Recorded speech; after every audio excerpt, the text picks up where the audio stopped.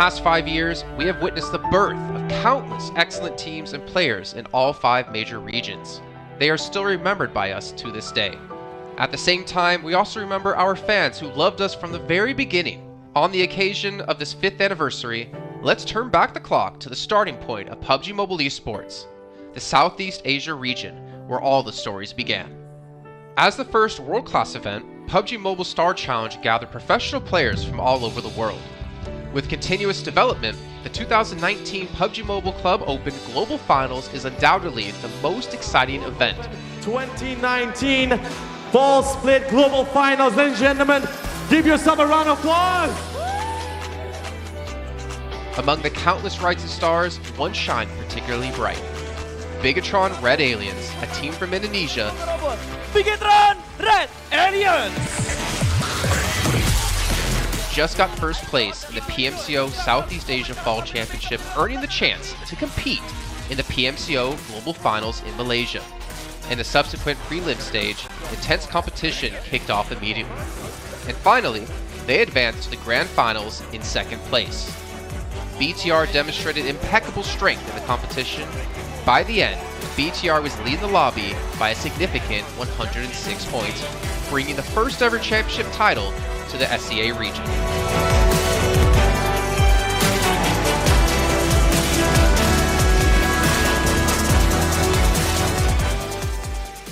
Di saat itu siapa yang nggak kenal dengan nama Bigatron gitu? Tim yang punya segudang prestasi, mereka juara dunia di PMCO Global Finals tahun 2019. Mereka banyak banget melahirkan pemain-pemain berbakat, Zuxi, Luxi, Ryzen, Microboy. Terus habis itu Zuxi, Luxi juga saat mereka menjadi juara dunia, mereka berada di masa prime-nya mereka banget. PUBG Mobile Esports always strives to develop and grow year after year. That's why we made sure to continue the support and build the SEA region.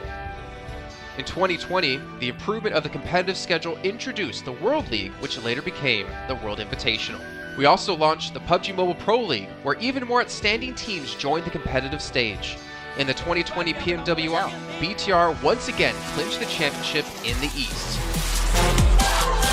This had given Southeast Asia the title of the strongest region in the world. They hoped to continue their legacy at the PUBG Mobile Global Championship, the pinnacle of PUBG Mobile esports. However, BTR was not able to repeat their performance from the previous year. Two teams is going this round, winner chicken dinner, Nova XQL. With the rise of Team Nova, countless brilliant moments were had, but this also left many players with regret. After BTR Red Alien won at the Global Championship in Kuala Lumpur, we thought C region was the best.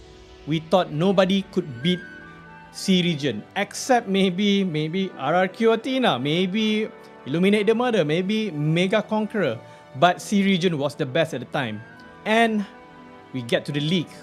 We heard of a team called Nova. We thought maybe this team is not that good. On the contrary, they owned all the teams. They were very good.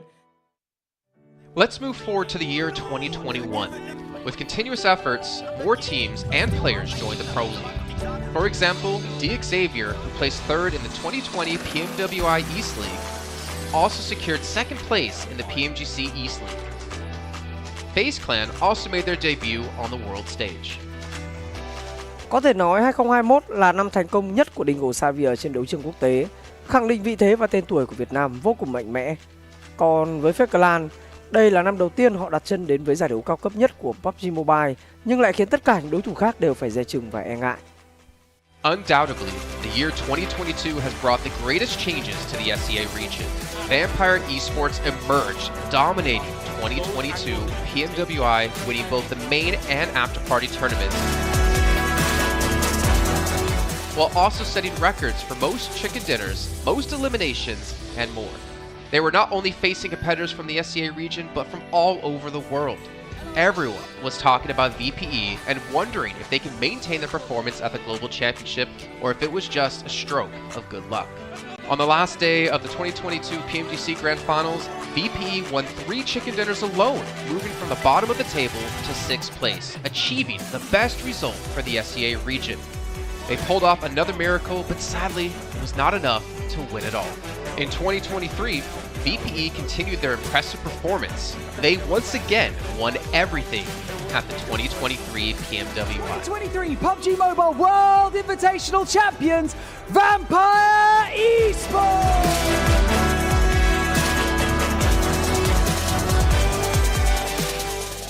ก็ย้อนกลับไปในปีที่แล้วนะครับเอาจริงก็ผมมองว่าน่าจะโอ้โหไม่มีใครที่จะมองว่าทางฝั่งตัวแวมไพร์จะซักเซสได้ถึงขนาดนั้นนะครับเพราะยุคนั้นเหมือนทุกคนจะโฟกัสไปทางฝั่งของตัวอินฟินแล้วก็เฟซแคนที่มีแบบว่าผู้เล่นดังๆนะครับแล้วก็ถ้าจำมันได้เหมือน PMGC ปีล่าสุดมากินไก่แบบเบิ้ลติดกันในวันสุดท้ายเหมือนเอาจริงน้องๆก็เคยบอกเลยว่าเฮ้ยเราเครียดกันไปหรือเปล่ามันเป็นตัวเองดีกว่าเล่นแบบปล่อยจอยได้แบบจอยเลยสุดท้าย3กระติดจบอันดับ6ของโลกซะอย่างนั้นนี่นะครับแวมไพร์สปอร์ตเหลือเชื่อจัด But don't forget, Alter Ego, an Indonesian team, showed a very strong performance by winning the Super League twice.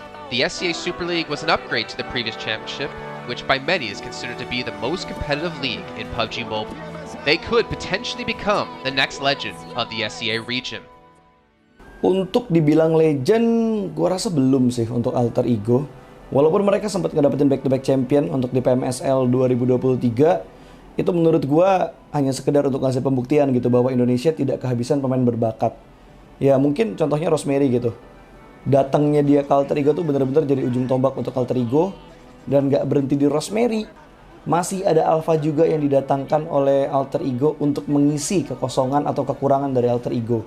Dan gue rasa PMGC 2023 ini akan menjadi ajang global championship pertama gitu untuk Rosemary dan juga si Alpha. Jadi wajib banget kita nantikan performnya mereka di PMGC 2023 dan please di notes pastikan tonton Alter Ego sampai akhir.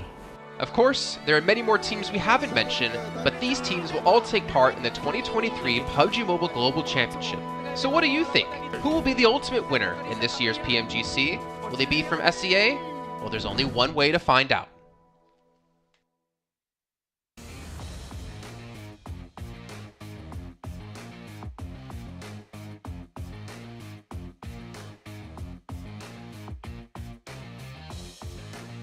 Today is now week 1, day number 4, the final day, do or die for Group Green. Tash Bunny here on ground over at the 2023 PMGC group stage. Now, if you guys didn't know, the top 3 teams will be directly invited all the way to Turkey for the Grand Finals. But on the other hand, 5 teams will be going home today from Group Green. And one of the teams currently in danger of facing elimination is Quest from Saudi Arabia. And with me, I have Al-Haji, who is here to share his thoughts about what is going on, the predicaments as faced by his team right now. So your team, Al-Haji, is currently in 14th place. So how are you guys feeling right now?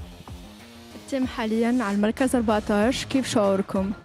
صراحة الشعور يعني نص ونص، لكن نحاول إن شاء الله باليوم الأخير نقدم كل ما عندنا على مود نقدم بالمراكز المتقدمة. The team's mood is not that good. We are sad though because of the performance we had.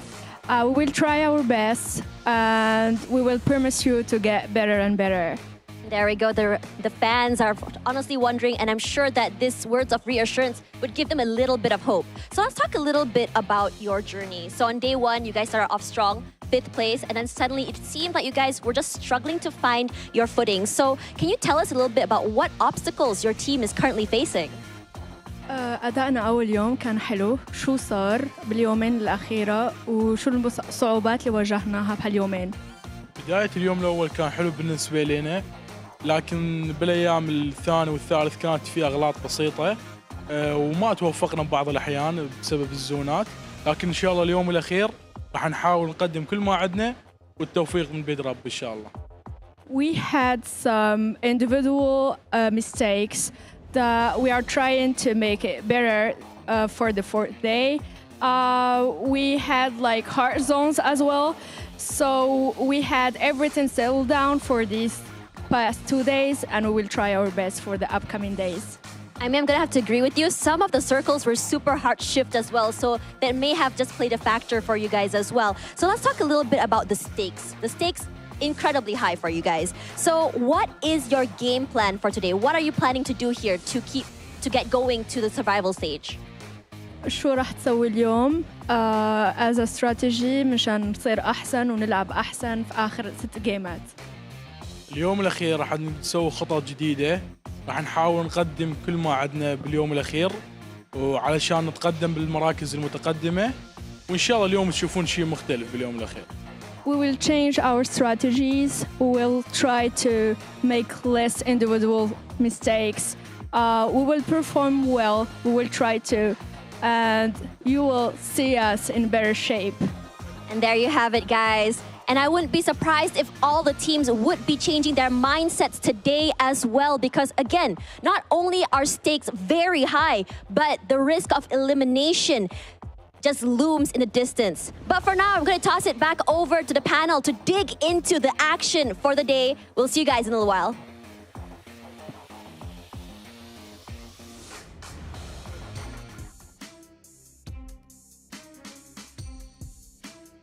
What's up, everybody? It's Hot Jukes here with Kalars and Maxman. The final day for Group Green. We got to hear from one of the players from Quest, and they're in the hot seat today, right? Because if this tournament was ended right here and right now, they would be going home. But they're only 4 points away, Kalars, right? So those teams at the bottom really got to clutch up today.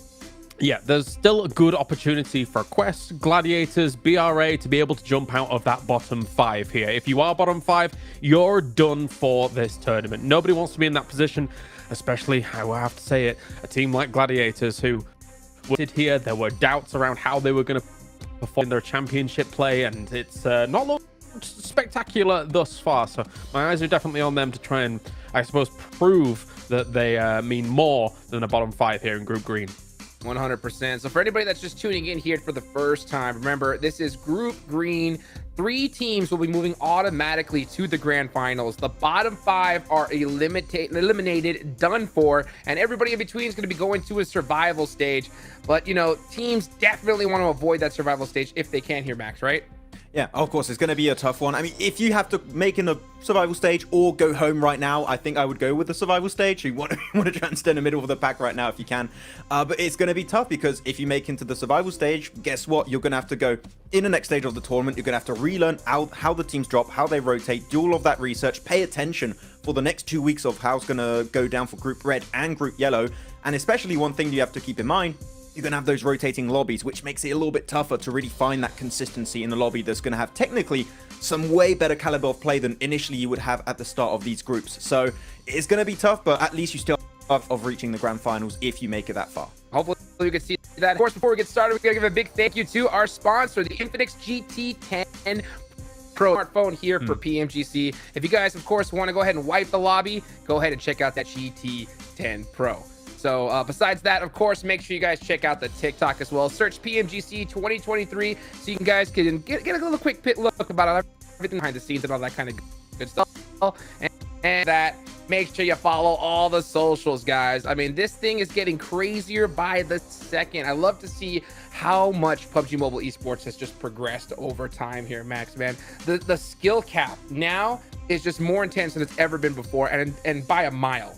Yeah, it's really intense right now, the level of competition we've been able to see. And especially, sure, we talked a lot about the top teams, right? We talked about Loops, we talked about Stalwart. Man, we've seen some significant improvements. And if there's one team I really want to bring up after what we saw yesterday, Hot Jukes, it has to be Reject. Like, what a day yesterday. A chicken dinner followed up with 2 second places that could have been a win. It was just kind of unfortunate how things really wrapped up, especially when you get rushed on by Ayala, the man, the myth, the legend, just popping off on fire with the DBS. But I'm telling you, man, we're going to see some other improvements, and teams at the bottom that we already said, right, that is the big storyline today. Yeah. Those guys might be bringing some big changes and some big improvements, hopefully, heading into these 6 matches. 100%. Well, Kalars, I'm going to ask you this question, right? I know like it's hard to do because we haven't seen any matches here today, but I want to get into the... Okay.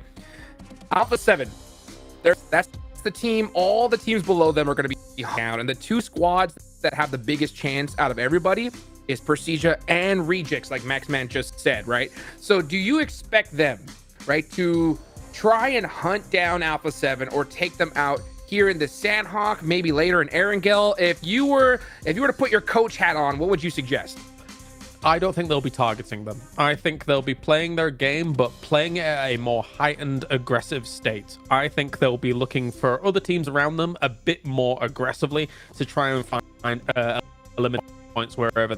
I think that if you're going to down Alpha 7, I think that's not the wisest play because they're great in the fight, right? Like, I don't think you're going to be able to eliminate them personally, but I think you can exploit other teams around you as you're rotating, as you're kind of playing a central position and things like that. I think they'll take a few more risks here and there to try and get that top 3, because as we said yesterday, there's nothing to lose for them right now. You have to be a bit more aggressive to try and push into that top 3.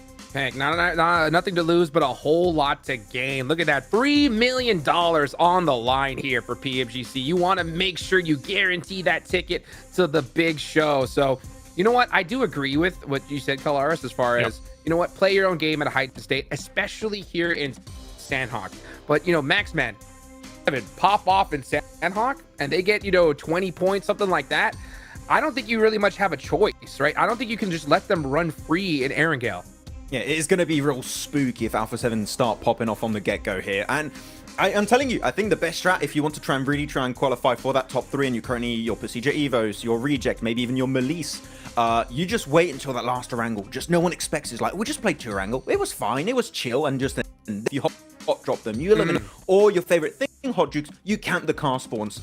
You could do that too. It could be a valid strat, but there's going to be, I think, one spot only for that top 3, which is Diablo you can fight for, so that competition top is gonna be rough for these 6 matches. Yeah, you know what, I think camping, you know, vehicle rotations would have been a lot more beneficial yesterday, just to kind of throw some of these teams off their game, slow down their rotation, something like that.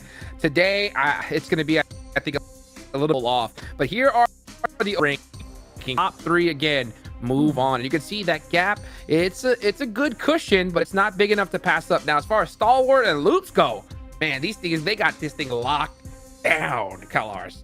Yeah, they're almost certainly at least finishing in that top 3. So congratulations to them, all things considered. Unless something insane happens today, right? Unless they all bow out with 0 points and then the 3 below them are able to get insane points on the board. But not only that, I mean, if you look over to the right-hand side as well, where the danger zone truly is, you can see it highlighted 9th through 13th right now. But I would also include Quest in this, considering that they're only 1 point behind Gladiators. For Agonai and Zerzia, I do think their run has probably come to an end here. I don't think that they can keep up the averages high enough to be able to catch up to that barrier position.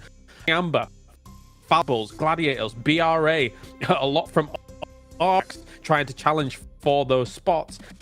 It's close. They are so neck and neck with one. Honestly, there's very few moments where these teams have impressed me enough, so there's gonna need to be some significant pop-off moments here throughout the day for these teams to try and scramble away from that bottom 5. I think I touched upon it yesterday a little bit. Right now, we are looking at these teams at the bottom. It's going to be down to the last match, I think. That is how close that's how, as you said, it's going to be. So down to the last game, we're going to possibly have an extra team or 2 pushing themselves into the survival stage. But one of the teams that had a push-up on day 3, matches, and it was the perfect time to do so, was the entirety of Chamba. A bit lackluster on the elimination side of things. I think that could come later on in the day. So if they can capture eliminations, that might just solidify their position in the survival stage. But right now, I mean, you're looking at the top contenders. These are the guys currently Alpha 7. Sure, they're bringing the eliminations, but Procedure Evos in particular, also a nice comeback yesterday. So right now, they're currently the team that's just looking to overtake Alpha 7. Maybe in this first game, Hot Jukes, like, it could be changing and being all over the place right out of the gates from game 1. Needs to happen, because this is going to be the final Sandhawk so far of Group Green. There's only one that's going to be played. It's going to be right off the rip. So I am going to be excited to see the different strategies. And this is the problem, right? When you kind of wait to the final day and you have to kind of clutch up points, there's so many different in here, you know, because, like, for example, Kalars, Aegon I8, they're completely out of the running. The only way that they can get into it is literally a chicken dinner off the. So they're going to have to employ, and not to got that team at the bottom. I think it's all over for them, and I think they know it as well. So there's nothing to lose. Who knows what's on their mind? Yeah, I paint a more doom and gloom picture than you do when it comes to the Agon I8 situation. But let's be real, they have won a Sandhawk in the past, right? They won it with a 10 eliminations. They were able to leapfrog ahead of their competition on that Northwest Island, down into Trifecta, and control that area pretty well for the most part. So maybe this is a lifeline for Agon I8 here, sat in 15th place, kind of 20 points behind 14th place. But as you say, one chicken dinner could make up that difference, and Sandhawk could be the good bedrock for that to begin. I did a bit of cheeky calculations actually in the background. Right now, if you're comparing at the averages of Mad Balls and kind of expecting where the threshold would be to enter in the survival stage, you're looking at about 109 points, 110 points. Right now, for Agon I8, that means on the day, they would need 51 points, which is doable. Like a really good day is about 60 points. That range you're reaching about 10 points average per game. It is doable. It's just, I think that right now, as you said, we were chicken dinner from the get-go on Sandhawk because they have got a win there would be really important. 51, from what we've seen so far, doesn't seem quite doable, but one win could put them in a position where they could reach a decent average to the survival stage. I would say they almost need like a Northwest Island or a Trifecta Circle for that to happen, right? I think they need something leaning their way to be able to try and convert against it, because the one bet all of that situation is the third. You've got the Gladiators and the Alter Ego situation where they're tied up against one another. It gives them so much room to move around in. But I mean, again, this is kind of wishful thinking. We'll see how it pans out. Yeah, I mean, it's a must, though. I think it is an absolute must for them here at this point, because going into Erangel, going into Miramar, there are so many teams that are going to be needing these elite points. They're going to be popping up. I mean, even first and second place, right? Loops and Stalwart, they're going to be fighting it out like crazy, trying to put that belt around them. You know what I'm saying? Get some of that extra cheddar in the bank, Max, man. So it is going to be an all-out war from the get-go, at least in my eyes. Yeah, it's going to be over the top right now. Stalwart and Loops, almost, they could be like, oh, you know what? We don't like for 7. How about we just ruin this, allow another team to come in, because they are relatively safe. I don't think they're safe enough, so have a good start to the day, and maybe if you want to try and have an impact on what the Grand Finals could look like, you could definitely try and do so. You could even try at the bottom to impact teams that are going to make in the survival stage. If you have teams that tend to drop close to you, have a similar rotation on your Wrangles, Miramar, etc., you could try and do that. It's really pushing it. It really rarely happens, but it's always something that's got to linger in the back of your head. Just maybe that is something that could come up, but I think a lot of the teams are just going to feel the pressure that, okay, we need to all qualify for the Grand Finals if you're in the big 3, or just avoid the bottom 5. That is going to be on everyone's mind today. I'll tell you something. Seeing Rejects here, as had a pop-off start to the day yesterday, right? If they have a similar pop-off to the start of this day, then Alpha 7's going to be feeling the pressure. I did not think we would be in a situation where Rejects would be challenging for top 3, but yesterday, after Sarah's interview and them coming out with a first, second, anything's possible here in PMGC, and Rejects is making magic happen to convert. You can see the top Sandhawk performers right here, and one of those names, right, we talked about a little bit earlier, is Agon. They need it. So I know that they had to have done their homework. They have to do the math as well and realize how important this first game is. But like you mentioned, there's teams at the top that have such a good little cushion that they can decide to take out teams at the bottom, do whatever they want, but they're still in that. I'm going to ask you this, Max, man. Okay, for those teams that are on the in the extra hot seat, right? I'm going to give you 4 team names. Okay. Falcons, Mad Bulls, Raw, and Gladiators. Which team out of those 4 do you think are going to be able to make it into the survival stage? Okay. I would say right now, Bruh. I would be happy to see Bra, because they've been willing to make changes, and I feel like just them being willing to make changes like that, like giving up on the hot drop with Xavier in particular, is a good change. So I want to see that rewarded, and hopefully they can advance, because when it comes to taking fights, man, they can pop the hell off sometimes, especially he's on fire sometimes. So yeah, if I had to pick one, it's Bra, but that's, you can't ask me that question, Hot Juice. That's just mean. Well, you know what? Well, let me ask. I'm gonna ask Kalaris. Do you agree with that? You know what? I think Fate has an interesting and funny way of messing around with us. I think Gladiators is going to make it by the skin of their teeth.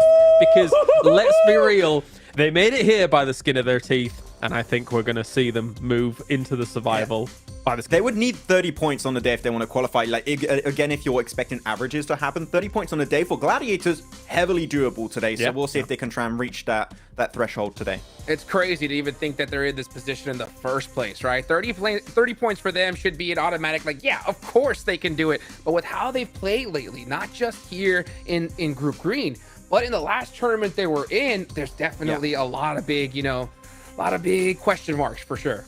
They need to start good from the get-go on this Sanhok. Don't go for the hot drop against Alter Ego. If it happens, I'm going to be fuming, hot troops. Don't do it. Drop somewhere else. I don't care. Avoid it, right? Oh, let's see what the boys think as we take it on over to the casters.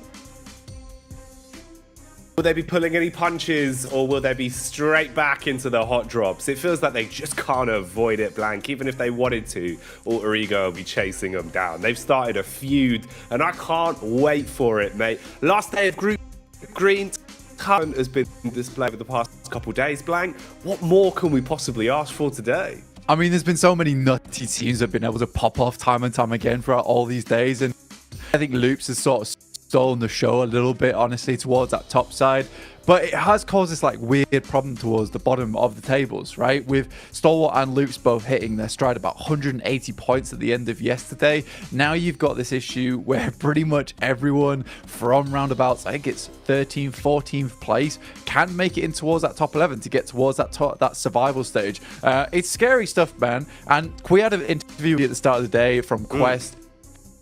A little bit sad for the guy, and it kind of makes sense that he would be a bit upset that the team morale would be low, because they have had some hard rotates, they've had some hard circles. Sort of felt like one of the teams that has just had the luck not going in their favor, and I don't think they're a bad team by any means, but I do think they've let it get to their heads just a little bit. So hopefully they can reset coming into today, because they've had some decent plays, right? They have had some decent plays. They've been fairly consistent. It's not a case where they've had one amazing day and that's what's propelled them towards this position in 14th place. No, every single day has been putting around what, 20 points every single time, 30 points, and they're in 78 place, 78 points in 14th place. So I do believe that they're a team that can make it in, alongside with Bro. I'd agree with Maxman, 82 points. They've been willing to make adjustments. Yes, maybe Gladiators can make it in. Require a bit of a Gladiators last day to do it, and from those first 2 days it just felt odd to me, this team. It really did. Yeah, it felt like something wasn't clicking with Gladiators. You know, if they're a machine, Blank, one of the cogs isn't there, and it's just not turning. There is no force behind a lot of the plays they go for, and that's what worries me. If they've been a bit dulled, if they're not as sharp as they usually are, trying to mount a last day comeback isn't going to come easily to them. It has to be absolutely. And like I said, it cannot start with a rough ride off the back of a hot drop on Sanhok. We'll see how it goes, though. We'll leave the speculation at the door and start to look at the facts as we get into our last round of games here. Final day for Group Green. So much room for teams to leapfrog one another. Who will be in the survival stage? Who's making it out in top 3? We'll find out at the end of these games. But let's kick it off as we groove into Sanhok. Yeah, not only the last day for Group Green, but the last day for this green map of Sanhok. Only one remaining, and is this one. Gladiators, like the boy said, I actually wouldn't mind alpha drop from this team. There is a significant amount of compounds towards that area, and honestly, that might be the wise play because they're right on the edge at the moment. You can see here, they are actually dropping over to the side, so that adjustment does come through on their part. Look at that, me and Maxman just predicting the future in the process. Tiamba as well, 9th place, Jackie. The Chinese team actually, I think, has done badly. They've had some gifted wins, especially on that was kind of just textbook for them in terms of just picking up the circle and winning. See here just desperately running around like, where is Gladiators? Where have they gone? They can't spot them whatsoever. There might be a chance for them to have a little peek down towards that western side, but I just don't think it's likely. Again, just touching back on Tiamba, currently in 9th place. They would have to perform fairly well today, right? Because I think some of their wins have come fairly easily. It's just been some nice little points here and there, getting towards the end game while 2 behemoths are fighting off in the distance. Tiamba's just staying out of the argument. But again, it's a team that has placed themselves in 9th place. Maybe they hold on to it, maybe they don't. No, man, I think you're right with that. You know, you're not beating around a bush. The chicken dinner they took yesterday, I believe, was the 2 elimination games. The facts are kind of in there, right? Where it's one of those where you're like, okay, fair enough. You've been able to secure it, but you need more today. You know, that's one side of the bread buttered blank, but you can't coast by on that, especially with how competitive you'd imagine the lobbies are going to be today. There'll be no room for 2 elimination chicken dinners, or I've now cursed it. And that's kind of what we're going to be looking at throughout the course of the day. So let's see. We'll find out how things go. It is nice, at least. I was kind of right there with you when you were saying about Alter Ego peering over the ledge, looking for info on Gladiators. I was thinking if they were going to play that similar style from yesterday, because it almost just felt like they were really tilted by Gladiators. So any opportunity they saw where they could hunt them down, they just would. They'd hard commit to trying to take them out. And obviously, the risk you run today is if you go for that, you're not accumulating any points up the play. And the difference between Gladiators in 13th with 80 points, roughly, if we round up, versus Alter Ego with 97, that's only a stone's throw away. That's definitely something that you can start to lap. So they won't run too many risks. Rosemary, though, bides his time and seems to have found a fight that he is comfortable with, Blank. That's an instant knockout and a first blood going with no room to trade for IA. Yeah, I mean, the M4 Iron like one of the better ones in the game, but it's still not easy to use because you do sort of block your own vision with the little nub on the end of that bad boy. But a very, very good shot coming through from Rosemary at distance, no sights on the thing. That doesn't happen too often. Balak, though, immediately responds. Nice shots over towards Rosemary. There are players around him, but it's going to take a while to get back up towards him to actually pick him up again. So you can see Potato now clambering back into position here. Everyone feels a little bit silly as a trade. For Rosemary there, exposing himself a little bit towards the ridge side of the cliff. But, like you said, Potato going to be able to make his move back up, revive the teammate, and assess the situation for now. It's a bit of a 2-2 split. I think we've got the rotate from Bra. Bra definitely commanding a love from all of us over the course of the past 3 days of play. We've seen them willing to adapt, willing to adjust their play style after a bit of visioning in the first day of constantly battling for control of Pachinki, really starting a feud versus DX. Now it seems like Melise have become their target as they put out control looking good, and it pickings, Kishu, strikes, and this isn't looking too great. You've really fragmented it and could probably clean up on these knocked players without much of a response. So Kane and Topsic in a bit of a bad spot here. At least Coursera is still alive and kicking. Thought he went down in the commotion, but he's been able to back off towards the ridge. They keep the teammate alive in Kakali, just trying to commit to going for the saving, but they realize it's too little too late. They've got to give up the goose on that one. So Brago down a man and try and bail out. I think for Melise Esports as well, like we didn't get really to touch on them too much yesterday, even after their win on Miramar, mainly because we were focused on some of the teams towards the bottom and how they were going to make it in. But Melise have certainly put themselves here in the league stage off the get-go. And this is a reoccurring trend for Bra Esports as well. It's just these dry pushes over into compounds and fully short, and then they just end up getting naded or DBS'd out of there. And I think this is a problem that Bra needs to fix if they do head in towards the survival stage. But that is not a good start to your day. There's 0 points, effectively dropping you down to just 5 more chances to put up the points and increasing the overall average that you'll need, because points on the game is definitely going to hurt your chances there. There's teams now that can leapfrog underneath you, like Gladiators as well as Quest. It's a little bit tough for you. Falcons similarly might be able to get further ahead in this game, but they're far down towards that south side. There's 3 other teams that we're really focusing on right now. The middle of the table, they seem fairly secure for now, so we'll touch on them maybe later in the day. But it's Alpha 7, Pacific, and Reject, and the Japanese squad fighting for their lives to get in towards that ticket to punch their way towards the Grand Finals at the end of this month, right? So you are really, really looking forward towards Pasija, Evos, and Reject being able to have a good day. Alpha 7 sweating just a little bit. They're not too far ahead, but they certainly picked up the pace at the end of the day yesterday. They did. Went back to that sort of more aggressive style that we know they can play very confidently. But today, it's got to be flawless the entire way through. It is exciting, though. I agree. We're looking at that sort of upper echelons that could shake so violently with just how few points it is between each one of them. And it's interesting the way the early game's gone here, at least as well, with Zia being able to steal away some of the eliminations. That kind of makes it easier for a few of the other squads to still look to ascend here versus the points being picked up by one of the more well-fed squads.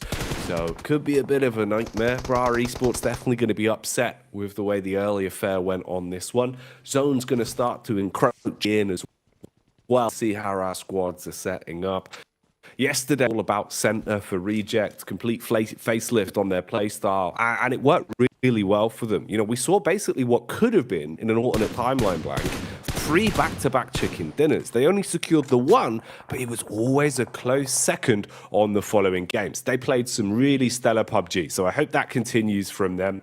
Alter Ego as well, seeming to find the opportunity to strike versus Quest in the background as one man was knocked. Meanwhile, we join the Mad Bulls, who are fighting versus Loops. Loops, the big dogs on the block at the minute. They are #1 when it comes to our standings, and they had a fantastic run over Group Green, always showing how confident they can be. But can they contend versus the Bulls that have seen red, spreading out and trying to take some space off them? Chief? Pop in the stims and look into non-contact. Yeah, this is the box, right? They're fighting for their lives in this tournament, but it's Reject actually from the side getting a side swipe on them. That's on the northern edge, so Mad Bulls might have to pull away from that. A lovely nade will take down one, but look at this off in the distance. Procedure Evos, they have cut off the rotate coming through from Alpha 7. They're direct competitors. They've already got 2 knocks on the side. There's one that's been thrown back over towards Zuxi so far, but more damage keeps on pouring through, keeps Alpha 7 on their toe. Ooh, Alpha 7. They're not on their toes anymore, Blank. They've been knocked onto their knees as the nades are going to blow them straight off their feet. Redface shutting down one for good as well, still peeking in to look what more damage he can deal. And that is a hefty amount of chip damage. Connecting onto Alpha after shot, even though they respond in kind, it's going to take far longer for them to reset from this, and you've got a bit of a push developing as well. Evos have fragmented into 3 prongs. Redface drawing the attention, a 2-player duo squad pushing up on the right-hand side, and Luxy trusted as a solo to develop a flank, or if he gets in with the right timing, Blank, this could spell a nightmare for A7. Yeah, I mean, this is a risky play as well. Zuxi will finish off Senab, and this is the fight for 3rd place occurring on your screens. This is what might be needed to propel them even further. Luxy should have seen that backhook coming through from Revo, but doesn't spot it so far. Understands that Mafio's off in the distance. In comes the vehicle. The tuk-tuk gets taken down in the distance, and Revo's out. Luxy, masterful on these off angles all the time. Now trying to spot for the final player, Mafia, and a 0.0 game coming through from A7 would be horrid to start their day off. And Redface will clean. This guy has been clean for Procedure Evos, and you better be cheering for them right now because they are attempting to get towards that grand finals off the back of that one. Love the way they played it as well. A lot of confidence in themselves. We'll have time to dissect it later because right now the Carnage news, it seems like Stalwart thrust into a fight versus Falcons. Utility being pulled out all over. Nice nade for close contact, but Six eats one as he's blown down onto his last legs, constantly swinging on one another here. A knock will trade beast and slow down the commotion from Stalwart, but the DS inside of the building cleaving its way through them and starting to block off these angles as Falcons scrap into this one to try and survive, but it's looking risky for them. The compound is chock-a-block with carnage right now. Axa has got to bring off a big play here versus Action and Icy. A lot of damage does hit over towards these 2 players. Action sidesteps it. It's grazing him, but he's still able to finish it off there. The bullets whizzing past his arm, cutting the hairs on his shoulders. What a play from Action there. Really risky gameplay. But that's Falcons out. Another team that was desperately trying towards their spot on the bottom side of the rankings. In the able to make a good swim across towards this position on the map. They also cleared out a couple of members from Quest, I believe it was. And this is not a bad spot to play from for the Gladiators. This is a team, again, that was looking for more points here. They needed them desperately. They're not even in the top 11 yet, and this might open it up for them. It's crazy as well how we're seeing Blank develop. Look at this, alter ego.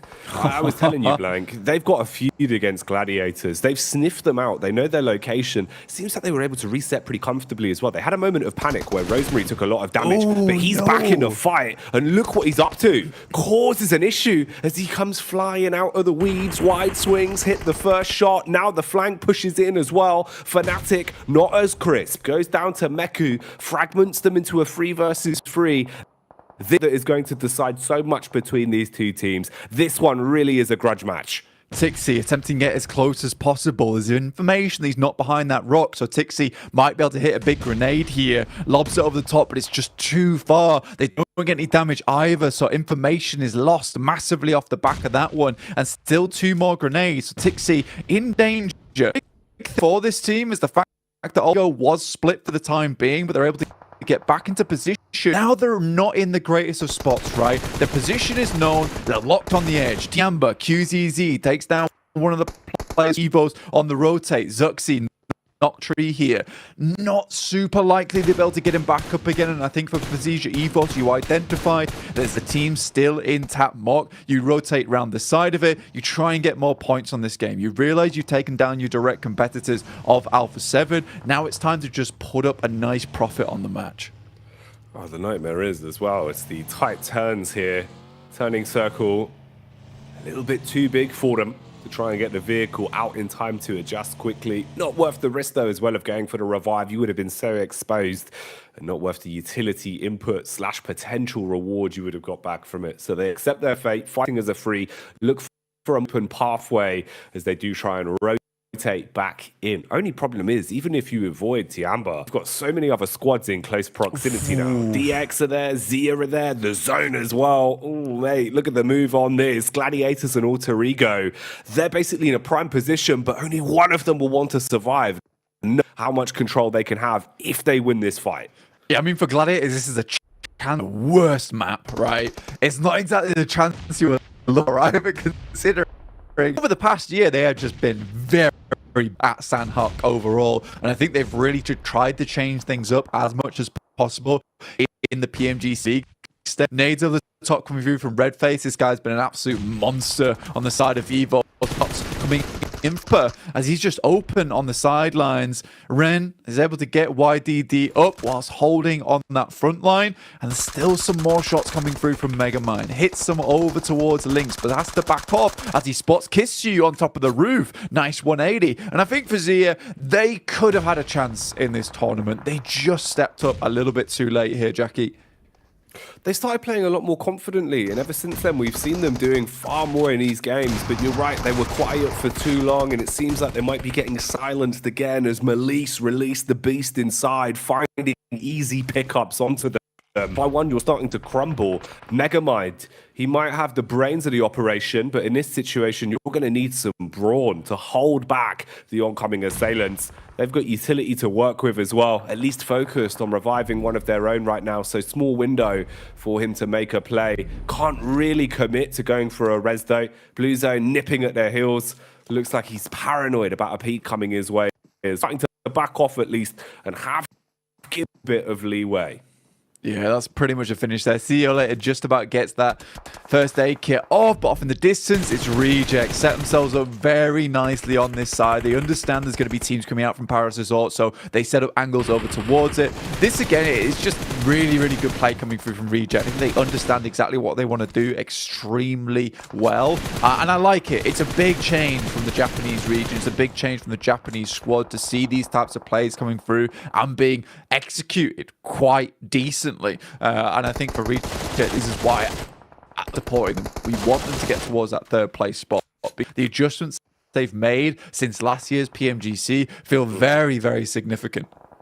Even over the course of group, right, you can see that they've been adapting. They did the interview yesterday, complete change of face.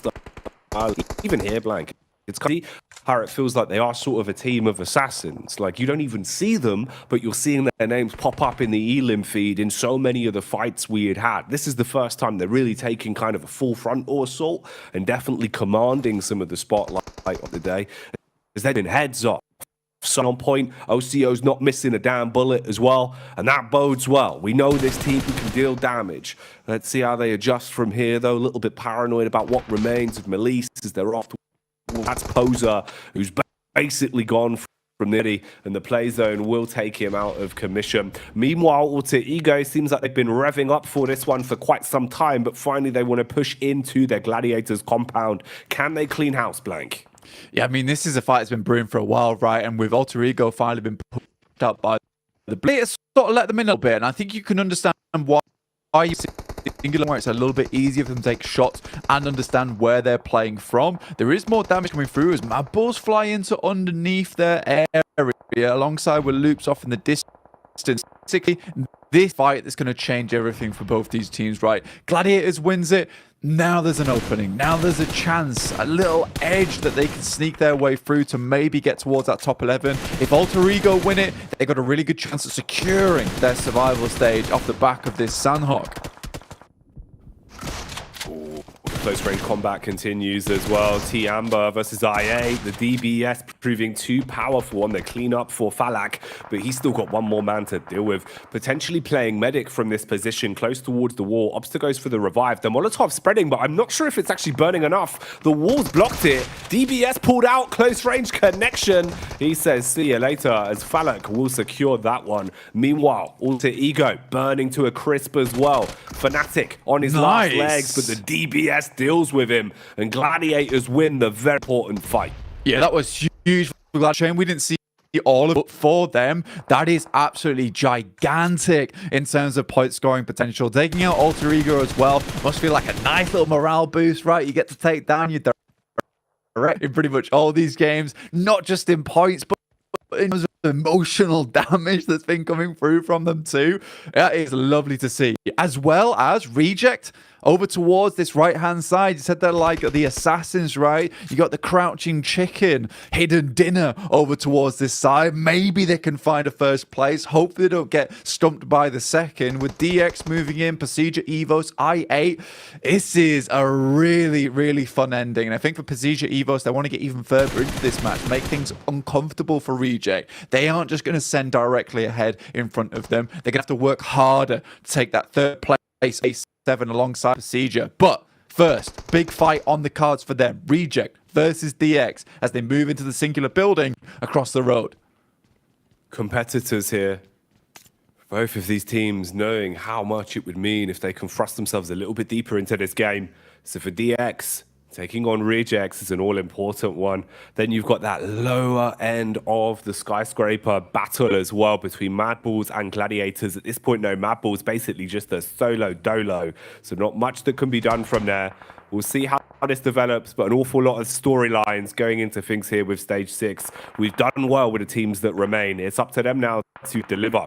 For Evos, it's a little bit unlikely to get much more out of this. Blue Zone nipping at their heels. Lynx just trying to play for the timing, constantly getting them in to survive for as long as possible. But that is location.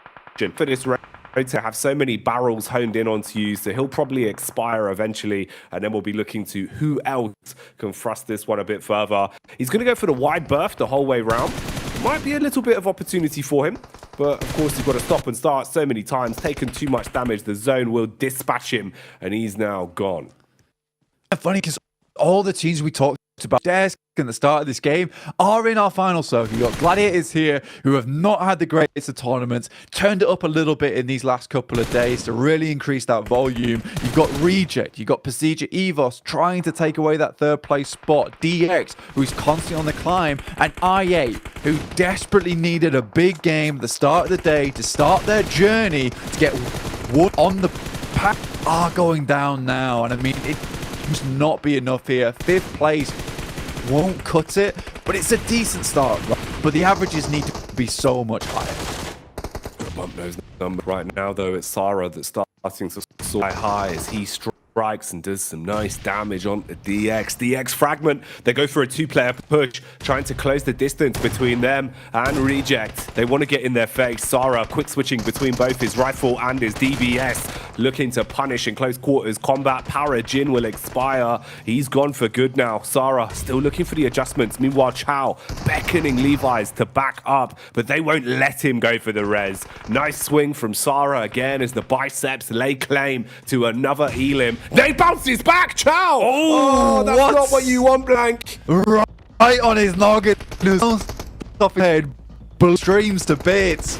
That is depressing, but it's delayed them long enough, and Gladiators are just going to mow them down as they leave. But it's Mad Balls, actually, still alive in this situation underneath the coastal edge to get knocked for Gladiators. This is unideal. Falak's still going with a 7 eliminations on side. Technically a 1v1v1. This is insane. For I8, we all counted them out, but Falak, the big man on the side of I8, continues forward. Tulika trying to get in position. It's up to Tixie. The supremacy has to come through now.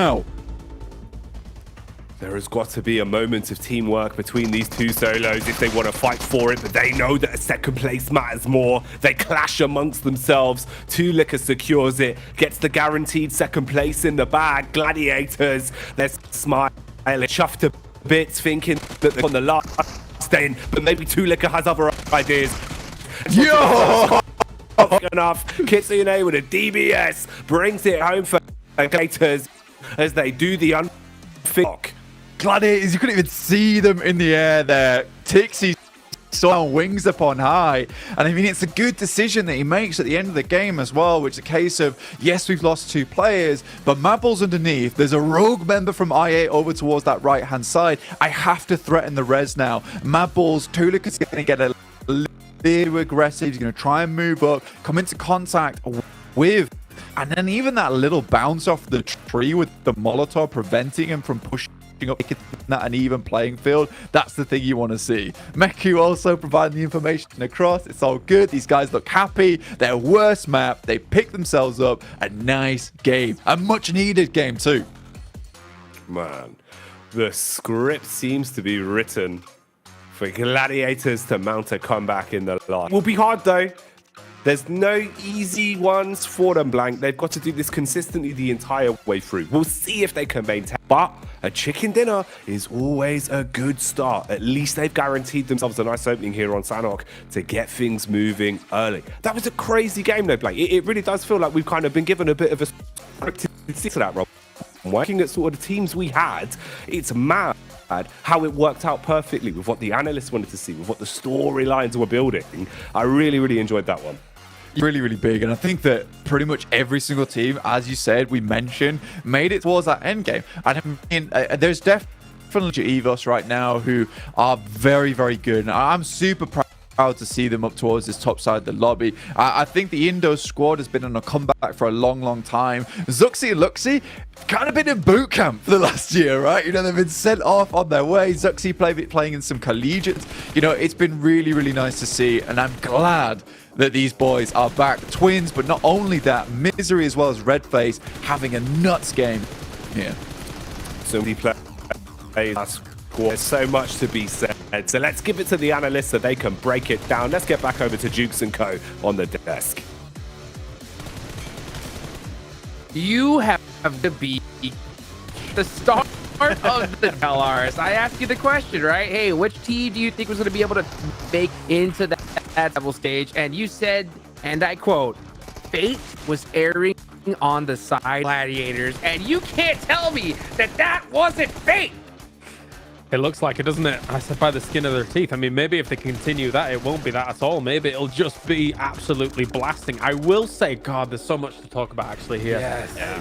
Let's just talk about genuinely, like, the bridge scenario and then be able to get this compound. The circle wanted them in these final moments of this game. 21 points go their way, but the compound that they blitzed across the bridge to try and get to was open. It was a little bit challenged by Alter Ego. It's not to be. Gladiators holds on strong and gets 21 very much needed points. The fact that they can just zap themselves over the bridge, the best compound is in my circle, is just mental. They didn't even have to fight for it. Just in the cars, there was also a bit of hesitation. Kalash, they're thinking, do we go for the rotate? Do we dip in the blue and go for trifecta? Do we cross the bridge? I think the moment they got eliminations on I8, which usually would be the team to gatekeep you on the bridge, they were like, okay, we can maybe afford to go for that really speedy rotation and go for the compound, which they do. It just got paid off really heavily because the circle just kept hard shifting to the western side. And man, they needed 3 points if they wanted to be out of the bottom 5, and they've got 21. This might have been the game that just sourced their spot in the survival stage from the get-go. That is massive for today. Well, as you say, it looked like they were looking for a potential, but we've seen in our region, right, them rotate on a circle like this, kind of dip in north and try and go for that. But when I think about it a little bit more, I think that they were kind of second circle pop. Okay, like how are we going to adapt from this and stuff like that? It still could have worked on that main like north. However, I guess they really just wanted to hedge their bets and say, okay, we're hoping the circle goes a little bit more south in a coastal circle, and luckily for them it did. I mean, it hard shifted straight to them. I mean, look, to be fair, these guys got lucky. You know, we saw them try to go for that bow tape. It looks like they were hesitating like crazy. They just kind of went with the best decision, and it worked out perfectly. So, heck, you got to take advantage of it, though, right? And they did. They got a chicken dinner there, so I'm so proud of them. But, you know, looking on up, we got to talk about PMGC Evos taking out Alpha 7, and look how close the leaderboards are now, Max. I mean, clearly helping out also Reject in the process. They're like, we eliminate Alpha 7, Reject and PMGC Evos. They're climbing. They're getting real close to a position in the top 3. So Alpha 7, they're in a hot seat, hot streak right now. They cannot afford to go out early another game today. Otherwise, you know that Reject and PMGC Evos, they're knocking on that. They want a spot right into the Grand Finals, and it's going to happen. Alpha 7, they're going to be sweating right now. Honestly, for Alpha 7, it was a little bit of a greedier wide rotate than I was expecting them to go for, right? They know that PMGC Evos is up here in this area. I thought they were going to go far to the coast and try and make that dip down, but trying to shave off a few seconds to get towards that circle, trying to find that wider wrap, runs right into them, and PMGC dominated them as they were making that move. So yeah, as you say, super close up towards the top, close down towards the bottom. It's going to be a great day.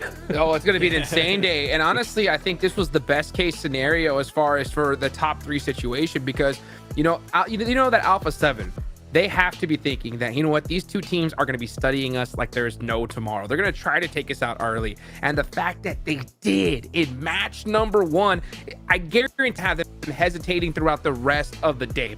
Yeah. I mean, there's so many cool things that are going to be happening now for today, just based on this first match alone.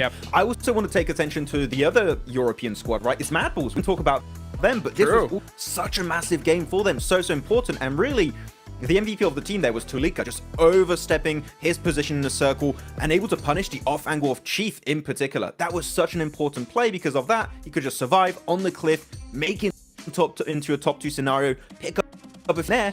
Man, this was the European game, it seems, today. And I'm telling you that after that match, it seems like we will be having Mad Bulls and Gators reaching the survival stage if they don't fall next 5 matches. Unreal. So Gladiators rocket launched themselves, what was it, from 13th place all the way to like 9th? Unbelievable. A great jump from them. And you know, Kellars, we kind of hinted at it a little earlier. I do want to mention them, right? Igon I8, they really gave it their all here in the match. You know, they ended up with a 3rd place and some nice points on the board. Yeah, obviously they had they were wounded a little from the start of this, but surviving towards the end, going up against that 1v1 for Tulika, I thought if he'd have gone I thought he was going to go towards the Gladiator situation, but maybe he didn't have a full read on how many were knocked, how many were up there, etc., and things like that. But he was trying to save it for the rest of his team towards the end. Falak, we saw Hilly Max unbelievable in his region. It's nice to see him trying to kind of salvage some points down towards the bottom, but just that 20-point deficit from 15th to 14th alone is going to be critical to try and make alone. They're trying to get outside of that top 5, and I don't know whether they're capable of it today. I was really hopeful too when I saw Falak starting to rush towards Gladiators. As you said, I think there was a lack of information. Does he know they're knocked? Do they know exactly in what position they are? He only had 1 Molotov. I think that if he had a nade or 2, you know exactly where to throw it, right behind those little hiding positions on that compound, and you would possibly get the squad confirmed, then have to finish off with that fight. But it was an insane start of the day. You got Aegon I8 getting some points, Mad Bulls Gladiators doing well. the team I picked, Bra, not doing good, which, I mean, that was to be expected. I picked them, so I'm not too surprised. Nah. And the bottom 5 teams are just... We said it, and it's going to keep changing the entire day, right, Hot Jukes? All of these matches are going to be so important for these bottom squads, so it's still impossible pretty much to predict which teams are going to be out at the end of today. 100%. Well, you know what? It's time to get into the first Aaron Gale of the day. Let's take it on back over to Jackie and Blank. Ooh, Aaron Gale, back to back. 3 more of them for Group Green. They've been grotesque, honestly, Blank. Some of the games you've been seeing on this battleground have been filthy. Absolutely X-rated stuff. And we get to see it again. Falcons, they've got no hair! What's up? No hair! Hang on a minute, have they all shaved? They've all shaved. Oh they're aerodynamic now. The Falcons, they're going at speeds we've never seen before, swooping through the air here. This is unbelievable. I love this. Take us back. Let me see the bald eagles. Where are the bald eagles? The bald eagles. They're in position. How's this happened, Blank? There's been literal hours between yesterday and today. They've all gone to the barber shop. Oh my lord. Maybe it's time for me to shave my hair off as well. I know how much Kale hates it, but this is their chance. I love it. Speed, velocity, increased.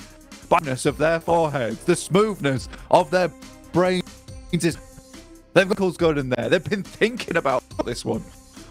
Oh my god. Right, Falcons. No hair on their heads, but will they be smooth enough? Will they be slick enough to start to steal away some points? That's the big question. Hair will grow back, Blank, but chicken dinners are eternal.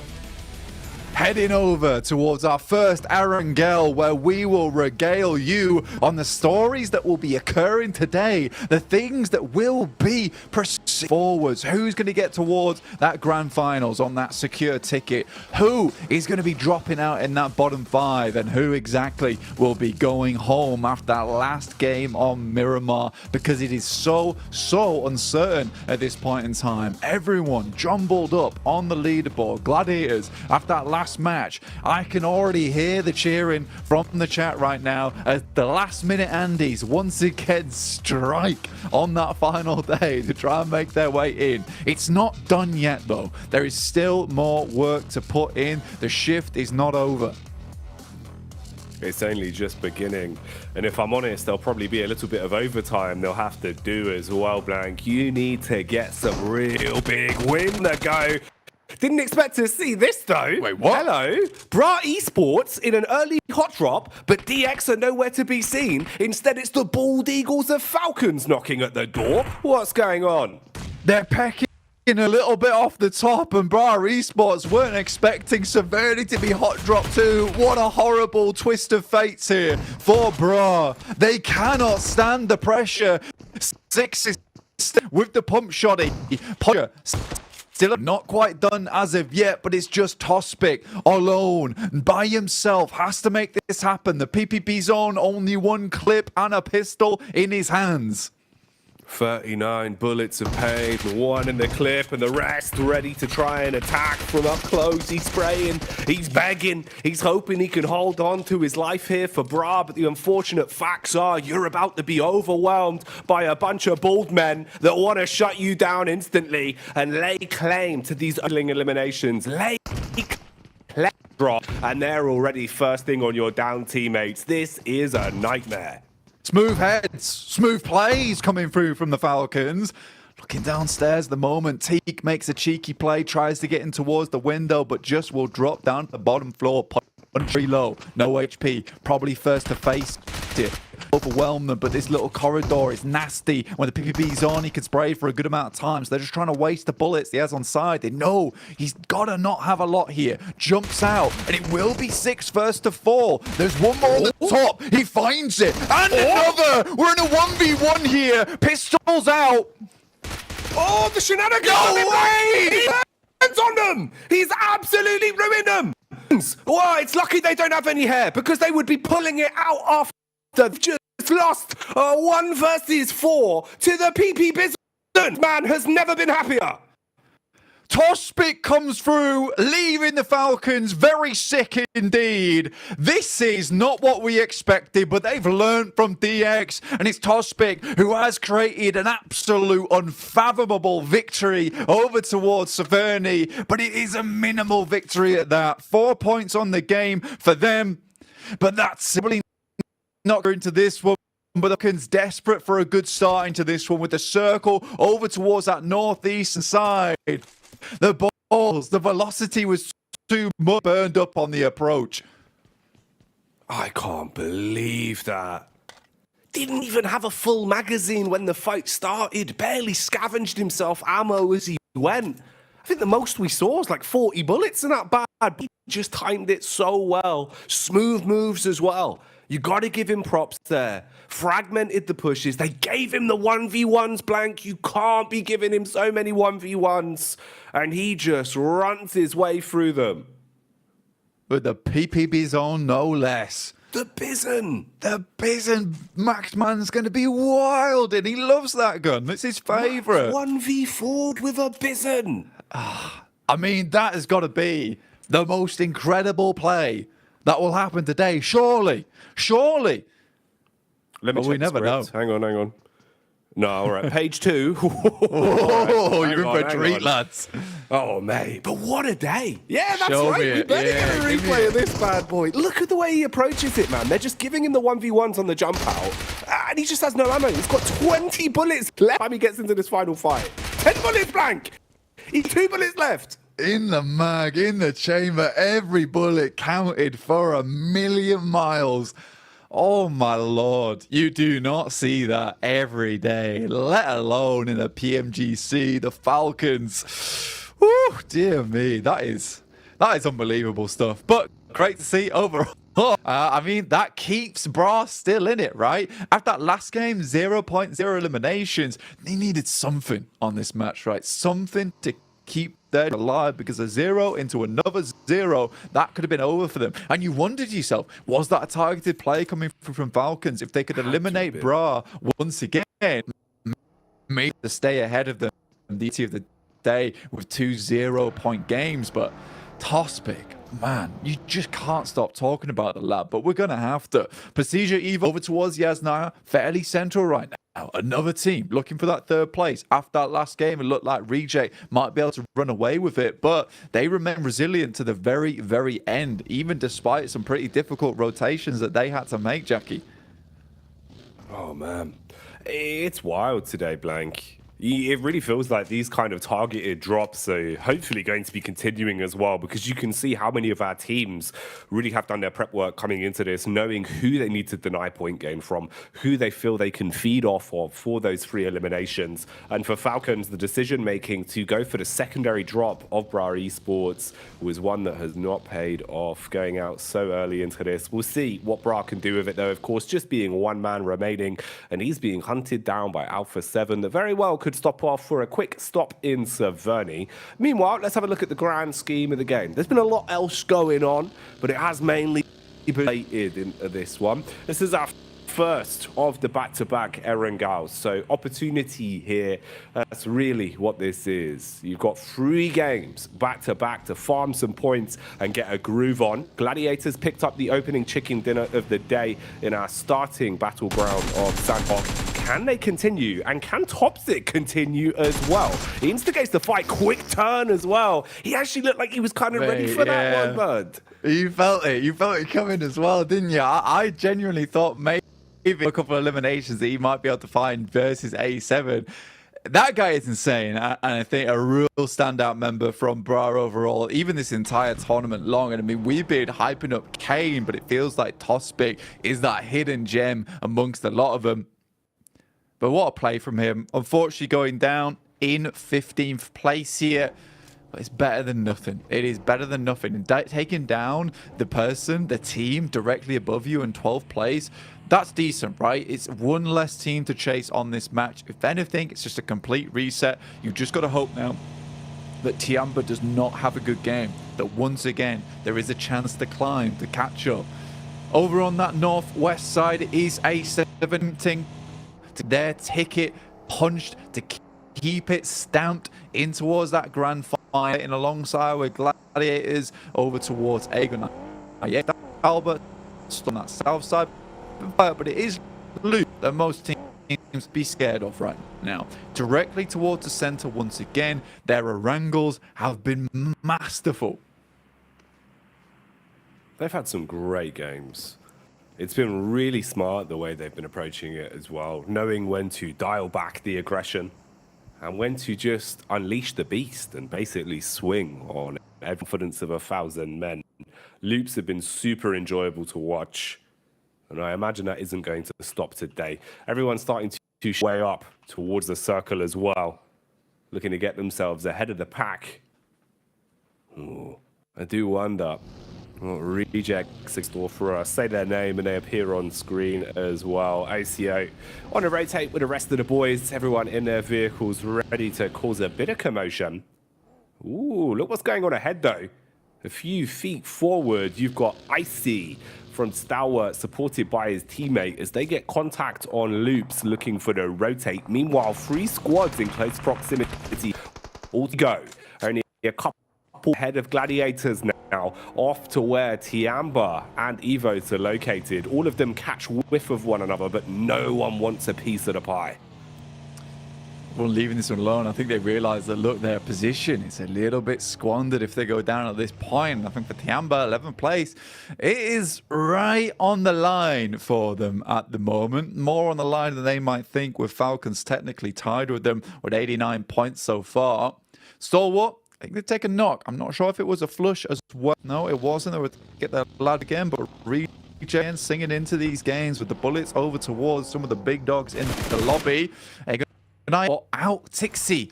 This makes his way up towards the top side of Stalber. This is on that eastern edge, and I don't think UZM is going to leave him unpunished for that. Oh, Tixie goes down to Falak. Falak, he's been looking pretty crisp, man. It feels like the longer the tournament's gone on, especially Blank, he's been getting into the grip of things and really has been commanding so much respect with his individual plays. It's nice to see him bubbling up to where he belongs.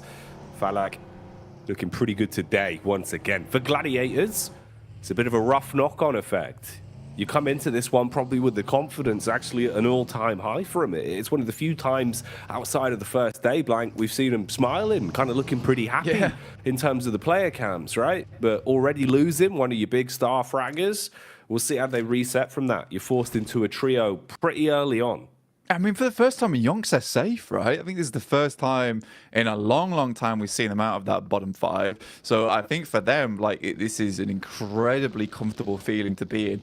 Going down to 3 players, obviously not ideal, and I think they still need to push even further. They can't let it get to their heads now on this last day. Remember, every single game is ever important going forward. So as 3 players, there's definitely a big chance to survive for going after this point. Alter Ego ahead of them by 1 point on this one. They had a great start to the tournament, but things have definitely slowed down for this Indonesian squad. I do like Alter Ego as a whole because they came in and they have had massive improvements as the year has gone on. And it would be really, really nice to be able to see 2 Indonesian squads being repped over at the PMGC Grand Finals. If Persija Evos can make it in by direct invite and Alter Ego can survive that survival stage and even maybe in that last chance as well, we will see what happens here. I think Persija Evos, they've got a lot of fans cheering for them at the moment.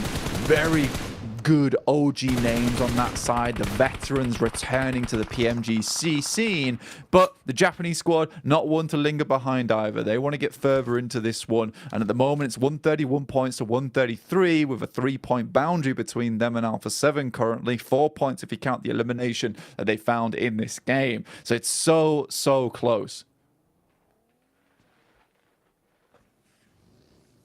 Melise on the coastline. We'll see if they can survive their assailants in Tiamba. Meanwhile, Rejects have slowly but surely been mounting their push up the hill, getting closer towards the domain of Zia. Zia still dead last in the overall standings, but they've been flexing their muscles a little bit more. They've been getting into the grip of the games. Of course, for them, though, being able to get into a position of safety towards the survival stage, it looks very unlikely at this point. You'd have to have some unfathomable games going forward. And they're potentially one of the squads that teams are looking at as a bit of a free farm if you could take them down for those extra eliminations. Seems to be why Reject have set their attention on them early. Tiamba hitting the first shot across onto Poser. They've got complete compound control of the coastline here. And Melissa quite fragmented. So if they push up, you'd have to be absolutely sick with it or run the risk of being picked off with no room for revives. Yeah, Malise Esports constantly find themselves pitted against Tiamba, and they just have such similar rotates, right? They've got a very, very similar game plan, which is these wide positions over on the edge of the map where they swing in over towards either the north side or the east-west side of the circle. I really do like it. I enjoyed the gameplay. It's safe. It's the way we like to play it as a group over in our own games. But again, it's one of those cases where you are likely to run into the same team over and over again who have shifted your way to playing edge. It's difficult to get towards that center side. Sometimes you are blessed where the circle comes towards your region of the map and you're able to quickly shift into a decent position. But there's so much control being shown here by a lot of teams within the lobby being able to get towards some good spots and play them off comfortably. It's nice to see, but Tiamba losing players. Malise were able to wrap around with a couple of their own up towards where Alter Ego are play. And I do think that this is one thing that Alter Ego is really trying hard to fix right now, is that they are doing these very risky 2-2 splits, Jackie. And I think sometimes it doesn't work out in the sense that they get split off far too quickly. So I'm glad that they regroup here. They realize they have to reassess the scenario. They found a knockdown towards QZZ. I don't think they're going to find too many more eliminations in this area. They need to start worrying about protecting their back going forward. Like the Wu-Tang Clan once said, Blank, you got to protect your neck. That's the most important part. Right now, though, it's Mythic that comes in as he swings and is able to chop his way through the first. Zia crumbling under the pressure here. All of Loops kicking it into second gear as well, taking more map control away from them. Meanwhile, Rejects find an opportunity to potentially pull up to the party uninvited. Shots from all sides as another strike will come in. Cardozin traded upon. Mythic looking for where exactly Zia is set up at this point. Nice nade in towards the back, bit of chip damage onto Ayala. ACO repositions as well and strikes up close, finishing off what remains of Zia. Now your next target is Loops, but look who's pulled up. Madballs out of nowhere get thrust into the thick of it on this one, and they're finding the Elims being able to punish. Frozen downs most of Loops pretty quickly. What is going on? Mate, it's a four-way fight that's occurring before our eyes. It's one of the best compounds to hold in this current circle. Everyone's trying to get a bit of the pie here. Zia with only Shopper left remaining. In the meantime, Gladiators fending off against a lot of the squads over on that north side. But realistically, this is the fight to watch on our streams. Madball's trying to pump some more points into this one. I think that's 4 eliminations, in fact, found for them as they crash into this bad boy. Looks way, way better than they have in the past. A lot of their crashes seem quite lackluster. Now even Pasija Evos, you can see them flying in. Every single team wants this compound. They understand the value it'll provide going into the future. Goodness gracious. Reject, Pasija Evos, both going to be battling out in this location. Alpha 7 up towards the western side of Stalba. A true deathmatch format on that side of Stalba as well, where you're battling through pillars, rocks, crouch spaces. Bullets coming in from Tiamba once again, as they are dealing some very hefty hits. Alter Ego out of commotion here, taken out of the game. Keep in mind, they were only a singular point ahead of Gladiators in the standings as well, and behind by 1 chicken dinner, so this is nightmare fuel for them. Now suddenly you're looking at a possibility of falling further down the list. Meanwhile, Sarah strikes back again as Rejects. They've been getting into the game again. They're warming up. They're ready for these fights. Madballs have been playing with aggression, but it's a good night right hit from OCO, supported by Sarah, as they shut down one. Shopper, keep in the back of your mind, has been surviving this entire time. He's got a little bit of leeway to play with, and a DBS as he waits for the swing. It just seems like I8 have been absolutely trampled as well. Bit of a trade back onto the Gladiators, though, as Tiamba are able to find some easy pickings. Damn. And they're gone. Tiamba constrict gladiators like a black mamba over towards that northeastern side. It felt like it was going pretty wrong for them, but they're able to live this one out despite being very far down towards that southeast too. Tiamba has made it onwards, and again, is a team that wants those points on board. And look at this, Jackie. Reject get the center. It's where they like to play. It's where they want to be. And with 4 players, it's looking dangerous. But this yet again another second place that we're heading towards for Reject in the future. We just won't know. The Indonesian squad, who's been impressing all of us over on this southeast side in Persija Evos, also chasing down the boys from Reject. Tiamba trying to make their move slowly but surely up the hill. Meanwhile, Evo is spotting them in the back line. Bullets coming their way from Link. Playing a little bit further ahead of the pack, being point man and scouting for info. Luxy, Zuxi, and Misery all supporting one another. Mini 14 in the hands of Misery as well, and he's facing the direction of Stalwart. So potentially some room for some big hits into the back there. Action, dashing out the nades as well. Suspicious about players being close to him. Was hoping that that would arc down on top of Reject, but they're able to keep their noses clean for now. It's all quieting down just a little bit. This plateau here is just going to be the focal point of a lot of these engagements. So many teams trying to get themselves off the top edge.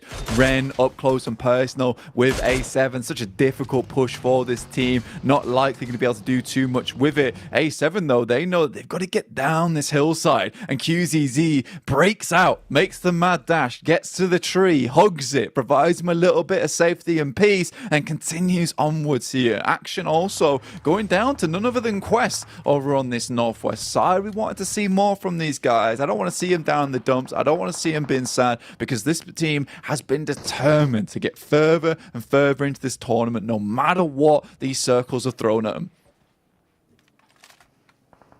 It's a shame in the interview we heard that Quest were feeling a little bit like things have been going wrong, like the energy's been slipping. They need to bring it back. They had some great games on the first day, fighting tooth and nail through absolute hell and high water in some of the positions they were playing from. And still, players like Al Haji, players like Easy were able to deal some very big pickups. Just got to keep that momentum high, try and keep the confidence. Here, though, it won't be an easy task, as you've got to find your way through the absolute Brazilian brick wall that is Alpha 7. They've got control of the part of the map you need to find your way through. Meanwhile, Tiamba closing the gap as well. Fragmented on the push as they start to get closer. Look at the nades going over from Quest, though, hoping for a hefty hit. Nice double up. That one blows away Mafioso. This could be your room to instigate. That's big from Fahidan. A really nice opening for them. And A7 know they've got to get closer and closer down. Nice on the side here. More mollies going through, trying to prevent the push from Alpha 7. But it's likely they'll be able to get on towards this res, which is what Quest do not want to let happen. You let Alpha 7 reset, you let them get close to you. That's where they start to tear into you like a Wolverine. So for Quest, they need to do a bit more here. Otherwise, they won't be able to complete this quest on this game. They won't be able to get the reward at the end of it either. It's difficult. It's a difficult scenario, but they just cannot be passive in this situation, Jackie. You've got to play with confidence. You've got to play with aggression. Letting the other squad set the pace of the game this late into it here on Erangel is not going to win you those points. It's not going to get you to that chicken dinner. But you can see everyone not wanting to give up the goose, not wanting to make that first mistake and tumble down because of it. Alpha 7 have reset, have got themselves further back towards the tree line, trying to hold for when you see Quest forced to move. It's going to be a small rotate for both of them. They keep their crosshairs honed in for now. Back up to grab the vehicle, jump in a buggy, start to try and advance. See if you can encroach in bit by bit. Meanwhile, our other squad's dead center, still just lurking, listening, waiting for the rotates in from the rest of the boys. Yeah, we got most of our action earlier on where we just had crash after crash after crash as teams realized this is going to be the sticking point inside this circle over towards where Reject's currently controlling a really nice bit of space here. They've even got a player over towards the top side of a wizard tower just providing some really good cover for themselves, and they were waiting for teams to start pouring in towards this position. Al-Hajj, he spots some of the Alpha 7 players trying to move further forward, and they've cut them off now, and they're starting to just feel the suffocation coming through from the Brazilian squad. They have to move out of the vehicle, but those shots are so deadly accurate.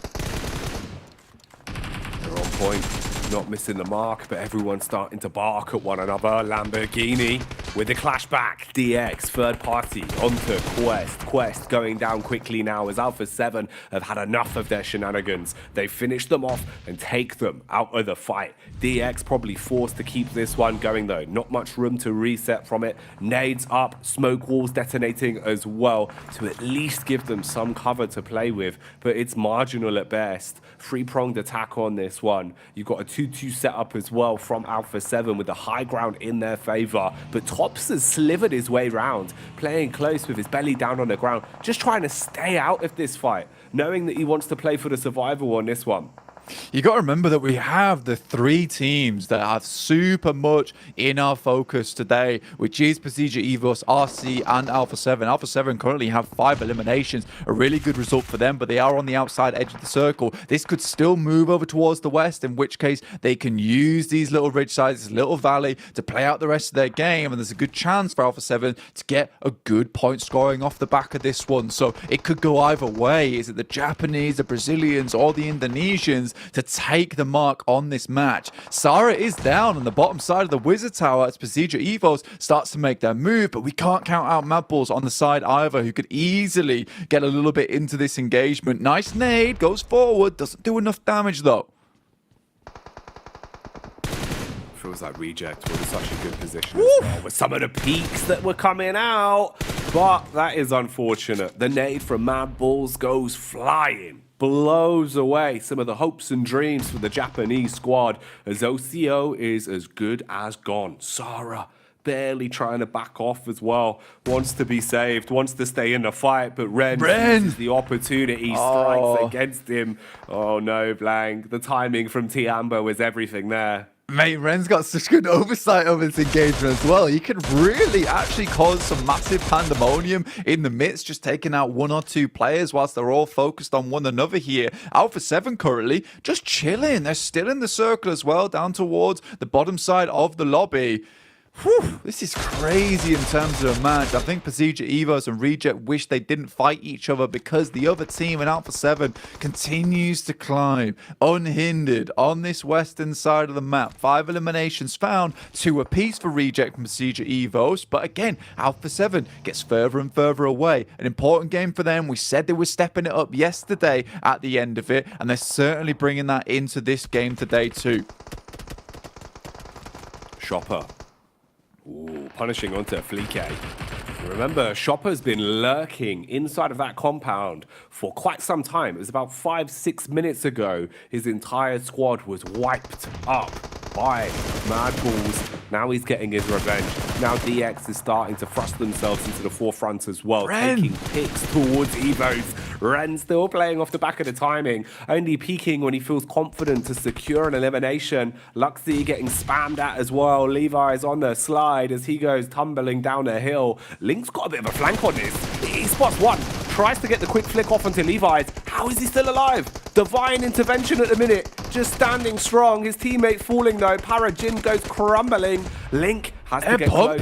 He's got support, Blank. They're actually finding these quite easily. You completely turned the tide on this engagement. Zuxi from that top edge doing a huge amount of damage. Luxi on life support right now, but still a chance to get their boys back up into position. Luxi very low, Zuxi resible. Right, Reject able to take down one of the players from Alpha 7 as they tried to get a little bit too close to the situation. Zuxi just goes down to the play zone. Duello taking a lot of damage, but able to move out from the back of it. Alpha 7 taking peaks where possible. Relatively split as well. Got a lot of faith in one another in terms of the setup they're currently running. Bit of a buddy system with a gap between Mafioso. Nade going to be going up the hill, it seems like, trying to defend his two teammates in a close quarters engagement versus the SMGs of Reject. Link's nade is one better though, blowing Lufa to bits. Oh, goodbye as they are taken out. Reject Tokyo not surviving deep into this one. 5 squads remain. It's been a hella hard game for Procedure Evos, and they've been playing marvelously off the back of it. 7 eliminations found already, but Tiamba can't really not talk about them. Ren has just kind of been the overlord of the lobby from this rock that's just remained in play for so long now, Jackie. 2 loot crates over towards Alpha 7 picked up as well, so they are running with some serious firepower. And again, they clean up 9 eliminations. This is going to set them ahead from the rest, but Ren still showing his presence, takes down Zerich. That's 8 eliminations now for Tiamba in a game that was very much required. And I think Mafioso realizes there's a lad up here that is causing chaos that he needs to keep checked. It is absolute shenanigans that he's been able to just cause so many problems, getting stuck into fights where it matters most. Alpha 7 are 100% confident of his location now, though, as he's dashed a nade in the direction of Mafioso, and you do not want to mess with a Mafia. This is when they will turn on you. He's going to start to push back over. Got a good read on his location. Knows that Ren's behind the rock, and Mafioso wants to come out like a piece of paper, engulf the man and silence him. First few shots whiz on by. Molotov to force him off the angle. Taking damage now. Ren becoming useless in this situation. If he peeks, he will fall. He has to go for it. He goes down. Tiamba out with 8 elims. A good feat though, considering how it was just one man for ages. Respect to Shopper from Zia. Does finally go down to Frozen.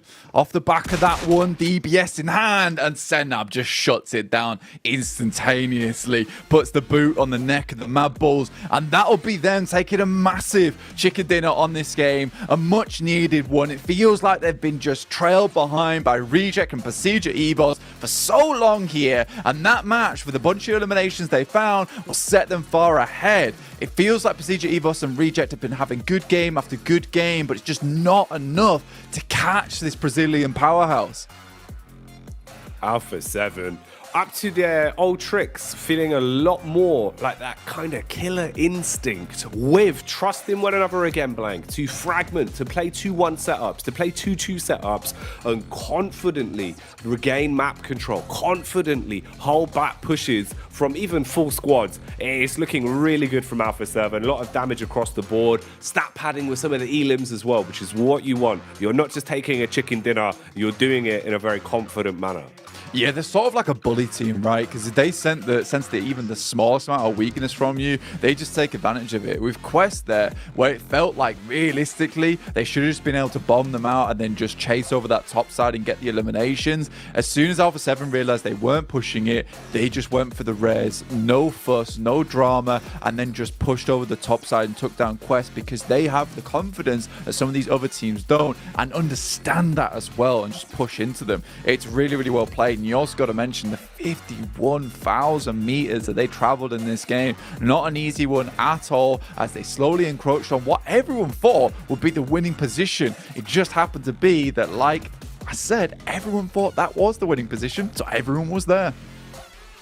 All fell into the same trap. But man, that is mad. I mean, it goes to show really just how much more they were roaming. They were adjusting consistently, always on the move. And that bodes well, because that was one of the big factors that I think was a bit of a backbone for them in the first couple of days of play, Blank, where you'd see their distance travel was always, a couple thousand higher than everyone else. They were very quick with their rotates, very quick to get into an advanced position and look for fights. Crazy game though, Blank. Erangel always delivering. 100%. It's just absolutely crazy what we saw at the start of the match here as well, with the 1v4 coming through, which will be forever replayed, forever posted on all the social medias. Feel bad for Falcons in that situation, but I feel good for you guys because we're sending you over to some very capable hands with Kale, Max, and Hot Juice. All business for Alpha 7, getting a huge chicken dinner here. I love to see the reaction on their faces. You can see obviously the happiness from being able to clutch up this dinner, but it's still all business for them, right? They know the job's not done yet. they definitely got to be feeling the pressure here, Colors. Yeah, they were able to carve out so much good room for themselves up on the north side of this circle. Usually I always lean towards Warehouse as one of the biggest potential strengths of a circle like this, and so did a lot of teams. But Alpha 7 clean out the north side. They don't crumble under slight pressure from Quest, who is able to get a knock. But you know what? Given the scenario in that fight, it's very easy for Alpha 7 to reset that, make sure that Quest's not pushing on them, and just force Quest to make some almost silly decisions and trying to send it into the middle of that circle, which carves out the rest of the west side of this circle for them as well. They're great about space control.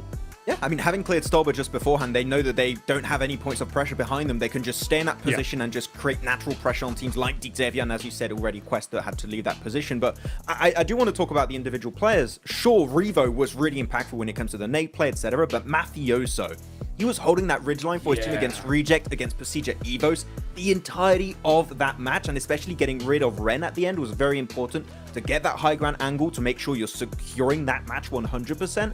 So Alpha 7, I mean, such a smooth sailing in this match. It seemed easy, but every step was just so well executed, and they have that fragging power to back up plays like that, Hot Jukes. Well, let's take a look here at the overall rankings. Remember, guys, top 3 gets moving on over to the finals. And you're right, man. Look at that. Alpha 7 carving a nice little cushion for themselves here, Kalars.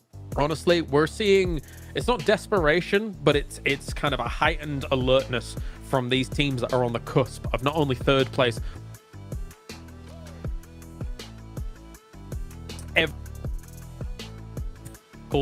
is one of those teams in a theater of conflict right now.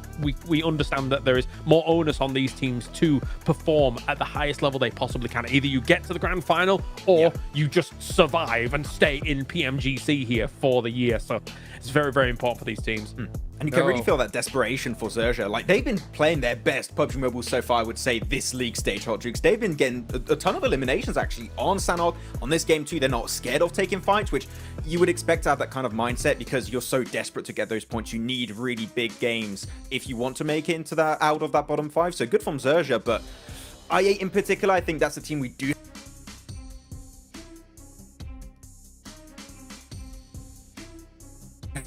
So that was a bit of a weird regroup for I8. They could have gone for a game-winning position really early on. Yeah, I'm surprised that they didn't there. I mean, when it comes to Zerja, I think that they just have nothing to lose. And I think they're finally starting to play the way that they, are. But you know what? How can we not talk about Tospic with the PPB zone and clutching it up there? Oh my goodness. The 1v4 was so insane. The PPB zone. They gave them a buzz cut in Saverni. I can't believe it. Oh my goodness gracious. I mean, what else can we say about that? Clutching it up, 1v4. That's how you get it done, guys. Speaking of get it done, I'm going to give a big shout out to the Infinix GT10 Pro, the official smartphone here for PMGC. It was created for esports players. And if you guys want to dominate the lobby, go ahead and check out that GT10 Pro. And while you're at it, of course, search the TikTok, guys. Get on there. Use that hashtag PMGC 2023. Who knows? Maybe we could see a behind the scenes on the Falcons getting their bald eagle look going on. That'd be nice to see. And last but not least, follow us.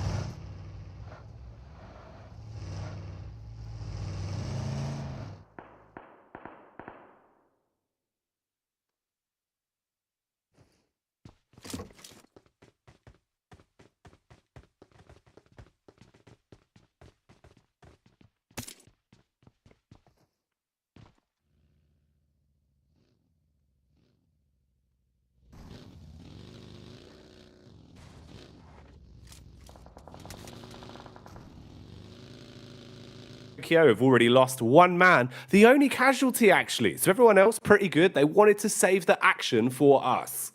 Yeah, they heard the calls from us in the distance, like, don't start the game without us. And they were like, right, we'll make some casual rotates. We won't do anything too crazy in the meantime. We'll leave it up to you. But welcome back, everybody. Apologies for that. The space station, it went down for a couple of seconds. Our super speed internet was out. There was a small meteorite, but Jackie's jumped up into space. He's bashed that thing out the way like a one-punch man moment. So don't worry about it. We're back on call. We're ready to go. Already straight into this one. Reject holding over towards Potato Hill. We've seen that before from them, but down to 3 players, not ideal. The chase for Alpha 7 seems a little less doable, but for Precisa Evos, obviously this team has been stepping up in a big way. Zuxi and Luxi looking good. Red Face and Misery providing some excellent back there. In fact, I would even go as far as Red Face and maybe even stole the show for me a little bit so far in this group green, but a great team nonetheless that can hunt down Alpha 7. It feels like they've got the fire in the blood right now, and they can hear the cheers and the screams coming through from the Indonesian crowd, and they just want to do them proud. Man, if you missed it as well, first 2 games we've had today have been delivering massively when it comes to storyline finishes. We've seen a lot of targeted attacks from teams trying to leapfrog over their fellow competitors, knowing who they can target for easy points, knowing who they need to stop gaining any coming into today. And how will those stories develop? What chapters will be written here on our second outing in Erangel? Only time will really tell. At the minute, though, it's nice we didn't lose any of our squads before the action came. So it still means there's possibilities for teams like Gladiators to maintain the safety zone they put themselves in towards making it to the survival stage. Right now, though, Alter Ego with connection across onto Falcons. It looks like in the distance.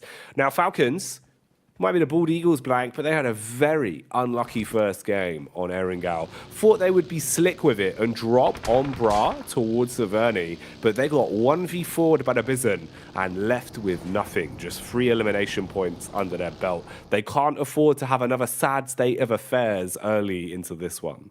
Yeah, for Falcons, time is running out for them. The hourglass flipped and the sand is pouring through an alarming rate.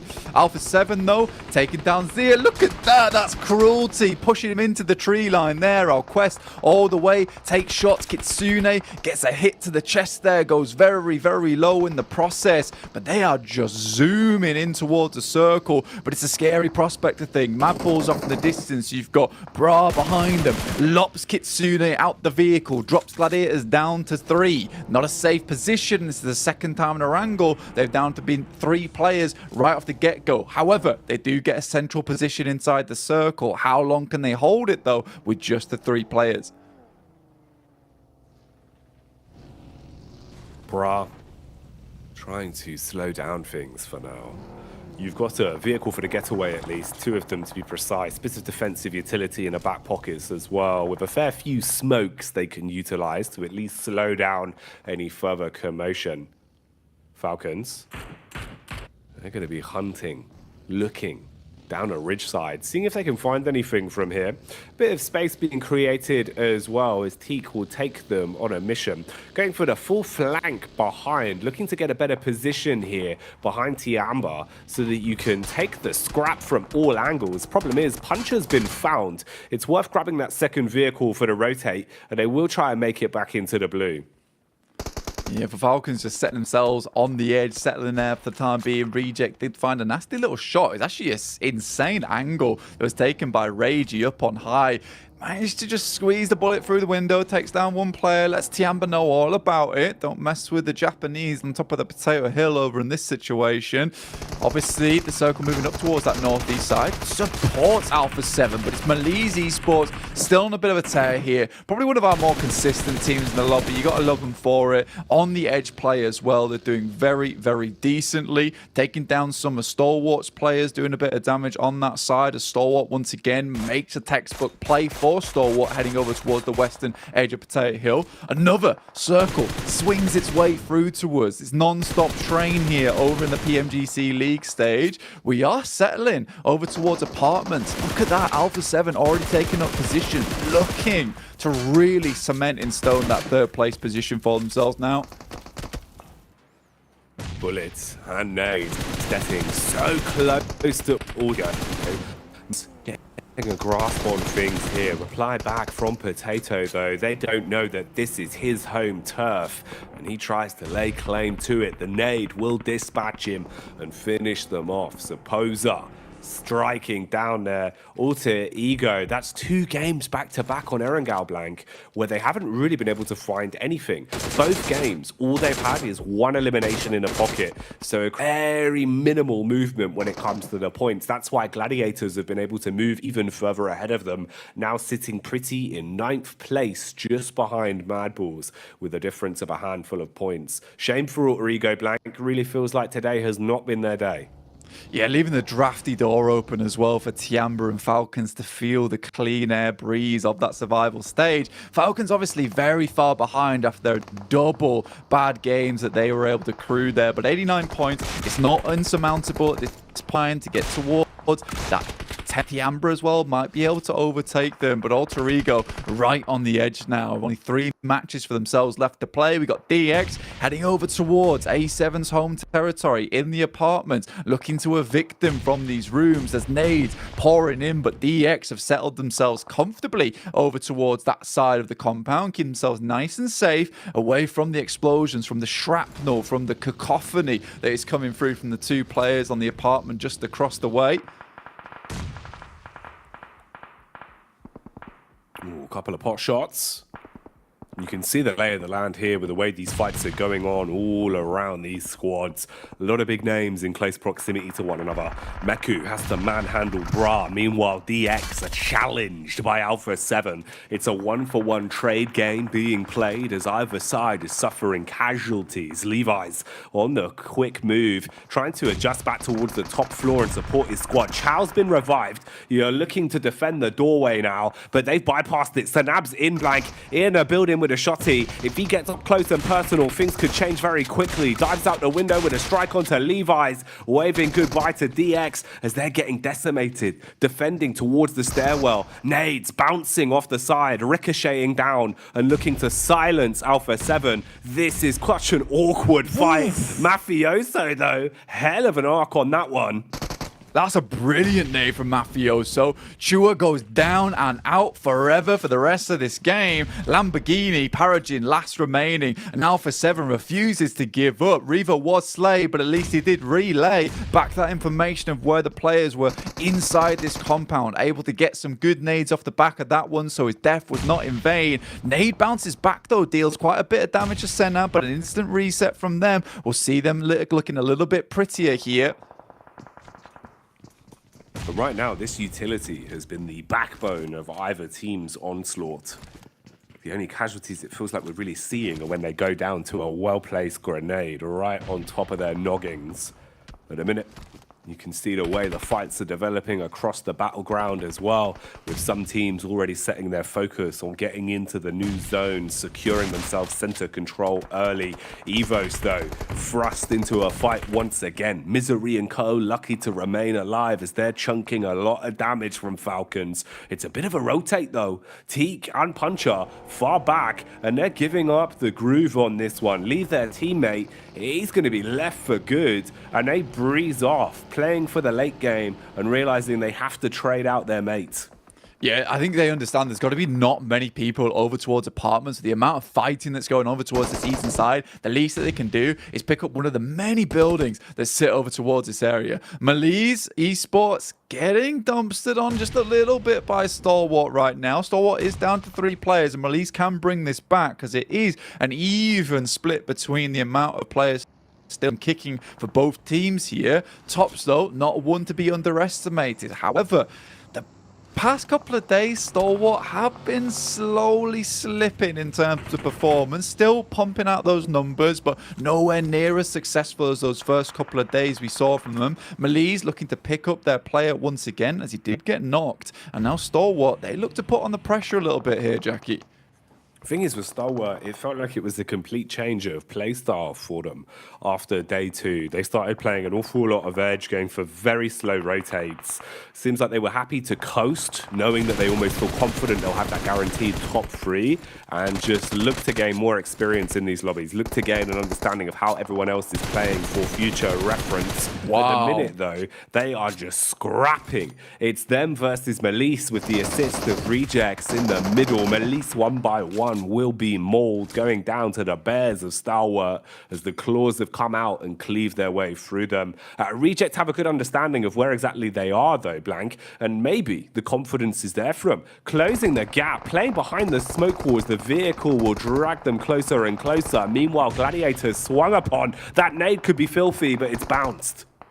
Another Molotov doesn't quite get inside the building, but hefty damage is still getting hit through. Tixi once again falls. This is one of the few locations that is safe for Gladiators, but nasty nades over the top side. It's a nice molly outside the window as well, prevents them from leaving whatsoever, and Gladiators go out in 12th place, 0 eliminations, so their spot once again becomes a little bit rickety here. Reject, in the meantime, dealing with the players coming through from Stalwart. This team just looks so good, Jackie, so far. Some really nice plays, some really nice movements coming out from them. It's lovely to see the Japanese squad still thriving today. We wondered whether they would be stopping anytime soon. It looks like that's not the case. No, if anything, it feels like they're starting to get back into more of that groove that we know they can use. Can they maintain that pace, though, over the course of this one? The zone's only going to get smaller, so room for error goes with it. Ooh, favoring up towards DX and Alpha 7. So a bit of a rotation path for some of our bigger names to make it up there. Chance for a clash between Rejects and Marbles, who had a bit of a scrap into our previous Erangel. They went face to face with one another. Tiamba have got a pretty good time of it as well. The only real competitors is the backline of Evos that are spamming bullets their way. Yeah, you've got to admit that Tiamba has had a bit of a resurgence today, right? After that chicken dinner they were able to find yesterday, just feels like everything's stepped up in performance from this team. QZZ still going strong with it right now, looking for a little bit more on the game, on the situation. Shots going over. A lot of damage back onto I8. Blade looked like he was ready to insert his way back into this game, but since then, they've gotten relative, not too much cover to play with. Evos, though, turning on cross as their close quarters engagement, driving straight by, baiting out the peaks, actually, Blank, and this allows some of the other teams to find an opportunity to strike on Tiamba and do so much damage to them. Stalwart also down as they're taken out of the equation, finished off by Rejects. This is getting aggressive now. Yeah, totally unideal situation there for Tiamba, and a risky maneuver coming through from Pasija Evos pays off in a little bit of a way. You wonder how much longer they can live out in that position though, and it wasn't very long whatsoever. 4 eliminations found for them, but look at that. Alpha 7, 3 players, but 7 eliminations on the board. They are making this jump up so difficult for both Rejects and Pasija Evos. What a good day to have these big money games coming through for Alpha 7. It's working out well for them. Tiamba, how can they play it though? Is there any more room for them to pad some points down to a 2? All of their games today have been pretty good when it comes to those snaky plays towards the end. When you're in a 1v4, when you're in a 2v4, you're just looking to claim eliminations to give yourself a bit more of a thrust. They've got 4 so far, could be 5 if Flique can't survive. Backline from LY is good for the cleanup. And now you've fragmented Mad Balls as well. Potentially room for Quest to get stuck into this one. Bullets are being put down range. Alpha 7 also wanting to get stuck in. They want a piece of the pie. Bullets being thrown across from all angles, Blank. And this is getting a little bit rough for both Tiamba and Mad Balls. Yeah, Lee just tries to crawl it way down the hill there. Potentially gets through. It's very unlikely, but he's got to take the chance on it. Now just QZZ, last remaining member for Tiamba. But you are right. They've just been getting towards these end games time and time again. You know, picking up points where they can off the back of the basement point. Remember, it's been a squeaky but decent run towards a survival stage at the end of the day here. Mad Bulls want to push things just a little bit further, but it is Alpha 7 who is the scary prospect in this circle. Once again, find themselves in the end game in a really strong position. Falcons, though, after the back of that disengage of Besieger Evos, leaving one of their players behind to deal with them to cause chaos in the process, they were able to pick up the northern edge of apartments. And this game is so important for them. They need the points desperately now to keep themselves in the conversation, because if not, they're going to get kicked out. You got to do something heroic. Really get some momentum under the wings in a spot like this. An intense circle.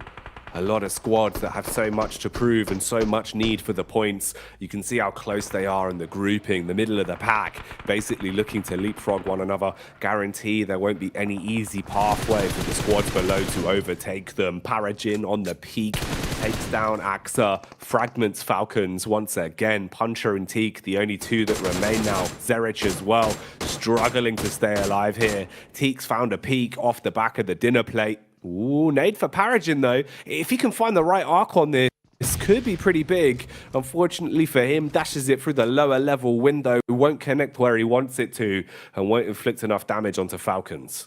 Quest is really only one point of call for them right now, and that calling is the chicken dinner. If they don't really get that, they're still not in the best of positions going forward. 6 eliminations on the game is great, but a chicken dinner would set themselves up towards that top 11, right? That is the main thing for them. From a 14th place, we're looking at a similar thing from Gladiators, and I think there's a lot of people that sort of were worried for this team in Quest. They were wondering why they weren't doing so well. This is now an opportunity for them. It's a big opportunity, and it's one where they really can't afford to make tunes. Zerich is allowed to get down towards another rock. He's currently in the circle now.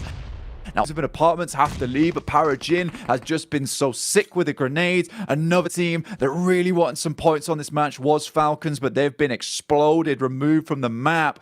And now it's just QZZ. Once again, Tiamba, the Black Mamba, the snaky plays coming through from this team, looking to get a better placement once again, already into the top 5. It's kind of sick. It's good moves, Flank. 9 nades, bro. Oh, look at how he's using them as well. The first one's fantastic. That's a 3-pointer and a half, but Lamborghini's closed the gap. No way! He doesn't see him inside of the smoke. He's able to strike back just as he goes down.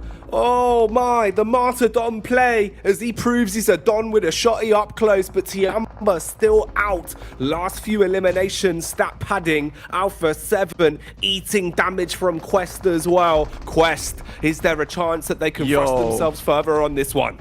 Al-Haji down, their big man in the front lines, out of it. Now it's down to Fahidan, sending some nades over the top, but not a lot remaining. Another Molotov goes through. Senav's incredibly low, but not quite done just yet. With Carrillo hitting some sick nades, but that's a lovely Molotov coming through from Fahidan. Completely stops their approach here. They know that Alpha 7 wants to get closer. They need to keep hitting these shots. One player's preoccupied with the res. Senav behind the tree, takes a lot of damage. Basically nothing left than easy. Presses the issue for Quest now. What a big game for them. Chicken dinner was required, and they're delivering. Al-Haji, during the interview today, said that the side felt a bit down in the dumps, but this has surely got to give you more confidence. They just need to finish off Frozen, secure their chicken dinner, and Quest have surely got momentum back, Blank. They're celebrating for the first time today.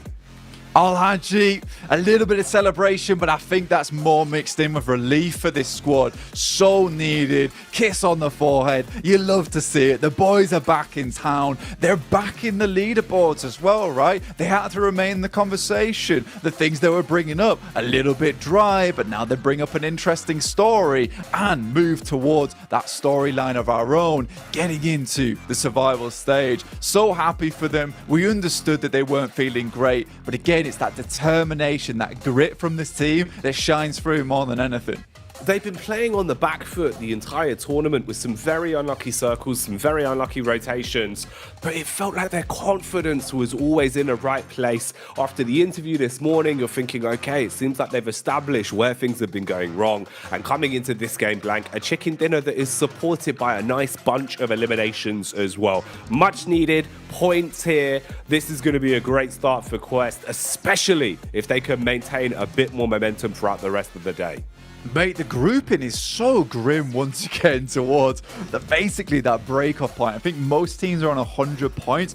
Maxman was saying that 11th place on average was going to be around about, I think it was 101, 102 maybe. And again, it's just getting further and further as it feels like the teams where it counts the most, they're the ones popping off. You can see just how much these teams want it, how much they want to send themselves to that painful stage of the survival, just to get through further into this tournament. It's such a big, important set piece in the year for PUBG Mobile, and every single team wants a little bit more of it. Great result for them. Fantastic stuff, really, for Quest in the grand scheme of things.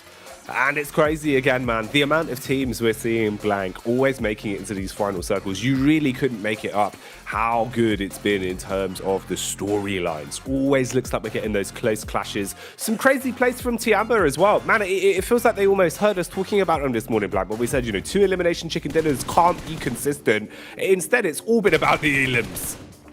It's not enough right now for Tiamba, but what they're doing is going to keep them going forward, and I like the plays that they are making. If you like the plays they're making, you got to keep watching, but before that, we're going to send it back over to the desk.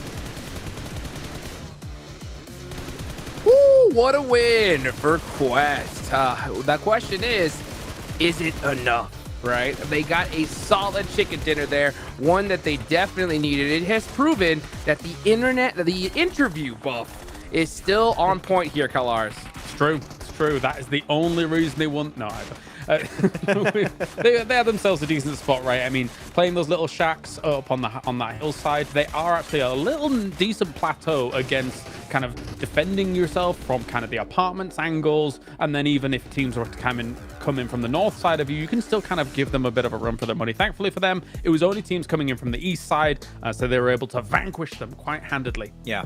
And also, you can just protect the cars on that plateau you just mentioned, Kalara. So if you have to transition to those buildings up north into the apartments, you can also make that transition really happen. But it was kind of an unpredictable game in the sense you're just waiting. Is apartment going to be in play? If it is, Hodgick, I mean, you were hoping to see Alpha 7 win. It was going to be based on, do they have to leave the apartment or not? And the fact they had to leave, it was going to be very easy pickings for Quest. So 11 points, they needed about between 22 and 24 points if they wanted to try and get close to the barrier. That's a 21 pointer they just got. So an average decent game followed up after this, they could be out of that bottom 5 where they've been for like a few games now, actually. So Quest definitely want to try and push themselves out of that as a scary bottom position. Oh my gosh, 21 points right here now was so huge. I'll be honest, I thought Alpha 7 was going to win it no matter what, because we see them with like 7 eliminations just on fire. Even if they don't have the advantage, they're usually able to overcome their opponents. But you can just see that Quest, oh man, did they need it so bad. And to stay vigilant in that position, especially against a team like Alpha 7 who's on fire right now, is huge. But there's like it isn't enough. It isn't. They're still 3 points away here from Alter Ego. It puts them in the challenge, but actually what you said just there puts them in the challenge against Alter Ego. Alter Ego started day 1 in like 4th or 5th place, and now have fallen all the way down to potentially going into the bottom 5. This for Alter Ego, the last 3 days has been rough, and if they fall into the bottom 5, I am unbelievably surprised. Wow. I mean, here's the question now. I'm gonna ask you this, Max, man. For Bra, is it nail on the coffin already? Well, I don't think we're gonna have Tosspick. He's gonna get another one. Don't worry. He's got you. They're gonna clutch it out. Well, see, right now, as you said, Alter Ego, they had such a hot start in this tournament. It's tough for them. Even Gladiators, sure, they started off strong. They're still not out of that risky situation where they could fall back in the bottom 5. So this is MEA, like so much pressure on the MEA region. Quest, Falcon, all fighting for a spot in that survival stage. And as we keep like getting closer and closer towards the end of the day, I'm saying it again, it is going to be down to that final game here to see who's going to be making it. And it's really hard to predict right now, Hodjux. Any one of those squads, like your Falcons, your Bra, your Quest, any one of those guys could be able to snatch that position at the end. Do or die. It really is. You got to be able to clutch it up here and now. Otherwise, you are going home, and you got to wait until next year to play PMGC, a position you definitely don't want to be in. Now for the teams at the top, Alpha 7 currently sitting on the leaderboards there with 169 points. Nice. But you look over here, right below them, Persija. That's a good solid gap now. I don't think anyone's catching up to Alpha 7 because never, I agree. Despite like not being in the final circle here to be able to deal with Quest or whatever, like they just never stop when it comes to eliminations. Never stop. 7 eliminations, 8 eliminations. And you know, we were saying before, we were talking between us guys, right? Like when you look at how Brazil's performing, when you look at Stalwart as well, I think we maybe looking at one of the world champions out of these 3 teams. These 3 teams going to the grand finals, I want to see it. They look awesome here on the battlegrounds, and Brazil especially has just looked non-stop. It's been a torrent of aggression and a torrent of control from Brazil. I mean, when you look at what happened in PMGC Grand Finals last year, right? Alpha 7, what were they? 2nd place. They could very easily be able to play at that level, deal with that pressure, playing at a LAN event over in Turkey, and take the trophy. And look at Stalwart too. They've been improving significantly, PMGC after PMGC, always making it to the Grand Finals for now. It should be 3 years because it seems very likely they're going to qualify for the 2023 season again. So I think like we are seeing Group Green potentially breeding our new champions for this year. But that's actually an interesting point, what you were saying about Stalwart, right? If you think like, so obviously they had a great start to this Group Green, yes, and will guarantee be going to the final considering where they are right now. But it does feel like the meta caught up with them in just a short period of time. They looked awesome in the first 2 days here, Max Man. Looked like they were a little bit ahead of the lobby in terms of the rotations and when they were taking positions. Now the rest of the lobby's caught up with them, and they're not having as easy time as they were previously. They would usually get very easy access to some central positions or even ed positions and just sweep from there. Teams are just moving so much quicker in the middle and bottom of the pack because they are desperate here, Hot Jukes, to try and aim for that survival stage. So it's now or never for these guys. It is desperation time. These squads are in the hot seat, but hey, you know what? This is where champions are made. Let's go ahead and take it out over to Jackie and Blank. Get back at the game.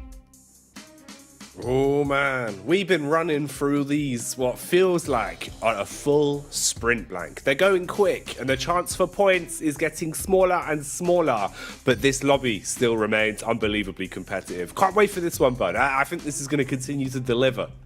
I mean, Max is telling me in the background there it's 109 points without break off, right? So, I mean, we're getting close to it right now. With Alter Ego 103, it's all these teams at the bottom are just pushing themselves harder than ever before. And Quest, you know what? Great news for them. I'm really, really happy they're able to step things up a little bit because I think, like you said, they have been pushed against the wall many, many times here. It's not been easy for them. Yet, despite all that, in this last day, 100 points now, only 3 points behind that 11th place. Let's go, Quest. Let's get it done. I think there's definitely an opportunity here for this team to break through towards that top 11 if Alter Ego just can't keep up here. Falcons, again, another team on the chase, 93 points, weren't able to get too much done from that north position in apartments, but it's not an easy spot to play in, and Paragen's nades were just unbelievable.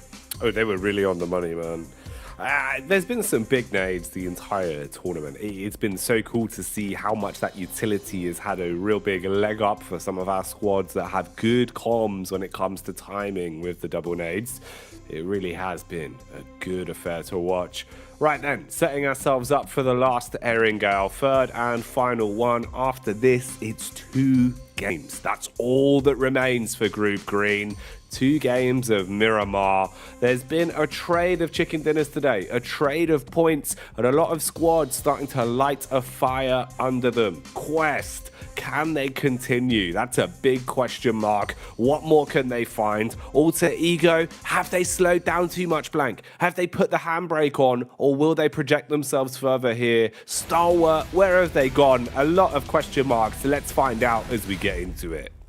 Exactly. So where have you been? I need some games to finish off Group Green. I don't just want it to be a case of that day one magic. I want to finish off with a grand reveal here. But over towards our angle, our final one of the tournament here. Like you said, see if some of these teams can get some more points on the board. Alpha 7 has just worked so very hard so far today. And you got to give them props for it, right? You'd love to see Procedure Evos or Reject get that direct invite. In fact, I'd be so happy to see Procedure Evos get that direct invite. It'd be like times of old with Zuxi Luxi back in towards the PMGC Grand Finals. But with the way A7, they're just not giving them any chance to catch up here.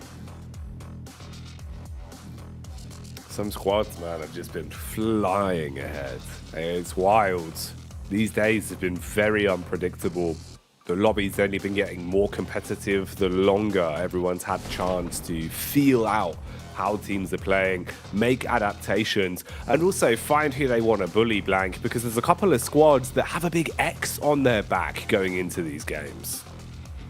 There is, right? You know, because at the moment, Alter Ego, that's a targeted team that can be taken out. You know, these are the ones trying to remove Gladiator's chances earlier on in the tournament. Now, a team like Quest could even drop over towards them, cause them some panic on their rotations. Falcons equally. Right now, it looks like everyone's playing a bit more of a safe game. Tiamba, though, slipping sort of underneath the radar, right? I really like that play from Tiamba because no one's really paying too much attention to them yet. They're consistently getting a player or two towards our end game, bumping things up with the placement points. I think the main difference maker for a lot of these teams towards the bottom side have been these miraculous chicken dinners coming out, getting themselves a huge amount of points to put themselves in contention. For Tiamba, it's been a very, very different story, just slowly but surely chipping away at the bedrock, getting further and further towards a secure position. And I like that from Tiamba. You know, they're doing really well off the back of it, and it's very unlike any other team we see towards the bottom side. It's wild as well how it feels like Tiamba have kind of thrived where a lot of other teams have struggled. When it comes down to those moments of, okay, it feels like it's doomed from the start. We're a solo that's really got to try and forage for points in the forest. But they do a great job of it. You know, they're picking up 5 or 6 eliminations a time just off the back of getting stuck into fights when they know, ooh, little window of opportunity here. Ooh, little moments of third party here. And that's done wonders for them, especially with how close the grouping is. Even from 9th place with Tiamba, you kind of look all the way up towards 6th place there with DX, right? There's room for you to move, and there is certainly room for these standings to shake up a little bit by the end of the day. Just make sure the squads below you don't start to get up close and personal. Because they certainly are at this point in time. There's so much opportunity for it. This is probably going to be one of the closest groups we'll see, I think, just with the way that we saw Loops have that standout performance and Stalwart too.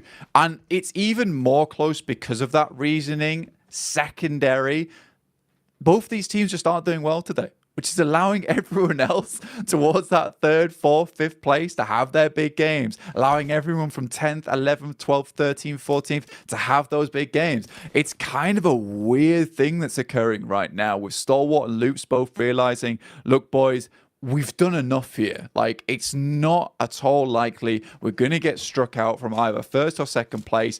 Either one of us is going to take over 1st place, or Alpha 7 is going to leapfrog one of us to get 2nd. That's the only thing that's going to happen here. Stalwart, surprisingly though, 187 to 188 are Loops. They could regain their 1st place at the end of the day, and I think that would be a special way to end things and a good mark-off for Stalwart going in towards that PMGC Grand Finals, coming out on top in the group of death. I'm glad it really has lived up to its name as well, because we have certainly seen so many crazy plays throughout the course of these 4 days. A lot of teams proving that it's not just about the prep work, it's not just about what you come into these tournaments with, it's about how you adapt, how you thrive in the carnage. We've seen so many small micro adjustments, so much of a unique meta developing over the course of the regional clash we've had here. And it has been very sick to watch. Brazil's been on top, the Mongolian madness. Day one was a sheer sight to behold. And I just can't wait to see what's in store for us here on these last few games. We have 3 in total, including the one that we've got live now. For the Mad Balls, we get them back on our screens as well. It's looked a little bit quicker, Blank. I'd say, you know, some praise their way. It felt like it was almost too in their own heads. They were kind of giving a lot of respect to other squads, weren't really instigating fights, weren't really playing with that level of lethality we know players like Zerich, players like Frozen can have. They were a bit stagnant. Today already, we've seen them diving into some third parties, even getting stuck into fights where they're at a big disadvantage, but looking confident. And that makes the world of difference for me. I think if we see Mad Balls maintain that confidence, they should be okay.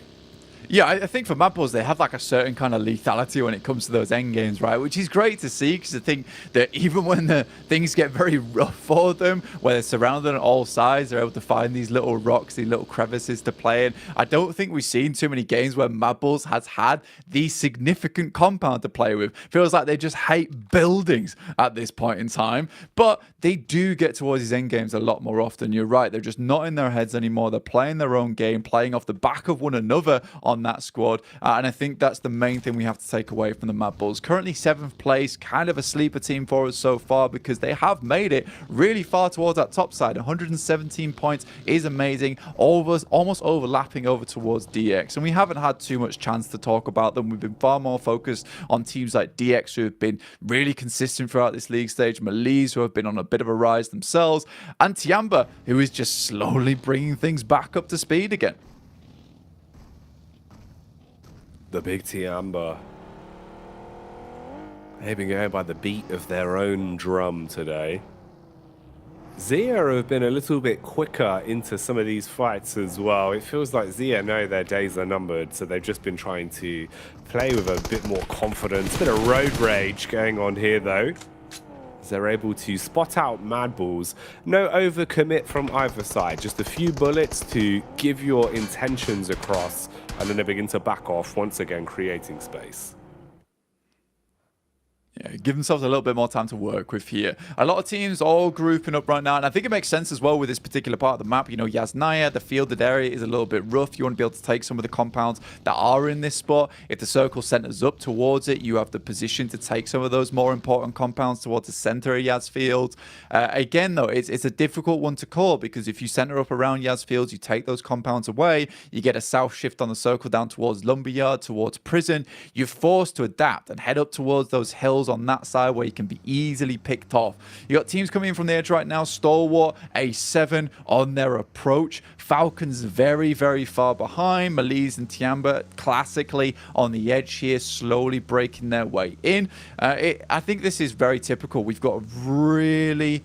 We've got this circle down now at this point in time, right? All these teams understand what rotations they can make. We're seeing a lot more teams make it towards that end game as well, because they know how to avoid each other, and they have to at this point. Every time they get further in towards the end game of that match, the better chances they have at picking up those all-important points to propel themselves further into these games. Bra Esport just have not had the day they were looking for so far, currently moving over towards Yas Lake and trying to push through gas station to get further on towards Rozhok side. Stalwart taking a big hit.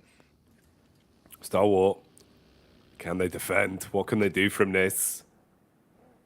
Don't want to have any more quiet games from them. I see replies back onto Shopper and Strikes First. A7 have caught whiff of Gladiators as well. They know where they are now. Oh, mate. Bit of a battle between Gladiators and A7. Could be a treat for the old eyeballs, but no one wants to run any risks right now. You know, going down as the first squad eliminated would be a sad state of affairs this late into Group Green. So you need to play reserve, play smart, and only fully commit to fights that you're 100% confident with. Play the percentage game this late into the day. Bra Esports very close towards Evos as well. That's another one that could be an interesting tidbit for Bra Esports. Chances of them making it into a safety net is getting harder the longer the day goes on. We've seen heroics from them, but it needs to be more consistent. Yeah, for Bro Esport, like, look, man, some of the plays have been phenomenal throughout this tournament, but it's just that point scoring hasn't quite been there for them. A lot of those dry pushes where your mouth just feels parched even watching it, where they're just sending into buildings and just getting completely ripped apart there. Lead from Tiamba does take a hit from Loops as they're currently controlling within the walled-off compound down on this side, leaving themselves pretty safe right now. Loops with fairly central position to work with going forward. Procedure Evos also looking to get a big match off the back of this one, and they're in a good spot to do it, fairly central. And I think that's why you did see A7 not fully take Gladiators to task there on that northwest side, because A7 understand that it really is just one game for either Reject and Procedure Evos, and suddenly we're in that situation where they are just behind you once again. One couple of steps and they will be ahead. And on Miramar, where a lot can happen, a lot can go wrong in terms of rotations, you know, A7 would much rather confirm themselves with fairly steady game here with a good average, just put themselves so far ahead that it is going to be very, very difficult and almost uncomfortable for Reject and Procedure Evos to pick themselves up those big enough games in Miramar to get the win. You almost have to be lucky in that situation on the circle. Yeah, this is one of those where at this point in time, they're probably hoping, you know, with the fingers crossed, the toes crossed, they've got the lucky rabbit's foot blank, any sort of superstitious things that could give them a bit of a blessing when it comes to the circle. Because you need an edge, you need a blessing this late into the group. Ooh, okay. Bit of a move here. Stalwart dead center for it. Everyone else realizing that their pathway is now open. Alter Ego and Tiamba towards the outside. Probably going to run into one another as it seems like QZ has caught whiff of where exactly Alter Ego are. I8 are on the full lurk around as well. And that's where you might run into the back of Gladiators. Kitsune has played point man ahead of the pack looking for the scouting info. Could be a room for a fight developing here as well. Looking for close quarters combat control of the three buildings we've got here. You've got the push in from Rejects that look to try and lay claim to this early. Meanwhile, Al Haji from Quest, can he deal some damage? Oh, his back was exposed. Didn't realize the window had such a clear line of sight. They're going to run him down with the SMGs blank. This is really weird in terms of the amount of teams that are in this location. You've got Quest with Al-Hajj, who burns out here. The Molotov's going to do a lot of after damage as well. You've got Reject on the sidelines looking over toward this one. This is dead central over towards apartments. And we see this part of the map so many times here in the group green stage. Tiamba equally trying to barrel their way through. Luckily, they head over towards Malise's position just as Poser hits the floor, giving them an opening, and they can unlock the door. Doors unlocked, but you still got to do something with the control that you take. See how far you can take this now. Lufa peeking back out towards the tree. Bullets down onto Ren. Ren, that has been so cheeky, so annoying. He's been able to pop up time and time again and find elims for Tiamba in situations where he should get absolutely nothing. The fight isn't going to end there, though, as the rest of his team gets collapsed upon. Melise with a level of lethality striking their way through them with ease. Tianyu hits the deck as the poison gets injected into the veins of Tiamba and they're slowly bleeding out. Another shot comes through, but that's from Alpha 7 along the way. They're able to get over the cross on Rozok Bridge into a sideswipe position, that spot that Mafioso currently has on the high ground along with the rest of his team, and they are actually being able to have a presence in this fight from an incredible distance, showing that Alpha 7 isn't just that close quarters combat team. They have a bit of that sniper in them, which is great to see. Alter Ego, a team that we have to be worried about out on that edge side, currently have to battle through the team of DX. Look at where they are on the standings, 11th place. Quest is just behind, 103 points. Going down here with nothing to show for it will leave Alter Ego in a really rough spot. They can't afford it. They really can't afford it to go that way. Alter Ego have to survive for longer, have to get some eliminations.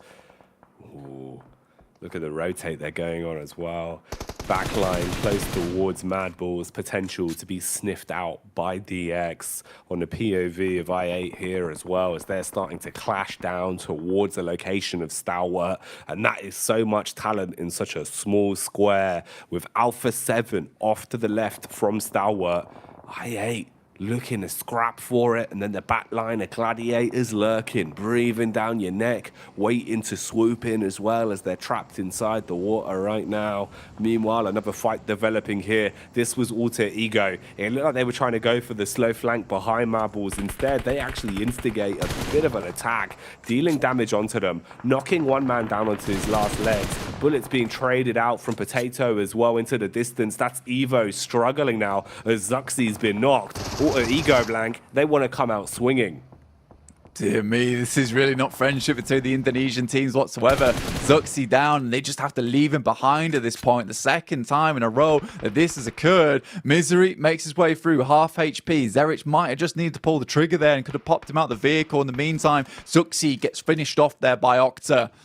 Procedure Evos down to 3 players now in a really awkward spot of the circle where they've got to push through very open ground to even have a hope of getting in. They need to find a knockover towards Alter Ego, but these angles that they're able to take from this little ridge line that looks out towards them just makes it so tough. They're still giving it gas though, still giving it as good as they get as a player makes his way up towards the compound. They've got to respond, and now Potato looks to try and lurk his way in. Molotov dashed out through the window. More nades to play with as well as he's got a hand grenade primed and ready.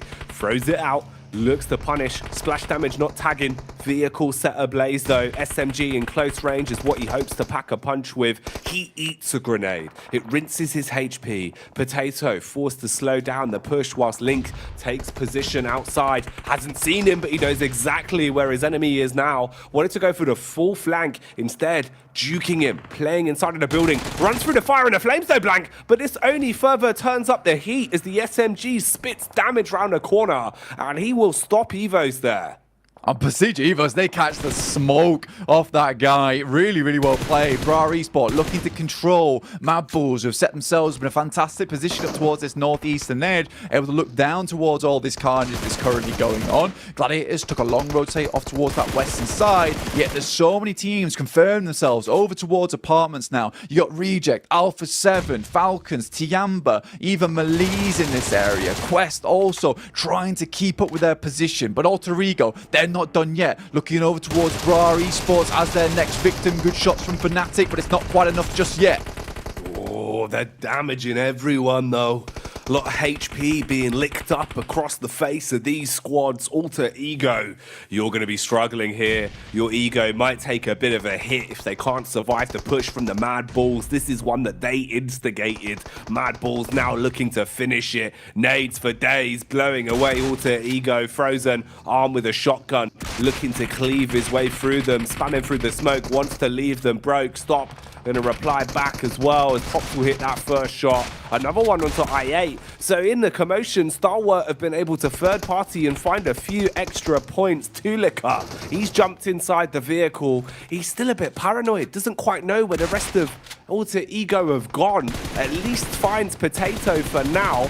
Icy thought he was ice cold in this angle, but he's been stabbed in the back. It doesn't matter on the trade, and it looks like they've barely got the res off as well. A lot of carnage happening right now. Alter Ego going down for good though, Blank, as Zia seemed to have located the last man in Rosemary. Everyone on full-on survival mode at the moment, trying to get further into this game. Falcons making a quick, swift rotate on that western edge. Alpha 7 peppering over towards the Gladiators, finding it very, very difficult to leave. And they've set themselves in a great position just to control any team that might want to come out in apartments towards their edge of the arena. It looked like all these positions in apartments were good, but Alpha 7 currently the landlords at the moment, holding down everyone, demanding fines to be paid and levies to be coughed up. This is getting rough. Loops, though, once again, might be able to get themselves a good game, as well as Stalwart starting to push themselves further forward. They realise they've got a chance into this one with the eliminations they currently have. Look at this, Jackie. They're in first place. This is more like the Stalwart that we expected to see. This is what we saw from them on day one of the group, feeling themselves into every firefight, racking up those eliminations and waving goodbye to a lot of our other squads. DX, though, no stranger to being able to pull out some last-minute power punches as well. Frozen was close by. Thought he had a read on this one. Mad Bull's very fragmented, split off into 3 prongs effectively, just trying to assess the overall battleground and figure out where their next opportunity to strike will come from. Seems like Loops could be their target as they fight versus Zia. And Loops has suffered a bit of a knock. Was that Rich? He's found an angle into Paragin. Bullets are actually connecting as well. Quite a substantial distance, but man's got composure. Still continues to pepper him through, and Paragin just barely leaves that with his life. Some shots come back, and Zerich will be sent back. And for Mad Bulls, the time is getting thin right for them. They were looking for a position to play, but the rest of the battlefield right now, flat as a pancake and not very fun to traverse at all. So they need to find openings. They need to find picks. Right now, they're doing a hell of a lot of damage over towards DX as they try and get in. Other teams also taking shots towards them. This might give Mad Bulls a bit more space to play down on the southeast edge, which is so important to them. It's Loops, the other team, that spotted out DX on their approach. Constantly setting off barrages of bullets right now. Ooh, Cardozin in the back. He can see everyone's rears right now and just peppering bullets towards them. Should be able to actually farm up a nice chunk of damage onto DX here that are basically trapped in a position that you can't really rotate effectively from as well. That's the scary factor. There's so many players all around you. Frozen as well, going for the sheer shenanigans play as he parks up inside of the smoke. If you commit to this fight, the only issue is Loops. They've got good angles to work with the compound covering them as well. And if the circle moves in their direction, they're going to be licking their lips blank. This is prime time for Loops. You've got the rest of the teams now hustling and bustling as well as they realize this circle's just gotten smaller and everyone is on top of one another. Mad Bulls going in for the fight that they've been eyeing up versus DX for quite some time. They put the pedal to the metal and close the gap, but it's the metal of the bullets biting back against them. They detonate the vehicle though as Loops get the shots in and DX are gone.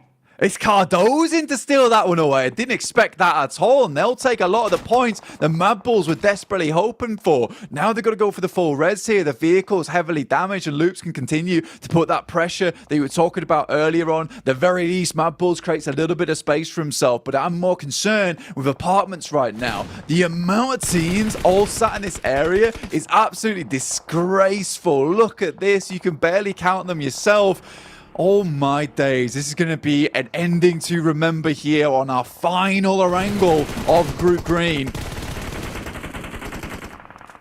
Oh man, it's only getting worse for Mad Bulls as well. They basically traded places with DX, and that meant they're fighting from the same positions. They're getting shot at by all the same angles DX once were, and they suffer the same fate, going up in a puff of smoke and being removed from the fight now. Loops still in a good position, comfortable with the angles they've been playing in. Zia spreading themselves out as well with an awful lot of map geometry to work with. You've got good positional setups here with the compounds they found. Stalwart also looking pretty comfortable, but this is the meat and potatoes. You can just see how many squads are all on top of one another here, Blank. It looks terrifying on the overview. Yeah, I mean, for Loops, it isn't the most amazing compound in the world either, is it? But the thing is that every single one of these players is absolutely unbelievably good when it comes to hitting their shots, when it comes to holding down angles. And they can trust every single player to take each corner of this building and make sure no one gets close, which is why they've thrived so much in this position. In the meantime, Falcons on that western side, taking a little bit of damage over towards the Gladiators. They do get a knock, and a nice little nade from Revo will finish the job, leading A7 to 3 eliminations. Both A7 and Reject, 4 players alive. Falcons down to just the 1 in AXA. And will he be remaining alive for very long? Doesn't seem like it, Blank, because the nades do not stop coming. One after another, they're dashed in, bro. And Tixie, he's running in to end it. Had confidence in his teammates there. The nades soaring through the sky and the bullets shutting down the last man that was alive in AXA. So Falcons going down quick today. I think you realise for Gladiators, they know that, honestly, at this point in time, with the amount of points they've been getting over the past couple of matches, the very least, they need a full squad wipe here. They don't know how much longer they're going to make it into this match. With them being right on the barest edge of that western side, I like the maneuver they make. They get 4 eliminations, they get 4 points, but that's about it. There is other teams that can still overtake them. Quest are in this game as well, remember, and they have that position on the backside building. They might be able to catch people off guard as they attempt to leave, but it's Alpha 7 with all the control right now. They're the ones holding the button, and when these teams have to leave, they're going to be ready to accelerate this game to new heights. Stalwart controlling a shed, just trying to stay alive and keep those fires moving, crouching up and down. Loops looking for early commotion again as well. Loops done a good job of finding their way through a lot of these fights, at least to keep the full squad alive, gunning to get themselves a bit more on a day-to-day. The top 3 squads are all still in the runnings, and Reject Tokyo, no less, alive and kicking as well. For Reject Tokyo, they're looking to potentially thrust their way past Evos if they can accrue a couple more points. Need to get themselves some elims and look for the late game. Ooh, but it's going across on towards the up. Ayala, he'll get one on the backline blank and take down the first man. Yeah, Loops just stealing away these eliminations feels really rough for Alpha 7, honestly, because the more points they can score on this map, the harder it is for Reject to catch up, because as long as Alpha 7 stays in this game, Reject's push towards that top side just feels almost like a futility, Jackie. Stalwart attempt to make their way across with a long old smoke train, but it's looking like this train is getting derailed on that northern side as there's just bullets pouring in left, right, and center towards them. Lufa, Reject, all trying to take those points for their own, but every single team sees these as potential ways to climb the leaderboard. Fair play to Quest as well, actually being able to snatch some of those points blank, realizing the commotion in the distance were freebies. And Kante hits the mark, so Quest get a little bit more out of this. 4 elims under the belt. Remember, they lost one of their star players as well in Hao Haji quite early into this one, but they've done a good job of at least keeping their chin up and playing together. How far can Quest take it? Where are they going to end up in this one? Can they use the confidence they found off the back of the previous game to take them a little bit deeper? Loops, your life is getting harder and harder. They waited far too long to advance further forward, got left in a bad spot. One that's going from bad to worse now as everyone's located them, consistently unleashing a hailstorm of bullets towards them. Cardozin's the last one trapped inside of the compound. Eventually, he's got to move, and there's so many squads that know about that location. Their days are limited. Reject is doing a great job to steal away a lot of these eliminations. Alpha 7, though, they find Kiss You over towards that backside. Carrillo takes a little bit of damage. Reject certainly not letting them just peek whenever they want. But it is Fahiden, the guy I was talking about earlier, who's really done a good amount of work for them. Again, another one goes down, but similarly, Carrillo able to pick up another 6-5 for Reject and Alpha 7. Both looking to gun it further into this match, but Reject's closer towards the center here. Despite that, it's just going to feel not so awesome when A7 continues to climb these rankings, but at least Reject is still placed themselves in a position where it's possible. Gladiators, further into the match, I didn't think they'd make it towards top 6. I thought they'd be out so much sooner. Nice little Molotov, but the peak will be there, and he directly runs into it, and that should be him done. Goes up in a puff of smoke, taken out for good, and leaves us with 5 squads left. Loops, Alpha 7, Reject Tokyo, Gladiators, and Quest are all that remains. Problem is for Loops, we told you their days were numbered, and it seems like they've come to the end of that run. Finished off as the play zone nips at their heels, and it gives us the final 4 that have got to duke it out here in the last game of Erangel today. A lot of compound control. High ground is right there for Quest. They've been playing on top of this building for so long, and there are no angles with enough elevation for them to be peaked on. They can barrage down bullets from this position. Alpha 7 not wanting to overcommit to anything. For Gladiators, you're probably just thinking about how you build some extra points on this one, how you stay alive, but this is nice. Look at the smoke wall going out instantly. I like this from Alpha 7 actually, because they know that Reject isn't technically direct center right now. If they can get players out towards the edge here, towards the center of the circle, as we are closing up, we are finishing the game in approximately 2 minutes here, stage 9. Reject currently beset upon on all sides. They see all of these smokes. They know they need to have to respond somehow, but with the amount that's been placed down, with the absolute boatload that Alpha 7's been able to maintain on, it's hard to predict where they're going to be, Jackie. This is really interesting, Blank. Look at the positions the Gladiators have taken as well. Basically being the doorman, denying the exit from Reject. Okay, Quest. I talked about the height advantage they had, and they're using it, swinging sky high as the bullets start to strike down and leave Alpha 7 in a rough spot. It can go very wrong quickly for the Brazilian team. Meanwhile, OCO playing with confidence as the Japanese squad come through like a katana, chopping their way through Gladiators, slicing them down in the arena, Blank. The shotty from Tixi, quick for the trade, but they're also getting third-partied. Alpha 7, they give up the circle, they play for the fight, pushing back in as they strike down versus Reject. Gladiators sort of ruin the run coming through from Reject here. There's nades up towards that top side, and this is another win potentially coming through for Quest. The back-to-back, the push towards the top side of the table. A little nade bobbles down off the side. The smoke's all blooming underneath, but Quest, they need to remove themselves. They need to provide themselves with a little bit of cover. Senab, very low here, crawling back in. Reject somehow get the res off, some way, and are still in this match on the second floor. Senab out.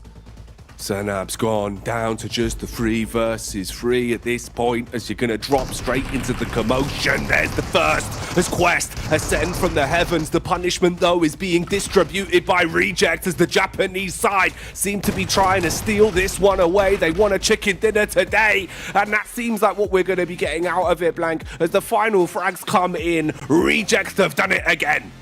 This is so good for them. It's exactly what they needed, and not something I expected either. You got the perfect jackets on the back as well, and that really was a perfect bit of gameplay towards the end. The fact that they held on versus the Gladiators as well, when they came in with such a significant push towards their position. Serious relief from them. The ref won't even give them a high five. Come on, man. They played a serious game here.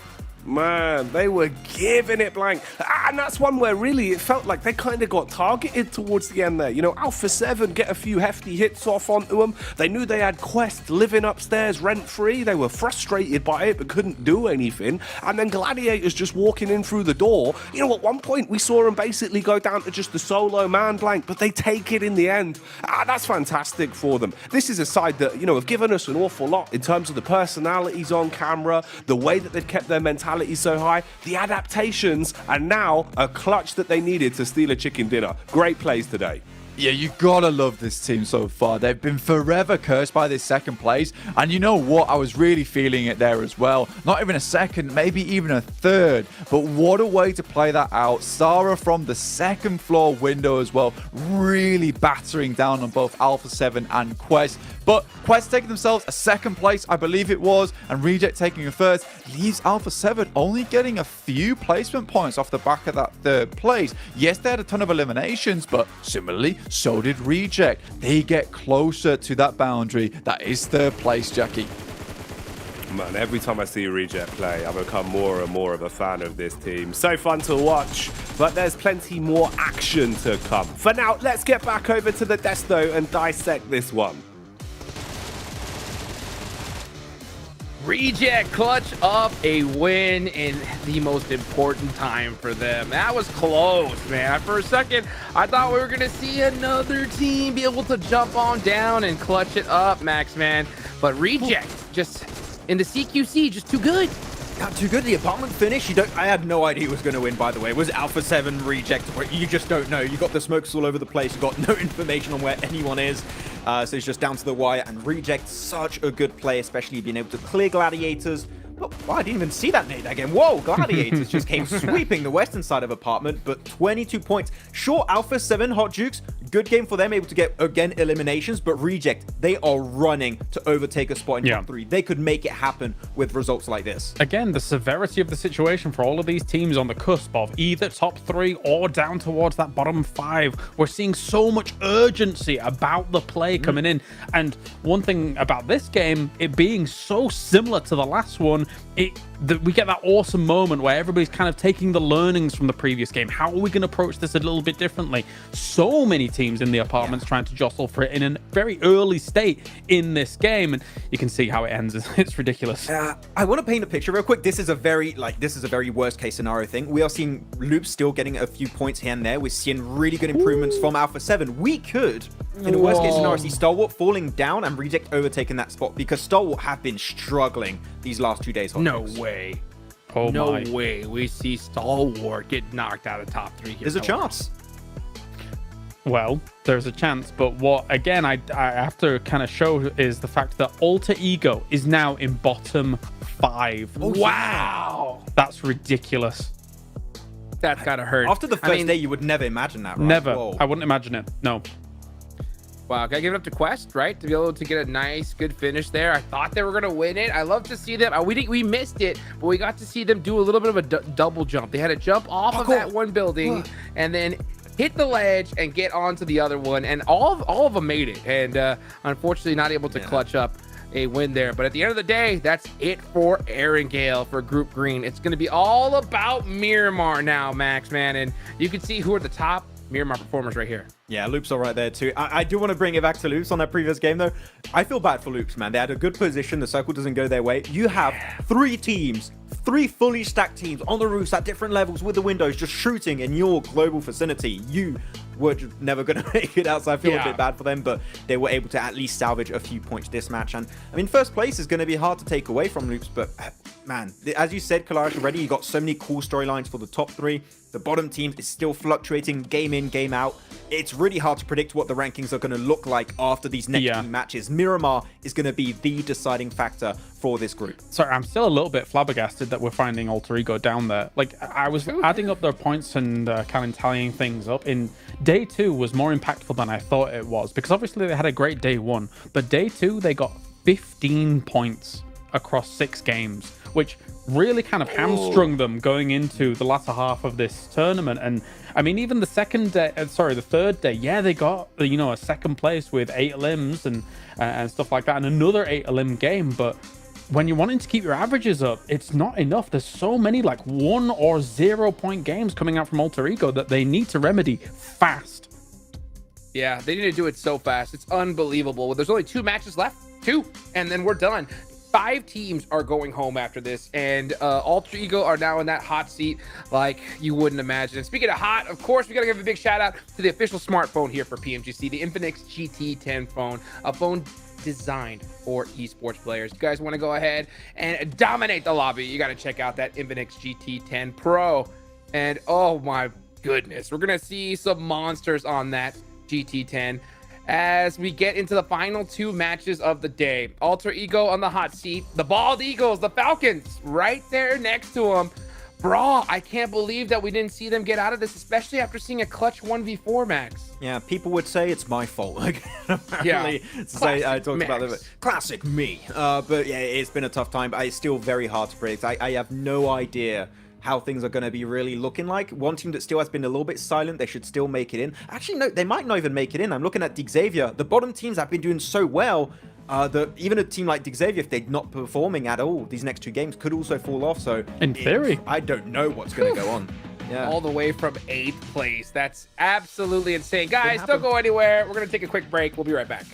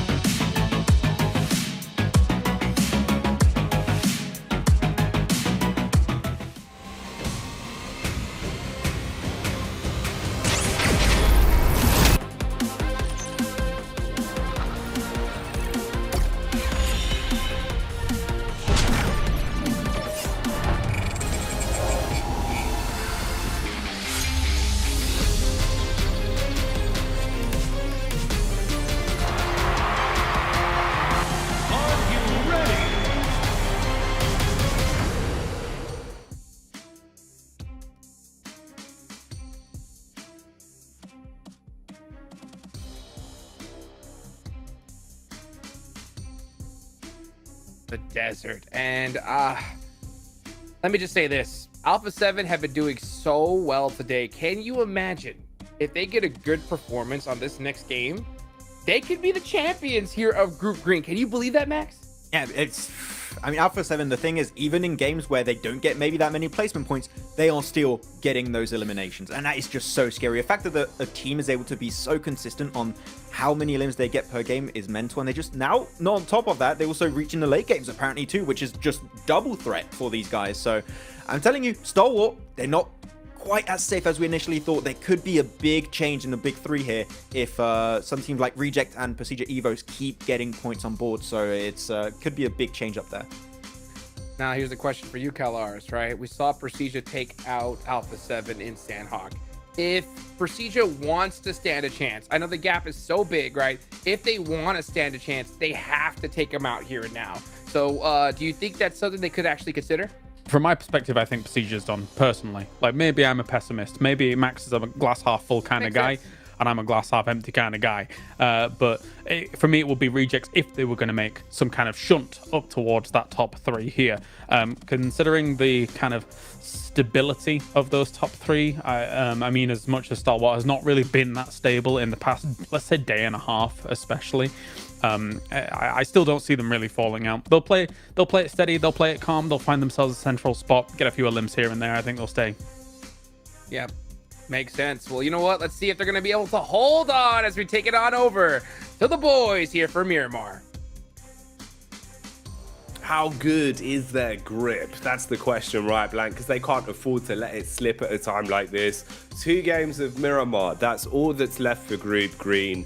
Are we expecting utter carnage at this point, Blank? Should we just expect the unexpected? Mate, honestly, there might be hot drops. There might be teams targeting one another. I'm fully expecting A7 to continue having a blaster a day right now. I think we all thought that no one would catch up towards STE or Loops, yet A7 has sort of done the impossible. They're really close by to them now. Soon to be towards that top side of the lobby. I mean, we just look at the overall rankings here, right? 196, 190, A7 with 181 points. They could even push themselves further towards a second or a first place, which is an absolutely unbelievable thing to talk about. And Brazil has just done so well during this Group Green. Loops and A7, just the center of the stage right now. Man, so many big names forging history here over the past couple of days. Really competitive group, and for some of the regions coming into this, they've shown that their talent is not just in their home region. It can also be done on the big stage. Now they've got to do it again on Miramar. 2 games of Miramar back to back. That's all that's left. It has been a lot of man hours, a lot of blood, sweat and tears over the past few days, Blank, and it all finishes in these next 2 games. It's all that's left. Some of these teams really have to push very, very hard to get towards the top of the tables here. Teams that we're looking at, Alter Ego, started off so strong on that first day, but how they have fallen down to 12th place now, 110 points. And Quest, they felt like things were all over. That it was all done with, yet at 11th place right now, 113 points. They're still pushing things further. Gladiators are not safe. And honestly, right, you know, they didn't play very well this tournament. If a team like Alter Ego or Quest want to push them further down the leaderboard, potentially removing their spot here in the survival stage, I wouldn't be surprised if it did happen. Right now, though, like you said, the grip strength better be strong for teams like Tiamba, Gladiators, and DX. They want to remain in here. For Falcons, it's a bit of a tougher road for them. They really also need themselves a chicken dinner here, and they have just not had a day of it. No, they really haven't. Needing a little bit more of an upwards draft. You can see the separation at this point from the teams that are being able to really thrive under the pressure they're now in, and the teams that are crumbling, Blank. The last day blues for a few of them. Man, it's been so crazy as well, sort of, you know, the turn in the tides for a few of our squads. The way there now is sort of a bit of a feud between Gladiators and Tiamba. Gladiators being able to get a chicken dinner today, whereas Tiamba, it's been a lot more about stealing away those elims to pad those stats. Quest as well, making a hell of a comeback. Complete change from the fact that they looked a bit deflated. You know, it didn't really feel like it was the same squad blank. They've kind of had smiles on their faces the whole event, but at the start of the day, it felt like they really weren't gelling. Since then, though, they've been proving that their gameplay is what matters. And I think really that is the big part. You know, you can talk a big game, but just being able to show up on the actual battleground does so much more for you.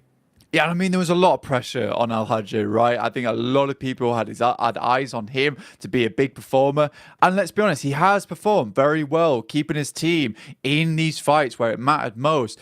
But sometimes it requires another player to pick up the slack so you don't feel like it's all on you all the time. And that player has been Fahidan from Quest. He's really had the game of it today. And I think the rest of the team's got to be proud of him, because stepping up on a day like this, where every single point counts to you, where it feels like you didn't have a hope in hell to get towards that top 11, Fahidan has just had some mega games, despite all the pressure that's been going against him, where no one really expected all that much from him at the start of this one. It's really, really nice to see. And I think Quest is super grateful that he did have those matches on side as well. In the meantime, we do get our circle, heads over towards the western edge. DX dead center in Monte Nuevo, keeping things tight. Reject also within the circle, but far towards that northeastern side at the moment, but further in than most other teams. This is the squad that wants to chase down, catch Alpha 7, who currently are just absolutely blasted. You can see this. The way they play just really feeds into the fact that they have used 606 total throws throughout all these games. They're constantly pushing, constantly using smokes to get close, constantly nading. They're really good at taking control of a situation where it looks very bleak for them. That's so much utility. And none of it really feels like it's kind of just in vain. There's always a lot of thought process behind it. You know, with the offensive utility, they're using their Molotovs really nicely to force players out of position. Good two-player nades when they want to take someone down. And the instantaneous smoke walls we've seen them bringing out as well. So great understanding of where and when they need to use their util to give themselves the biggest advantage as possible. Quest on screens here, though, taking their time to get looted, suited, and booted. Just roaming across, gathering some weaponry to play with. Bra Esports, they've been hit with the unlucky stick multiple times, it feels like. Is there really any room for them to save their own bacon? Or at this point, are we looking at Bra just fully cooked? Because they don't have many chances left to save themselves, or not ideal for Zia on the getaway. Rolling the vehicle, but luckily no peak comes out. Yeah, for Bra Esport, they'd have to have two bangers coming into this one. They'd have to have one game after another of around about 15 to 20 points. And that's a big ask right at the end of the day as well, where, you know, you can see that the door is closing on you. The light is getting dim as it exits the room. And I think for Bra Esports, that type of thing just really gets in your head at the end of the day. So for them, if they can hold on, if they can have that mental resilience to keep up with these final matches of the day, that is what you want to see from Bra Esport if you're a fan of them. But again, it has been one of those games, one of those tournaments, this group green, where anything is now possible with the way that it has shaped up at the top of the lobby and at the bottom of the lobby, and just how hungry these teams are coming to PMGC. I don't think we've seen so much clawing at the door to get in since forever, man. This PMGC 2023 is going to be an absolute hoot even when we get to the Grand Finals. I don't think we're going to see a single bad team going through, and I'm very, very excited for it.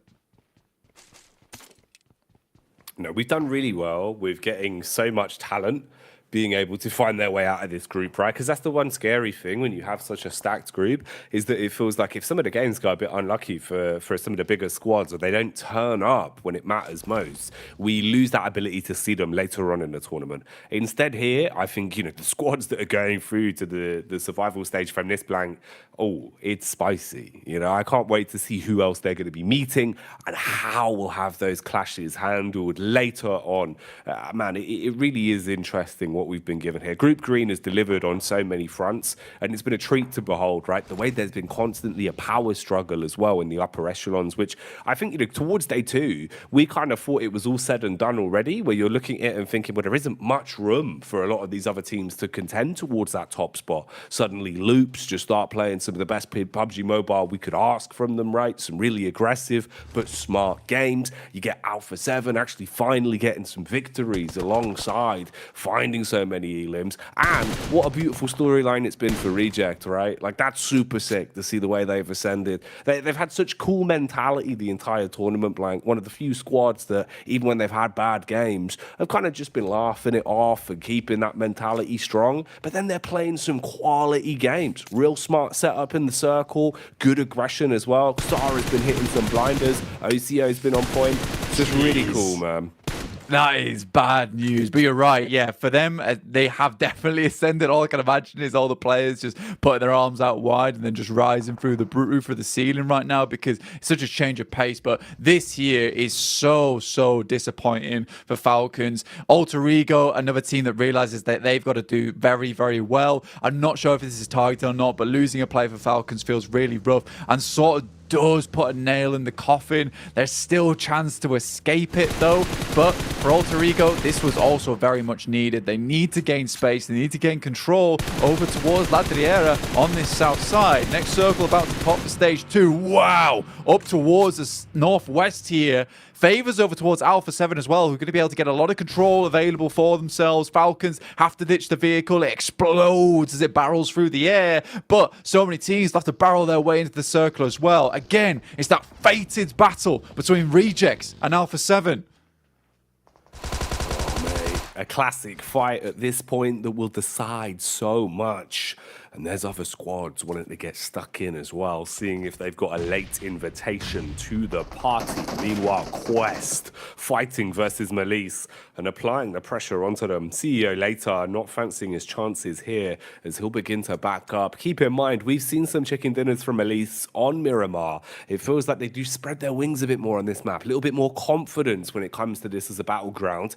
How's that going to work out from today, though? It's a whole different ballpark. Al Haji keeping his eyes peeled in case they re-peak, but no aggression displayed. Meanwhile, on screen, you've got Gladiators starting their rotation and looking to get into an advanced position early. Kitsune barraging off shots with a Mini 14.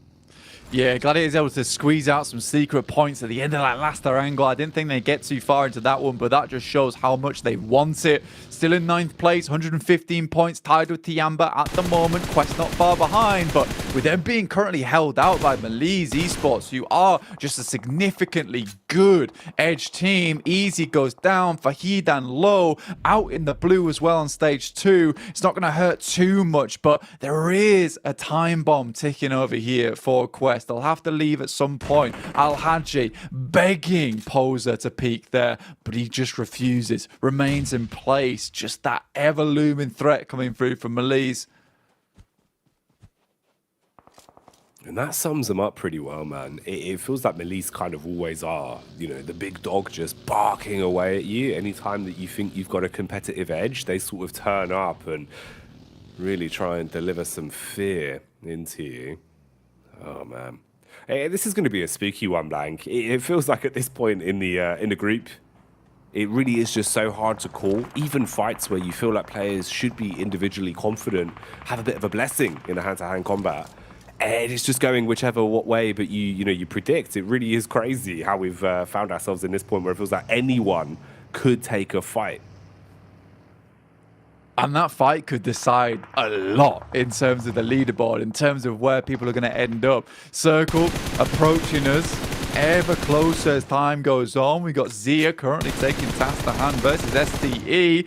This team has really stepped up, and I think that they can leave this tournament with their heads held up high. It's unlikely that Zia is going to have any chance at all to get into that top 11. Before this team, at the start of the tournament, it really felt like they had nothing much to offer to us, but they've learned so much as this tournament's gone on, and it's very valuable knowledge that they'll come away from. Even if they do go home, they won't be getting through to PMGC, but it's going to set themselves up for success in their region over towards next year. Quest tries to force the issue, but they're getting taken out. See you later, in the same vein, gets his head taken off, and they're making it through on a very difficult rotation here. Malise struck by surprise. Kante finds one, and they're all currently still alive, albeit easy, gets back up on his feet. Oh, here comes the boys in alter ego, though, not wanting to be ratioed on this one as they want to punish what remains of Bra. First few bullets land on target. Toxic, though, we know he's a bit of a clutcher. No PP Bizen in sight, though.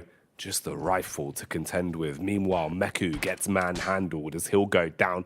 Zuxi taken out as the play zone nips at his heels, and Redface leaves Tixie feeling ill as he clashes back against the Gladiators. Their chainmail buckling under the constant barrage of bullets the Evos are putting out. Blank, keeping the pressure on them now.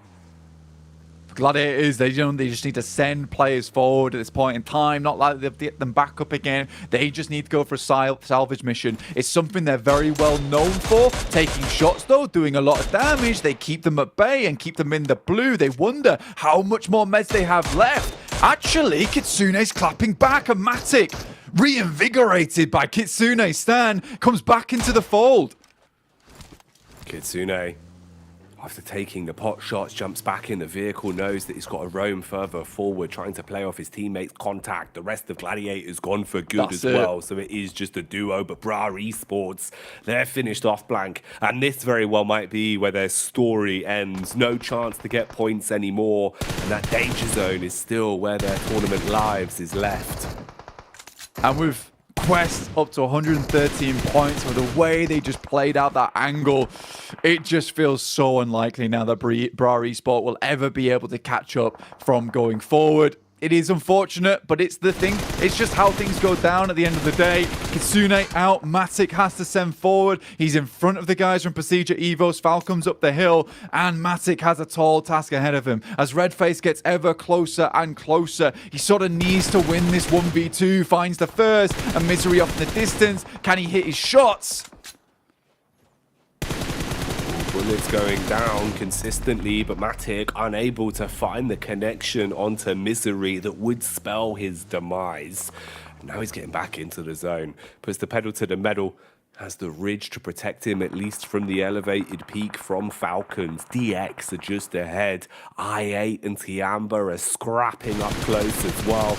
A barrage of bullets going back over. Quick trade is found. Play zone biting at the heels as well as people are getting clowned all around.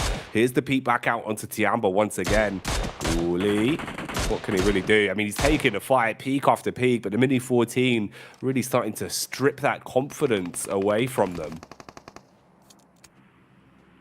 I8 want to keep going. Gladiators, surprisingly, still have that player in the mix. Tiamba comes in all the way from the south side, but it's Blade just cutting them to pieces right now. Tiamba might be leaving the game in ribbons, and they would have liked to get a couple more points on the board, and sometimes it's just those singular points that can be the difference maker. Up to 6 eliminations now. I8 looking for the climb. It's going to be hard, and Puncher finds Ghost, sends some shots over towards him. Some of them pass through the ethereal object, though, sends straight in towards the sand, and Ghost might just get away with this. A battle of fine margins. So many of our squads right now being able to consistently delve out ship damage that's making everyone feel uncomfortable. Confidence knocked all across the shop. Puncher going for a risky reset on the vehicle, spelunking his way downhill. Six will come in to grab his man and get him into a safe space. Pops the stims on the getaway. But he's going over into the direction of I8. And if they've got their wits about them, they might be able to find some output here. Bit of damage on the getaway. They go for the fast adjustment. Bullets barraged again down towards their direction. Gets himself a bit of cover to work with. At least you found something to play off of. Yeah, Compound that will set themselves up to holding out this south side of the arena. It's decent for Falcons, but with 94 points and only one elimination on the map, they really do need to get a little bit more here. And with the 2 players alive, with Alter Ego in a very central position and Quest holding up towards their northeast edge, it just feels unlikely that they're going to be able to profit over either of these teams. So with Bra Esport out, Falcons out, soon to be at least from this spot, and Alter Ego and Quest just going to get further and further into this match. Almost certainly feels like we're getting into a scenario now where Alter Ego, Quest, Tiamba, Gladiators all battling out to see who's going to be in that 12th place at the end of the day, and only one more match after this one to fully decide it. Matic all on his lonesome over towards the western side, doesn't have too much of a chance to get further into this match, so he's got a tall task ahead of him. With DX all around, breathing down his neck from up on high, he's scared, man. He's basically locked in a room. It is a terrifying prospect to have to deal with. Not going to get any easier for them.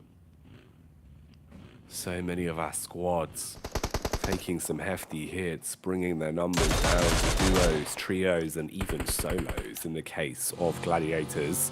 Blade hops in a driving seat, tries to push further forward. I8, do they realize they blank? They might be running into a tripwire, a double grenade setup with the pins primed, ready to dash them out, but instead it's the response back from I8 that hits the first man, knocking one of the Falcons down to their knees, looking to finish off with a backstab It's over. well. Oh, mate, they're gone. And for Falcons there, that is a real difficult defeat to take. It's a real difficult one to swallow. 94 points for the Falcons. That's pretty much it for them too. Next game would have to be an absolute killer of a match. Teams would have to go down early. Alter Ego would have to go out right now if they want to have a chance. DX challenging off versus Matic. The UMP does a good amount of damage. There's still more going through, and Matic is dodging, ducking all around. Wants to get this elimination point. Finds another, in fact. And Levi is considering jumping off the top edge, but can't quite find the angle. These two eliminations could mean so much to Matic here, but can't quite confirm them without revealing his position. Shots off to the side. They look so close and on target. And yes, they are. Lamborghini is bleeding out right now. Let's see if the players can get towards him and get DX back to a full four-man squad. Oh, struggling to get up the hill off the back of the commotion that's caused. Lamborghini's gone, man. Matic's dying wish as he takes him down in the end there. Oh, mate, that was absolutely rough for him as well. You could see how he was trying to figure out the peak, wanting to get a nice wide swing on to take the fight towards Gladiators. But in the end, Gladiators have been stopped. They're only going to be able to find those two eliminations in the space of this game here on Miramar.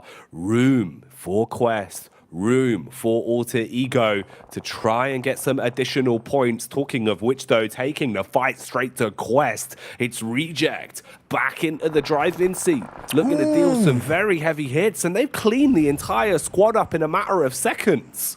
And Alter Ego, now it opens up to them. The gate fully swings wide. They're in 12th place. They can leapfrog over the top of Quest at the moment. Like we said before, they got a strong position towards the center of the map. A gifted position to them after a very strong rotate. Let's see how far they can take this one, because this could mean everything to them, setting themselves up for a great game to push themselves further upwards and take their spot in that survival stage that they've held on to for the majority of Group Green, only now in the last day slipping out, and they realize that there is some serious work that needs to be done in this Miramar going forward. I8 taking damage, Chua from DX looking to light them up. He really is. They're looking more and more like a Christmas tree right now, Blank, as every bullet is on target and they are being lit up. Aggression with the Molotov as well, dashing it towards the smoke and hoping that you can start to force them out. The HE for good measure off the back of the contact as well. Should detonate right in the middle. A little bit off center though, but the bullet spam is still doing the job. This man is not missing. He's got thermal vision on his eyes. Pump some more bullets through, trying to find a little bit of those damage numbers here and there. Chua backs off as the bullets whiz across the back of his head. Leaves himself vulnerable and open, but realizes that DX has got bigger problems on their hands. They need to get further into this circle, further towards that western side. You got Loops holding over towards the northeast edge. Reject right on the side of the action, and Alpha 7 once again pumping even harder into this game. This team has done so much work to maintain presence towards that top side of the lobby, and Reject just cannot catch up no matter how hard they try. They've had a real respectable run none of them have reject, but that ticket is just looking like it's swinging away in the wind and sort of unreachable no matter how far they grasp their hands out at it. There's no easy ones now. There's no freebies this late into Group Green. You've got to fight for everything you want, and everything has to be picture perfect. So many of our squads that have been given blessings have grabbed them with both hands. But you've still got to do all you can here. No one wanting to make another mistake, give an opportunity for a squad to swoop in on them. For DX though, their days might be numbered, backing off to try and create a little bit of space between them and Mad Balls. Mad Balls do lose the first man on the fight. Rejects on the getaway though, they've been hit with a good night uppercut. They split into two different vehicles, hoping that that'll be enough to bypass the bullets from Luke, but Luke's the unrelenting bullet after bullet blank, stripping the HP off Rejects and starting to end their story.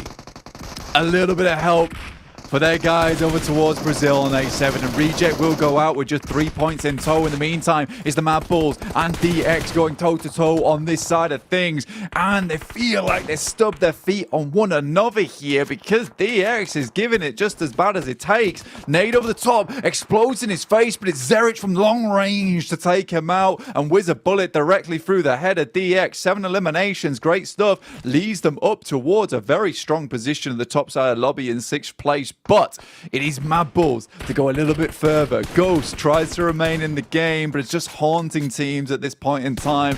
Not much of anything to do yet, and Lukes is looking for the exorcism. Seems like he's on the mark. The holy water going down in the form of the bullets that he is spraying towards them, splashing all around him.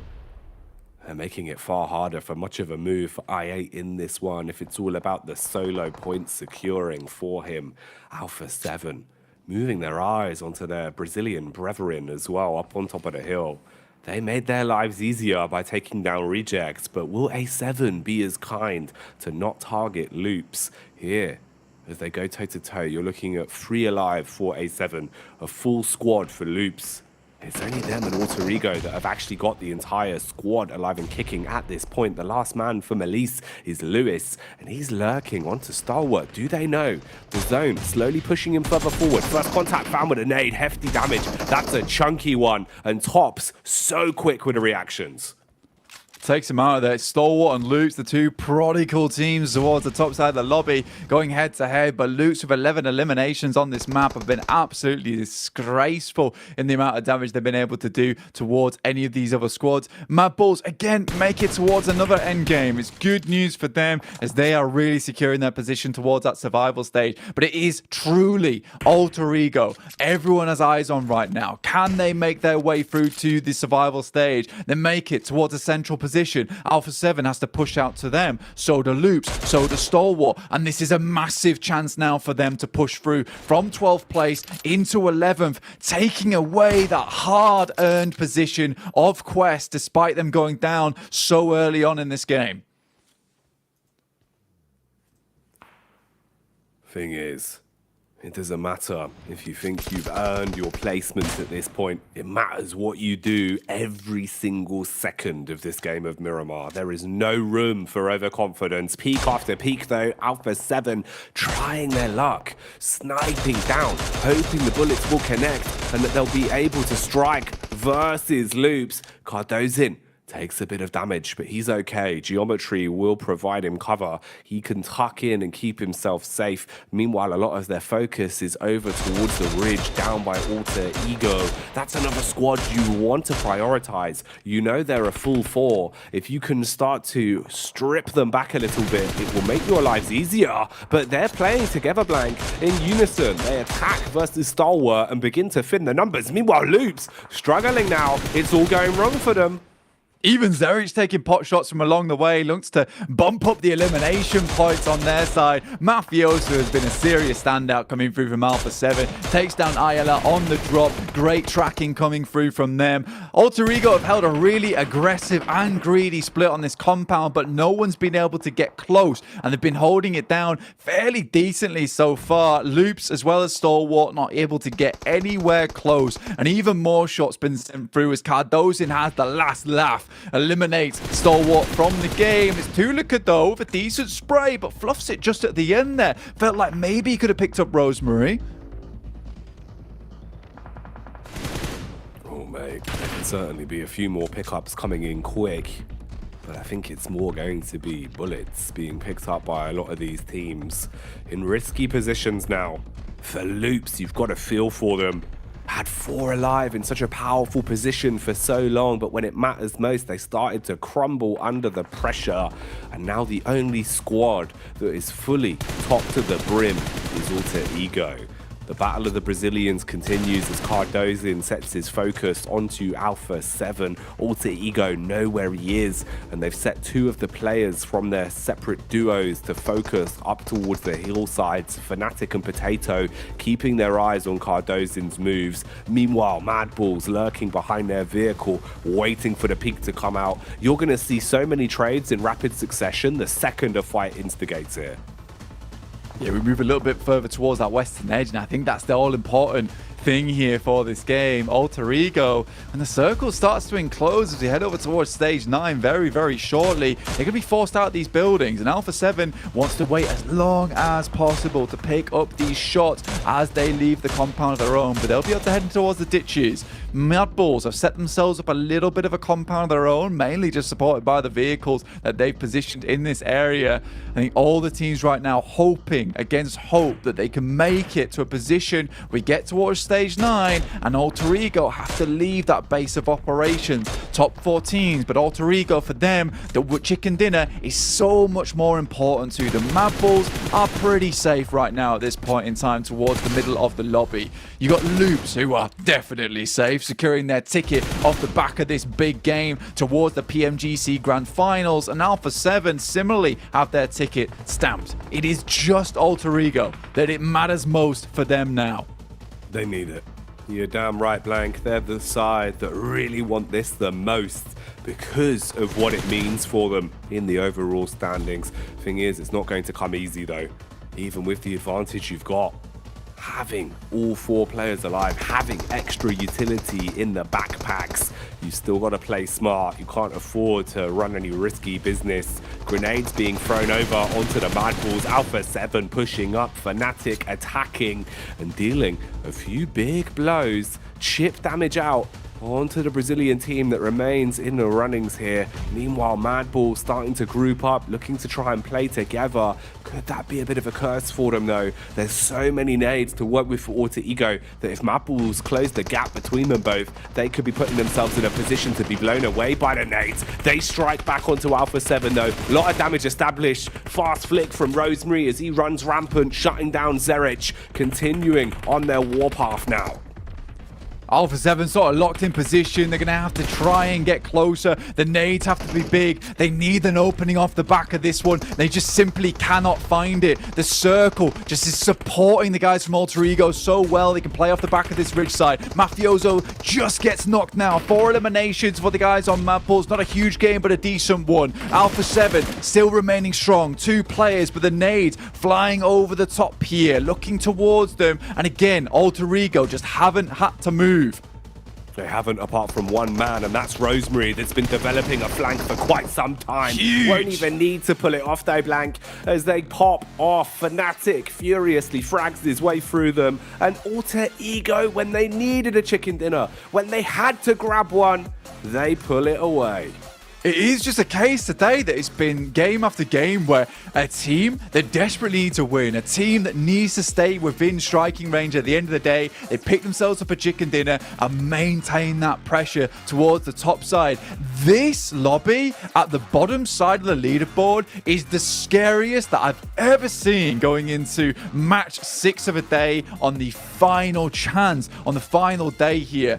I'm terrified for a lot of these teams because everyone's got to be sweating if you're in that 9th through to 12th position now. One team's getting knocked out. I think we can all but confirm Falcons, Bra, Aegon IA, and Zia, barring some miracle on this last match. But it's Alter Ego to get themselves back in to maintain the pride for Indonesia. From the very first day of Group Green, when we opened the stream with Rosemary saying how excited he is to be here on this stage, how he wants to wave the flag and really pop off in some big games. Finally being able to give themselves a bit of a moment to breathe, blank. Additional points that they so direly needed. It couldn't have come at a better time for them. And with one game left, maybe they've done just enough to save their bacon. It was properly necessary, and I think with the amount of points they were able to accrue on that game and where they were on the standings, it was a quick spring back, right? You know, like an elastic band, they felt very badly down towards the bottom side of the table, but they sprung back almost immediately, set themselves up in what I would imagine is a fairly decent position within the leaderboard. But in the meantime, let's take a look at that leaderboard a little bit more carefully with the boys back on the desk.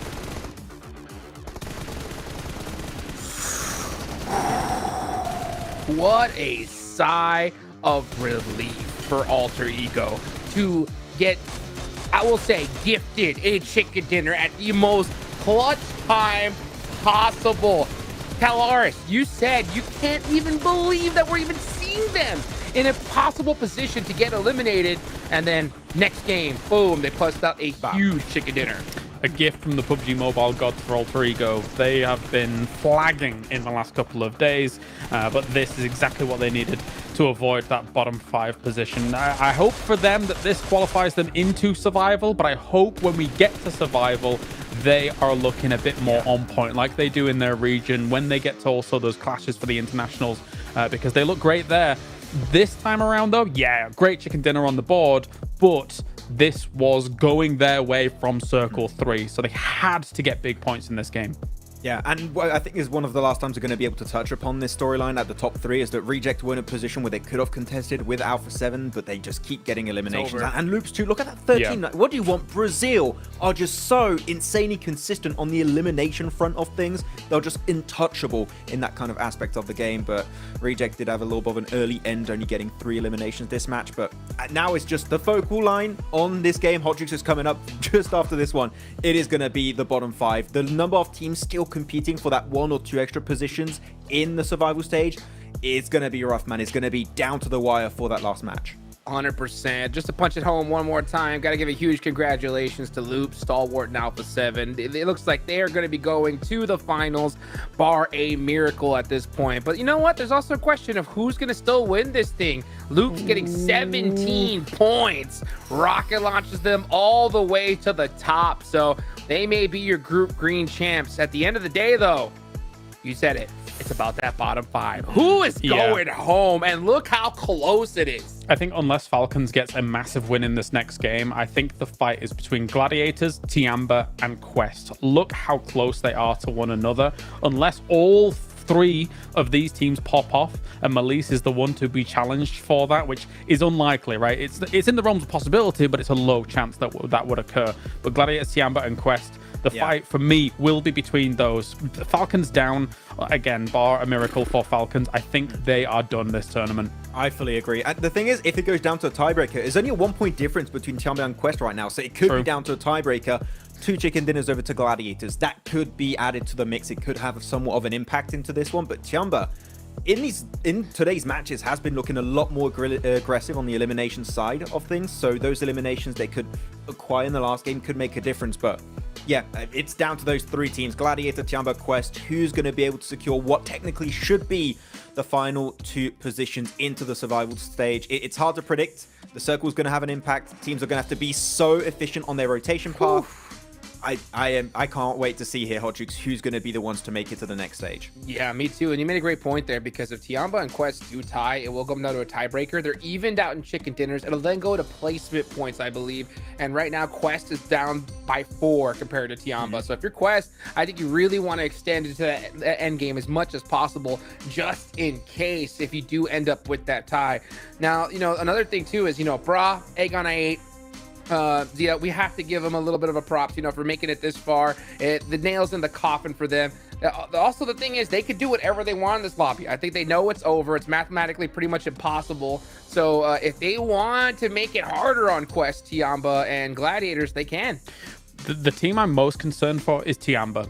And the reason I say that is because if you look at the record of their games throughout this tournament so far, there has not been a single game where they've got double-digit eliminations. Even their win was a 2-elimination game, right? Even all the podium finishes that they've got has barely gone over 5 eliminations. There was an 8-elimination 4th place, but again, they haven't shown aggressive tendencies. They've shown just defensive play, which can work in certain scenarios, but not necessarily when it's crunch time, not necessarily when you're in the midst of being eliminated. So they are my main concern right now, whereas Gladiators and Quest have shown a little bit more of an aggressive tendency when they've been kind of up against the wall.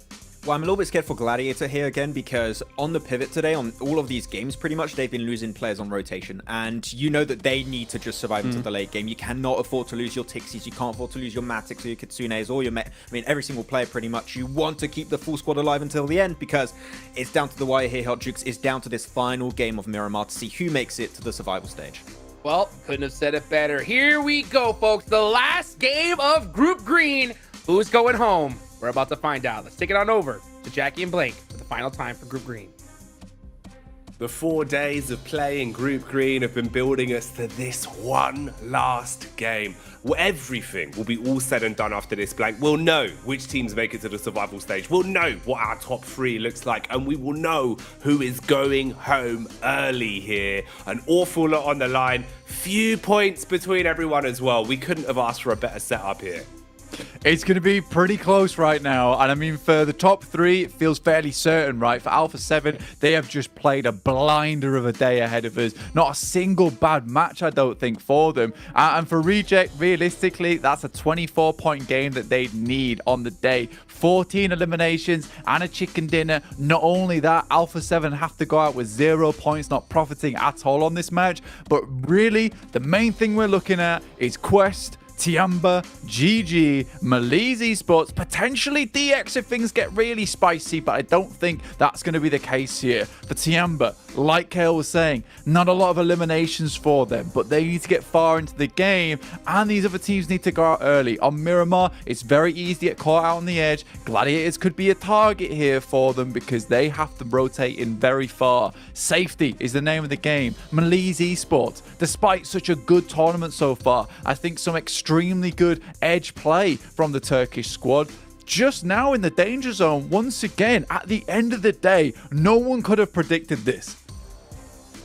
And I think that summed up Group Green as a whole. It's all been so unpredictable, so entertaining from start to finish, but now it is just up to the squads that are teetering on a knife's edge to guarantee themselves enough points to fix any mistakes that were made in the first game of Miramar, because this time it all ends here. When it's all said and done, it will be finished, and we will know how Group Green is going to shape up. Falcons need to get a bit more momentum going for themselves as well. It's been a little bit sloppy today, and there is no room for that here. Quest have been giving it. It feels like so many of our squads have really taken it under their stride, realizing on a final day you need to deliver more than ever. Gladiators started off with a banger. We all thought maybe their story was over before it even started blank, but they've been able to find ways to fix it, to piece points back together, to keep themselves alive in the event. Who else will follow in those footsteps, and who else is going to get leapfrogged? That's what we're going to be discovering here on the last game of Group Green. Got to give some big props over towards Bra Esport. Adjustments have been made, sacrifices have been made as well, but I just don't think that they have the chance here in this final match to even scrape towards 11th place. For the guys over towards AE, you got to give them some mad props as well. What a turnout on the penultimate match here on Miramar. Take themselves a nice big chicken dinner to secure their position towards the survival stage, where it felt like they were pretty much certain to get it after the first couple of days of play. For Reject, big task ahead of them. Massive game required for the Japanese squad to get that ticket punched for that third place. Is it doable? Questionable. Can Reject do it? Absolutely yes. With some of the games they played, there's always a possibility. That's the fun thing about watching them. It's not as if, they're scraping by, barely making it into these final circles. They're fighting tooth and nail for them. They nearly had 3 chicken dinners yesterday with very slim margins between them, resulting in them taking those multiple second places and only the 1 chicken dinner. And for them to come so far, to fall out of the running of the top 3 would be a shame for them. We'll see though, they'll need an awful lot. Like you said, so many eliminations and a chicken dinner is going to be the game plan for them coming into it. For Loops, they're just going to be continuing to play the way they have been. They have been wreaking havoc inside the battleground. So good when it comes to the fights, very crisp communication, great teamwork as well, Blank. It's looked great from Loops the whole event.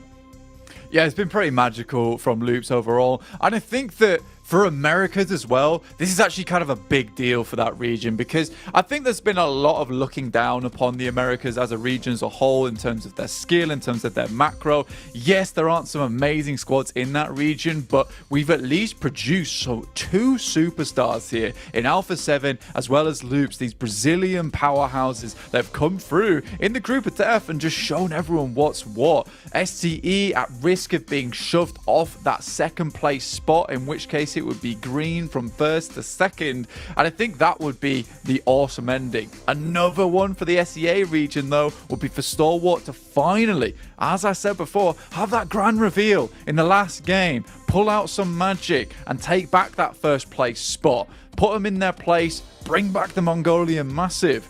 I'm so excited for this one. Quest as well, don't look so excited. This is the team that's currently in 12th place, just 1 point behind Tiamba. Full focus on all their faces right now.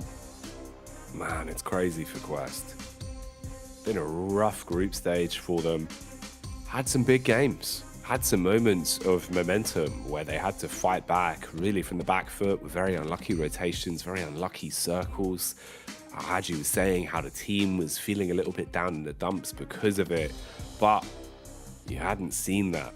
We've seen them really showing resilience in a lot of the games they've played today, and at least being able to accrue enough points to keep them in a position where you are only a stone's throw away from making it through to that next stage, from having a little bit more of a story to tell.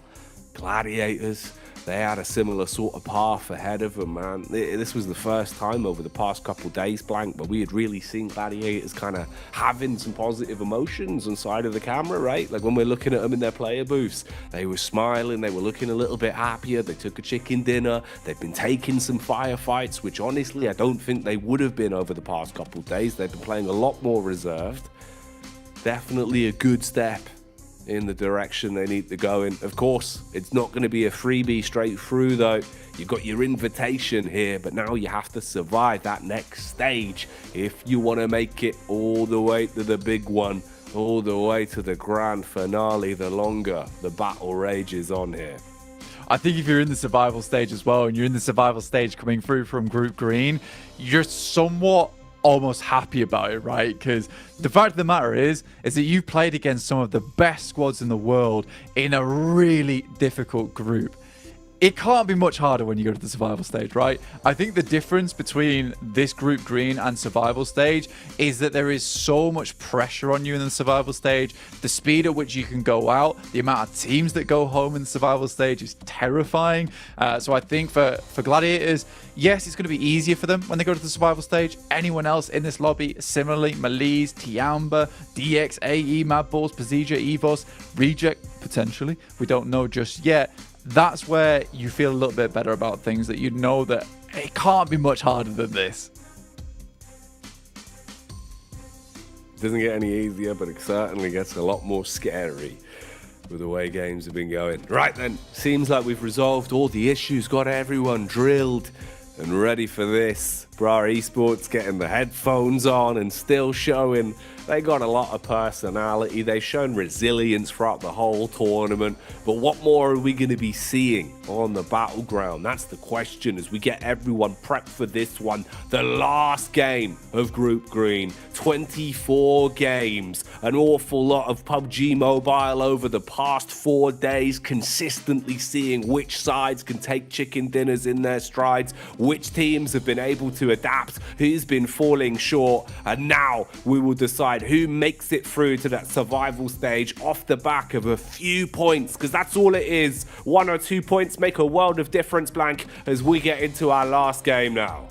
A world of difference around the world where we see all these teams come in so many different places to battle it out at the biggest tournament of the year for PUBG Mobile. We head in to a wrangle for our last and final match of the day. Group Death, Group Green has been an absolute marvel to watch, and we're finishing here on Miramar. We've got our playing path. I think it's a little bit of a cheeky one as well, all the way down towards the south side, going from west to Puerto Paraíso, really cutting off a lot of that northern side of the map. It's already starting out extremely awkward for us here on Miramar, Jackie.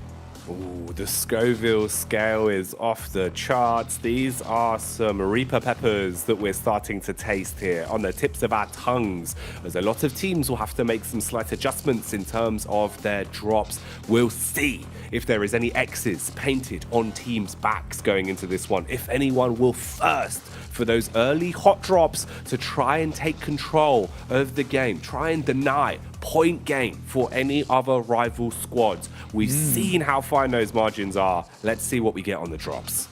Gladiators extremely close to Alter Ego, in fact, with them just over towards that western side. They know this is a secondary drop of theirs, and Alter Ego, they've had it out for the Gladiators for such a long time. After that last game, though, Alter Ego all but stamped their position over towards that survival stage. They sort of know they're in with those points, and again, we said it before, Alter Ego drops in very similar spots to the Gladiators. They've been trying to shunt them out this entire tournament. Now comes a time where they have the chance to. They can shut down the Gladiators here and now, Jackie, causing them to be in a position where they could fall from 10th place down to 12th and be sent home for good. Gladiators better have their heads on a swivel here. They better be looking left and right before they cross any of these roads in Miramar. Since day 2, these two squads have had it out for each other. There's been no freebies, there's been no easy ones. It's consistently been Alter Ego hunting Gladiators, Gladiators forced to fight toe-to-toe in the middle of a cell and thrust them back consistently. Is that going to happen again here? Other squads in close proximity as well. Awful lot of room for early chaos. Luckily for Rejects as well, Sarah, he took a ton of damage, but he stayed alive, bobbing and weaving to get some loot finally on his side and a much needed medkit. Keeps himself in this one, and I think for Reject, losing Sarah there might have just been the question that we asked at the start of the game. Can they do it? And if he went down, absolutely not. They need 4 players in this match if they want to hope to take themselves to the next level. But the thing for Rejects with this game, they need a whole lot of elimination points, which means they can't afford just to send center, stay out of the way for the majority of these matches here, Jackie. They have to have a presence. Pasija Evos chasing down Malise Esports. Remember, this is the team that we said was in a little bit of danger here, Jackie. And Pasija Evos, they're not letting up. No, they've put a foot down. They're chasing them in hot pursuit. Evos want to catch up with Malise and see if they can murk them early. Not much defense to play with as well, so exposed on the back of the bike, but the added benefit is that you move so much quicker, and they've been able to get away. It seems like they've lost the scent, and they do give up the chase.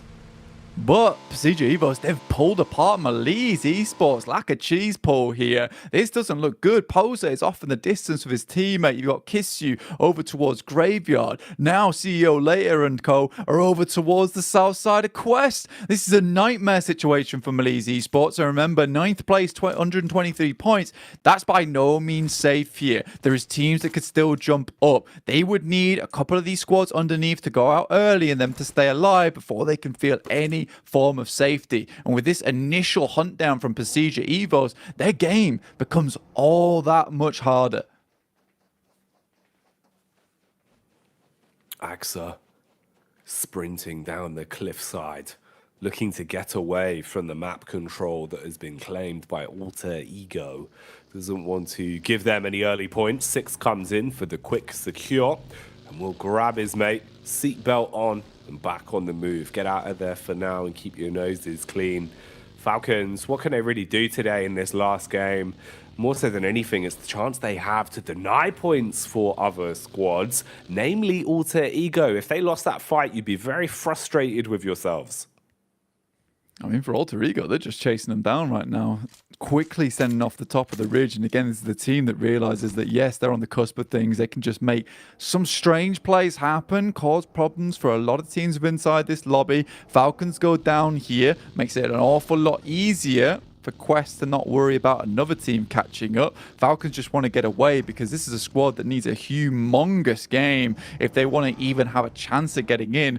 Yeah, 95 points seems far away here, but again, chicken dinner. Tiamba goes out early. There's a chance here for them to get ahead of both Quest and Tiamba to position where maybe, just maybe, they take themselves an 11th place spot. It will be an incredible comeback from Falcons, but we got to wait and see before we even start hyping them up, because Falcons just have been leaving these matches, migrating back to the lobby so many times, so often on this final day of play here in the PMGC League stage. Alter Ego, though, looking for the flank. 6 is ready in there for it.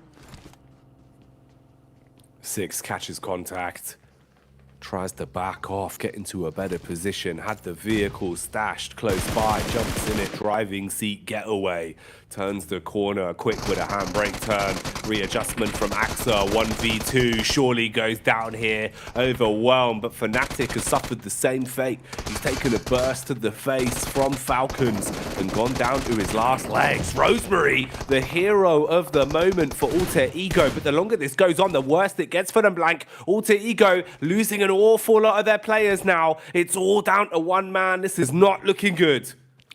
Octa sending up, has to threaten the Reds here, but the Reds comes out way sooner for Falcons as they push up towards that top side. But in fact, it's Lamborghini from DX to spot out the players from Alter Ego. Falcons equally trying to go for something of their own, and they're just going to ditch this fight, get out the way. Not likely to be able to get 6 back up again as DX tries to claim position. Alter Ego with 1 elimination. It's Octa to try and take down the remaining members of Falcons, just down to 2. But I think this might be just done for Falcons now. With 2 players, it is almost but impossible for them to climb the rankings, and I think now we can say goodbye to the Falcons, a salute to them as they'll be heading home.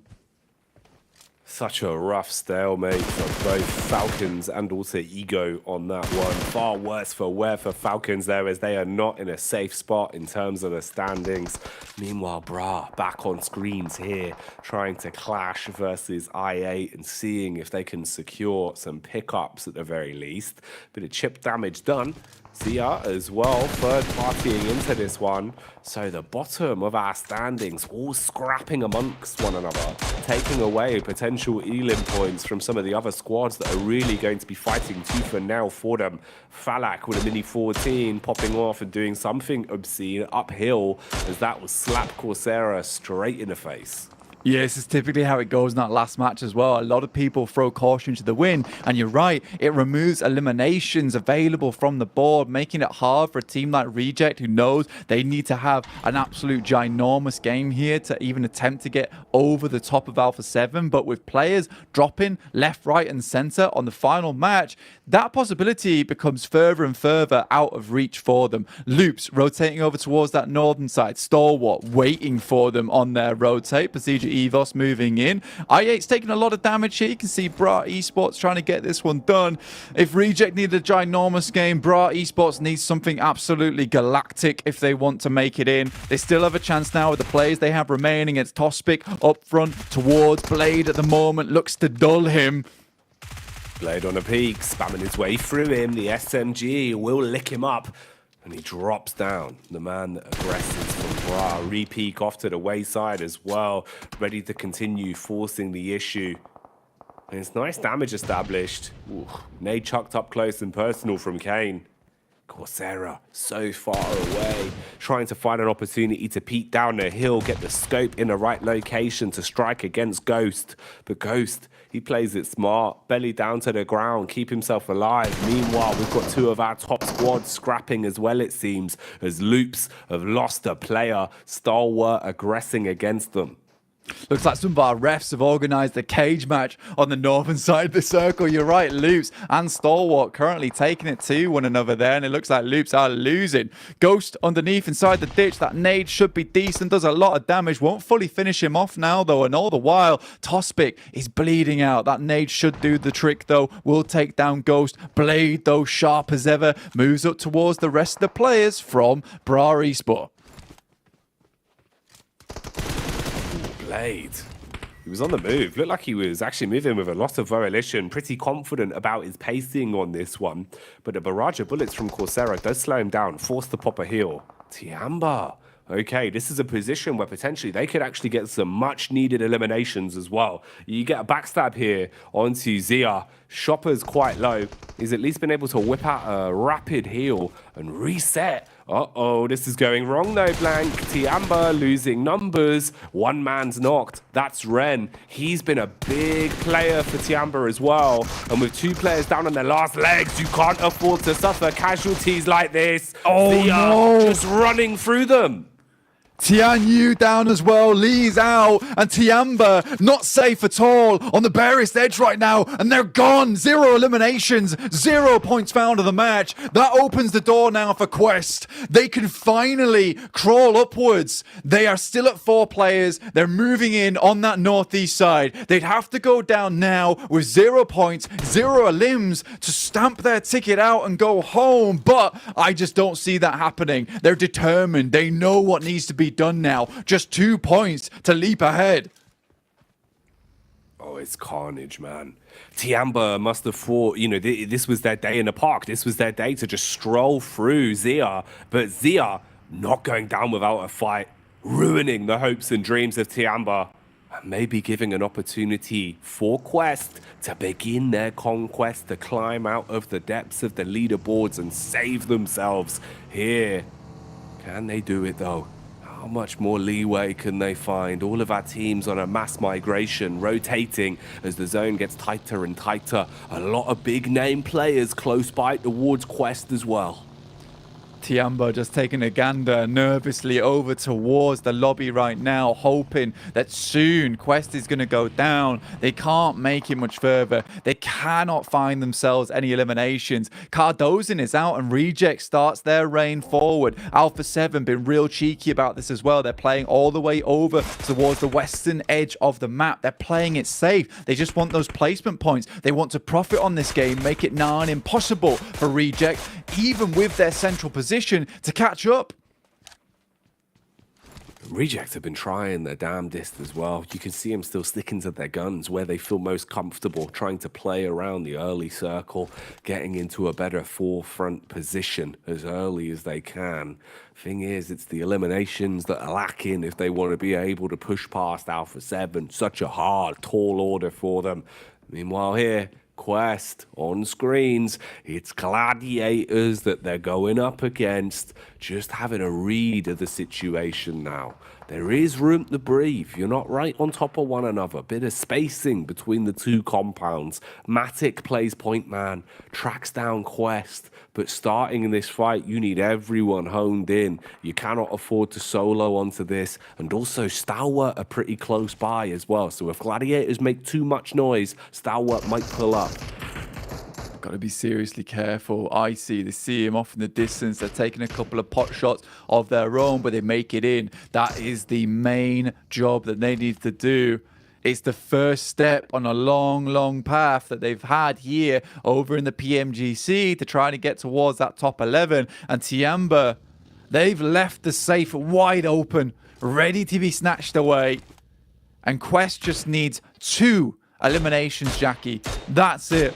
Fahiden looking down towards Falcons. Teek's already taken a little bit of damage. They're eliminating the vehicle, getting out the way. So Falcons will really have a tough time of getting out from that spot. All the while, Procedure Evos continues to batter bullets into the side of the brickwork over towards Falcons' side, leaving them feeling very, very scared.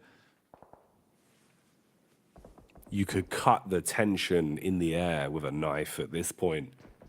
Everyone knowing how vital every move they make is, how important any peek, any contact you take has to be. The room for error is non-existent. Zone crouches further forward as well. Bit of safety net provided for some of our squads. On the other side of the coin, it will cause migration for Alpha 7, Mad Balls, Evos, and DX, all of them now forced to advance a bit further forward. What remains of Alter Ego as well in just Otka. He's been lurching his way behind DX, mirroring their movements. He's still alive for now, but how far can he take it? DX gets scarily close to a player from Alpha 7 here, and there's really not a lot of rotations that Alpha 7 can make, but look, they're barreling their way on over towards DX, and it's just 2 players available for that team. They've already got 2 anchors that headed towards the circle itself, so they better be careful here, because I smell a fight brewing between Alpha 7. Again, remember, for Reject, that is bad news for Alpha 7. It's the best thing in the world if they can get some cheeky points on the side whilst they play themselves out. A bit of a survival match. Survival of the fittest at the minute. Mad Balls on parade. Starting to try and close the gap. Evos, though, in the back line find an opportunity to punish, and Misery lives up to his name because Misery loves company. And the company that's getting bit by the bullets is Mad Balls. Trapped now. Zia consistently ruining teams' runs, it feels like. They've got a grudge against everyone blank. Utility unloaded, downhill, barreling towards the Mad Balls, leaving them in a really bad spot now. Fleeke eating damage. Zia coming back up from the depths to bring the Grim Reaper's scythe towards a lot of these teams already. Just killing off Tiamba, essentially, slicing through, and 5 eliminations found. They don't want to go out quiet into this cold night. I love to see it. Continuing forward now, picking up as much loot as possible. Reject still on that western side. Alpha 7 were able to finish off Alter Ego there. They dropped out with 3 points, but still net themselves 6th place currently for themselves. But again, Alpha 7 not really making too many plays.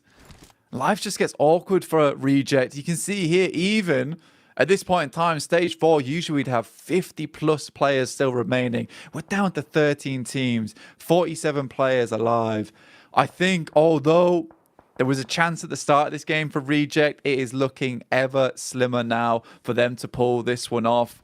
They've had a great game. They've had a great tournament. They've had a great Group Green stage. However, this might just be where they finish their run towards getting that ticket towards the PMGC Grand Finals. There's still a couple more stages left, 5 to be total. A lot can happen between that time and then. And with the resilience they've shown, they're certainly going to be a team to watch the longer the tournament goes on here. Bit of a shame for them not being able to maintain a top 3 spot after some of the crazy games they've played.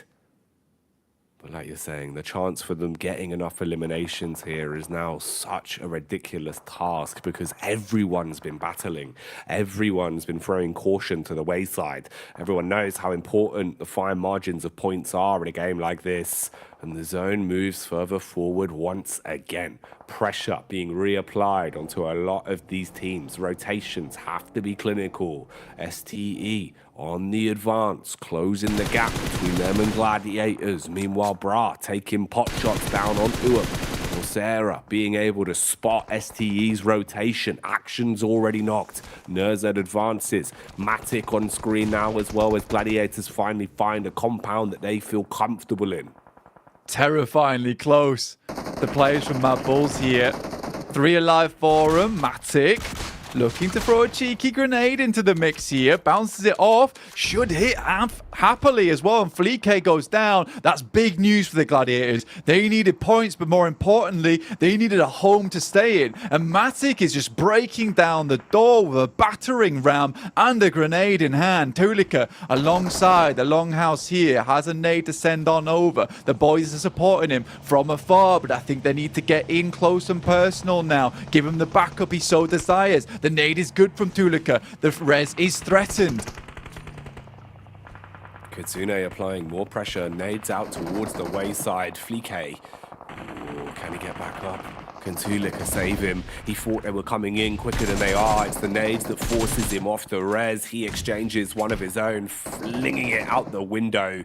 Gladiators holding on strong though. Bit of a response back. Tulika at least being able to guarantee the takedown onto Matic. Kitsune looks to punish.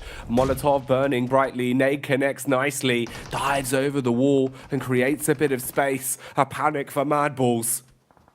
Maku, Tixi, and Kitsune all still alive here. They're able to claim the compound. Zerich is off in the distance. They get some points off the back of that as well. It's absolutely massive. In the meantime, look at this. It's Quest taking down the players from Falcons. Is that 2 down from that? If it is, yes, it is as well. 11th place claimed by the Quest. And Quest completed. It is here for this team. A long and hard and arduous journey, yet Quest stuck it out. Truly a team that never gave up. Resilience on display. Coming into today, they felt deflated, but they have only proven that they will play it out till the bitter end. And they've given themselves another step in a tournament. More to be said, their story won't end today, as Group Green has proven that you can make anything from these plays. You've just got to keep your head in it. So many top squads duking it out with very small details making a difference. And Quest still looking to advance. Fragment into a 3-pronged attack here. You've got a bit of a fight developing downside towards Gladiators as well. With Stalwart controlling the compound. Redface taking the peek back onto the now detected Quest. He's right on top of Zia as well. Everyone's on top of one another. And with that, we pretty much lock in our top 11, right? With the 2 underneath 11th place going down, it means that it's going to be absolutely so hard for these teams to overtake towards us position. There's only one team still trying to strike out for it, and that's Bra Esport, who started the game with 87 points here. Yes, they've got 6 eliminations. Yes, it's a good start, but overtaking Quest is going to be a really big deal here, considering they're getting further and further into this match. We've seen Bra over in the PMPL EU Championships play a very similar circle to this and absolutely dominate on its side. This is a very different lobby though. This is a very different format with some of the best teams in the world you're going up against. They would have to have a gargantuan result here to overtake over Quest. And again, the circle moves away from the poor lads on the Quest side. They must push further forward, but it seems like Pasija Evos, they've got their eyes towards them. Maybe I called it too late. Is the quest completed just yet? Or can Bra Esport do something about this? I will tell right now the aggression being displayed from Stalwart against the Japanese powerhouse. They're trading blow for blow. Quest being severed from the operation as well as they get backstabbed. Ooh, a lot of damage coming out from Luxy, being able to consistently keep them stuck in position. Meanwhile, Stalwart expire, finishing their story in 2nd place. Luxy finds an opportunity to put bullets straight into Kante, and he will be able to slay with the assist of Redface. Quest just left as a duo now, really probably pounding their hearts in their chests, trying to figure out how you even make a rotation out of this, as Gladiators are right ahead of them. You're so exposed from so many other teams as well.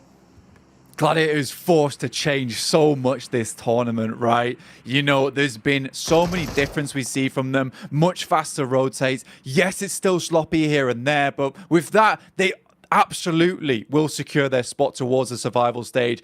And honestly, a spot that I don't think anyone thought that they would get. Yes, Kale kind of called it at the start of the day with a bit of sarcasm coming through there. They are the last minute Andes, and they make it in. And I think that it's been really, really hard for the Gladiators. And there might have been some teams underneath them that could have overtaken them had it been a different day, a different lobby. But for the Gladiators, they push on through. The survival stage, a different beast for them, but they do make it. For Quest now, this is the team that I'm looking at because I think they're the complete opposite right now of Gladiators who got themselves a direct invite. Quest has really worked hard for this spot. They've worked so bloody hard for this spot, determined to make their way towards this end game and make their way to the survival stage.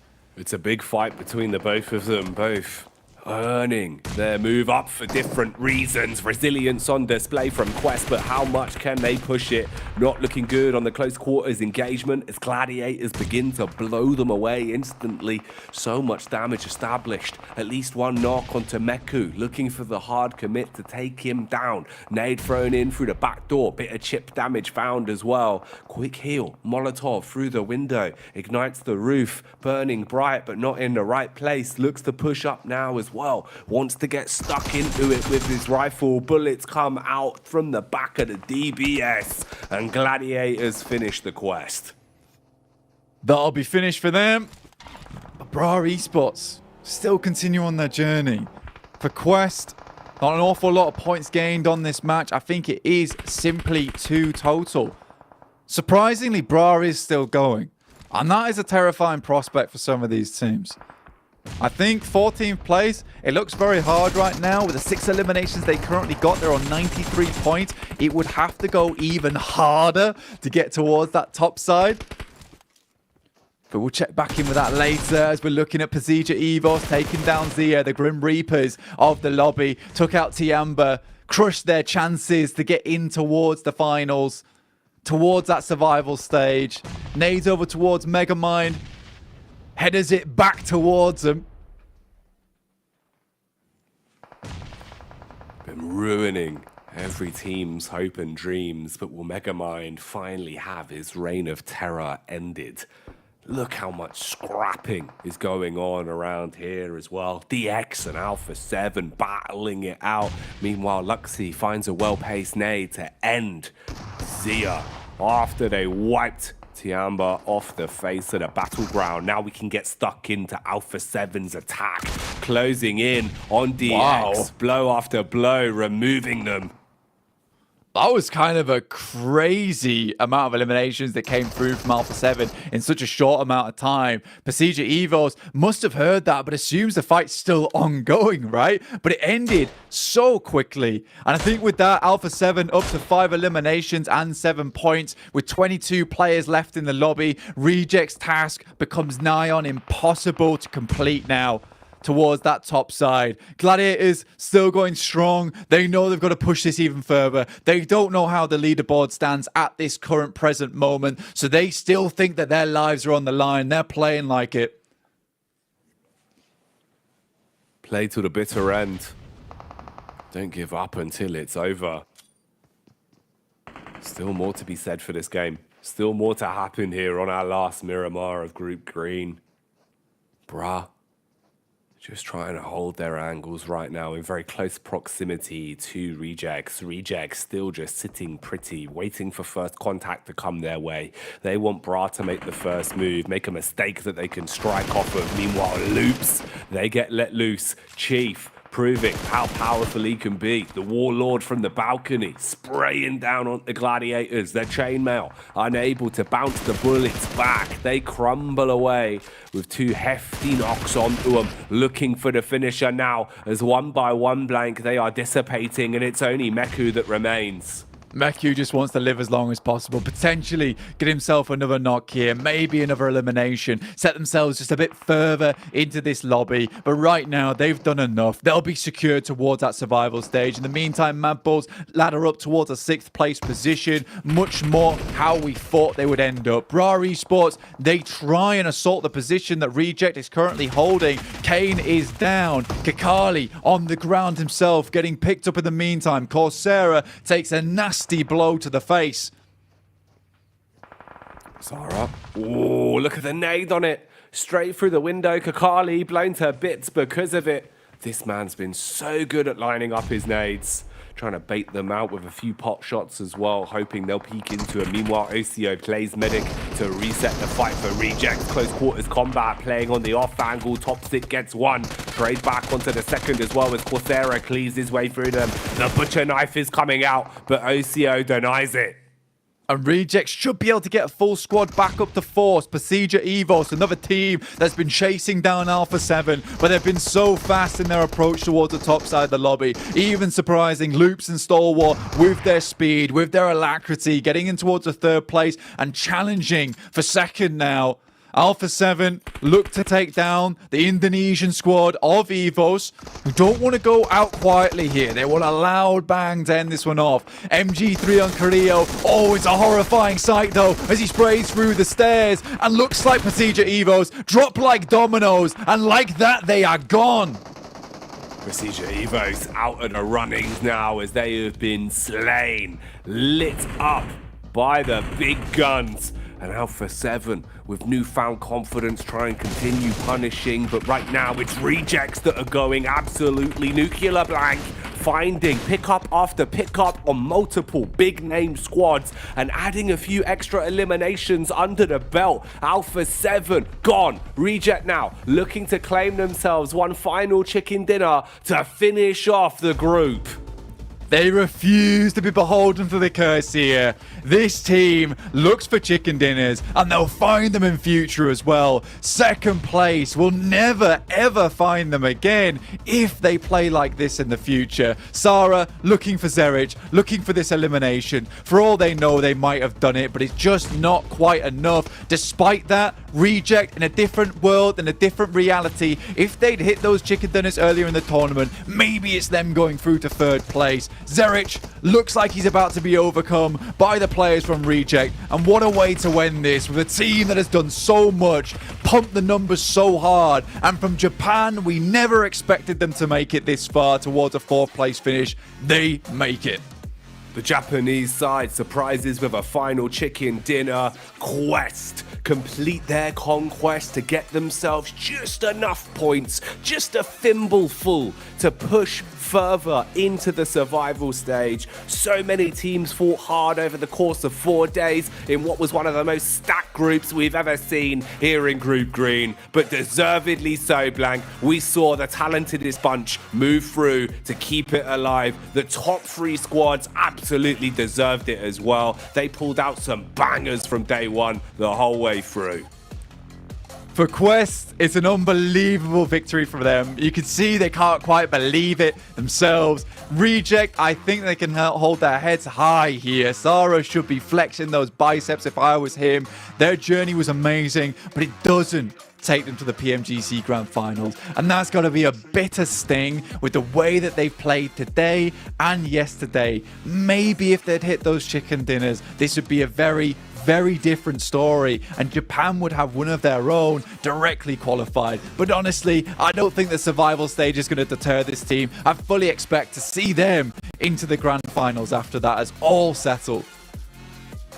I'm right there with you, man. I think they deserve it. I think they've proven just how much talent they have. Fantastic to watch on and off of the battleground. So much personality, so much talent. And like you said, man, the difference of 1 or 2 chicken dinners on yesterday, it could have been a whole different story, Blank. They were so close to stealing away 3 chicken dinners in a row. That was the story we were looking at for Reject. So in the survival stage, can they run it back and pop off? Because they have been bloody exciting to watch here over the past 4 days. Really deserving of their spot at the Global Championship. To not put them to bed without their final hurrah, though, look, man, I gotta give props to A7. What a disgusting day they've had today, and the rest of the days also. They were impossible to catch up, and I think they're going to be an amazing sight to watch over in the PMGC Grand Finals. Let's see exactly how those overall leaderboards line up. With the desk, it's Hot Jukes, Maxman, and Kale.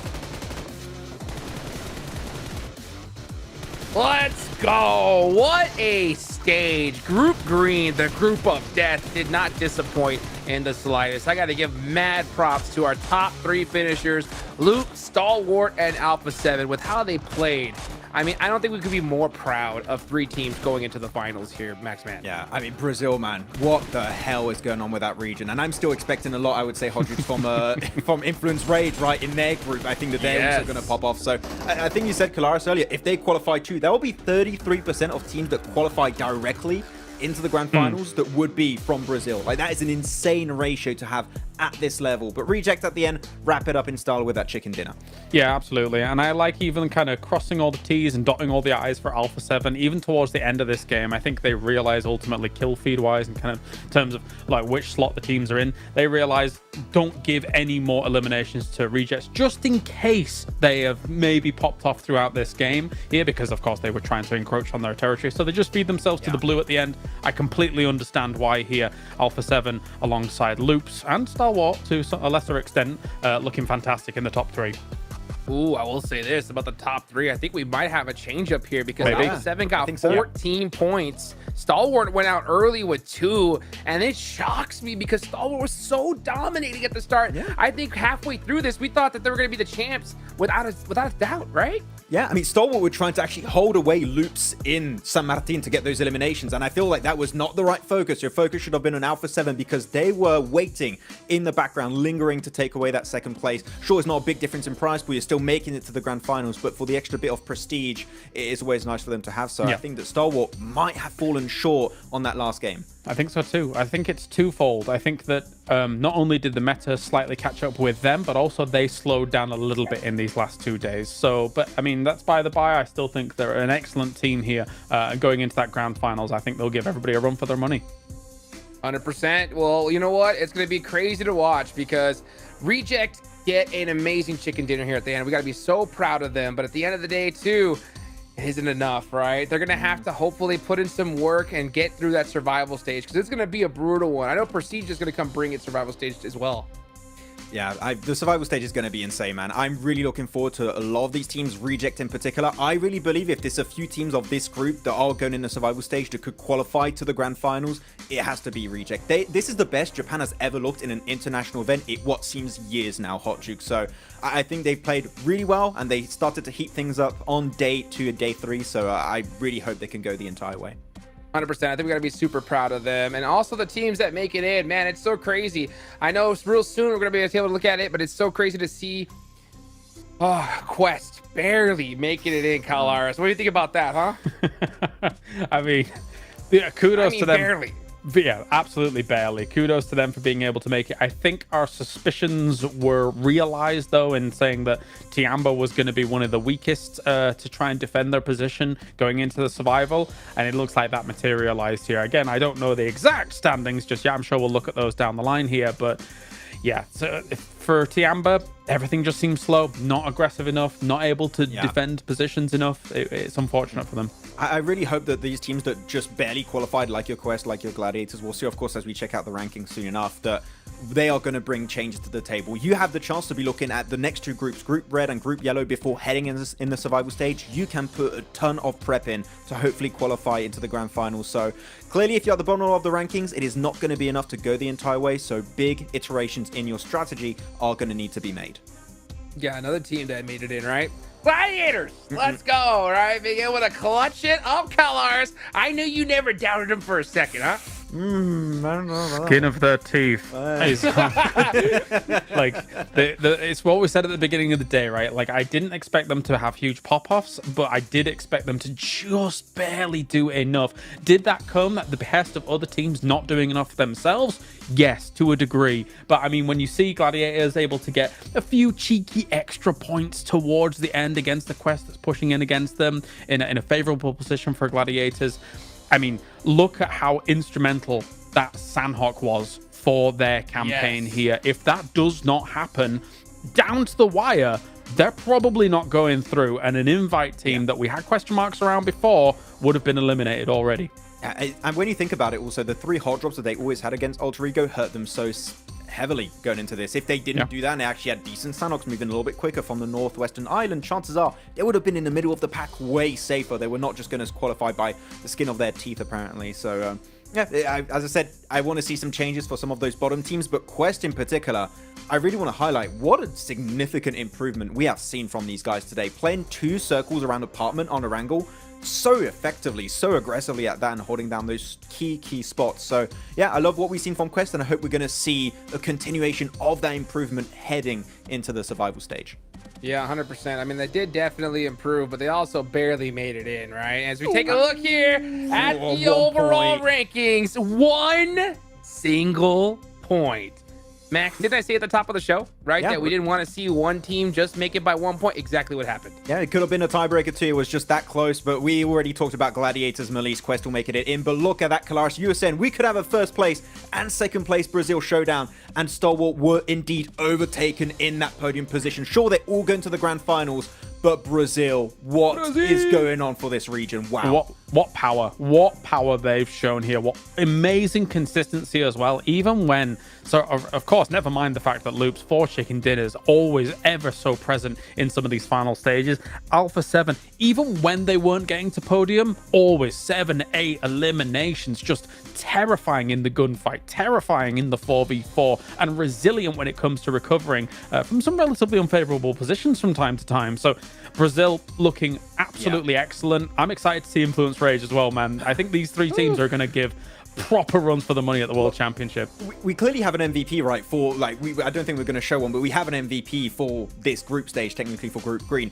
I don't know who of Loops that would be. I'm pretty sure it's a Loops player. It could be Mythic. It could be... I think Mythic. Everyone could be up there. Everyone's had their pop-off moment, but I think that I would agree, Klaus. I think Mythic might be just a little bit ahead, but man, every single player of Loops has been just so consistent. They are a major threat heading into the Grand Finals. They are going to pop off over there for sure.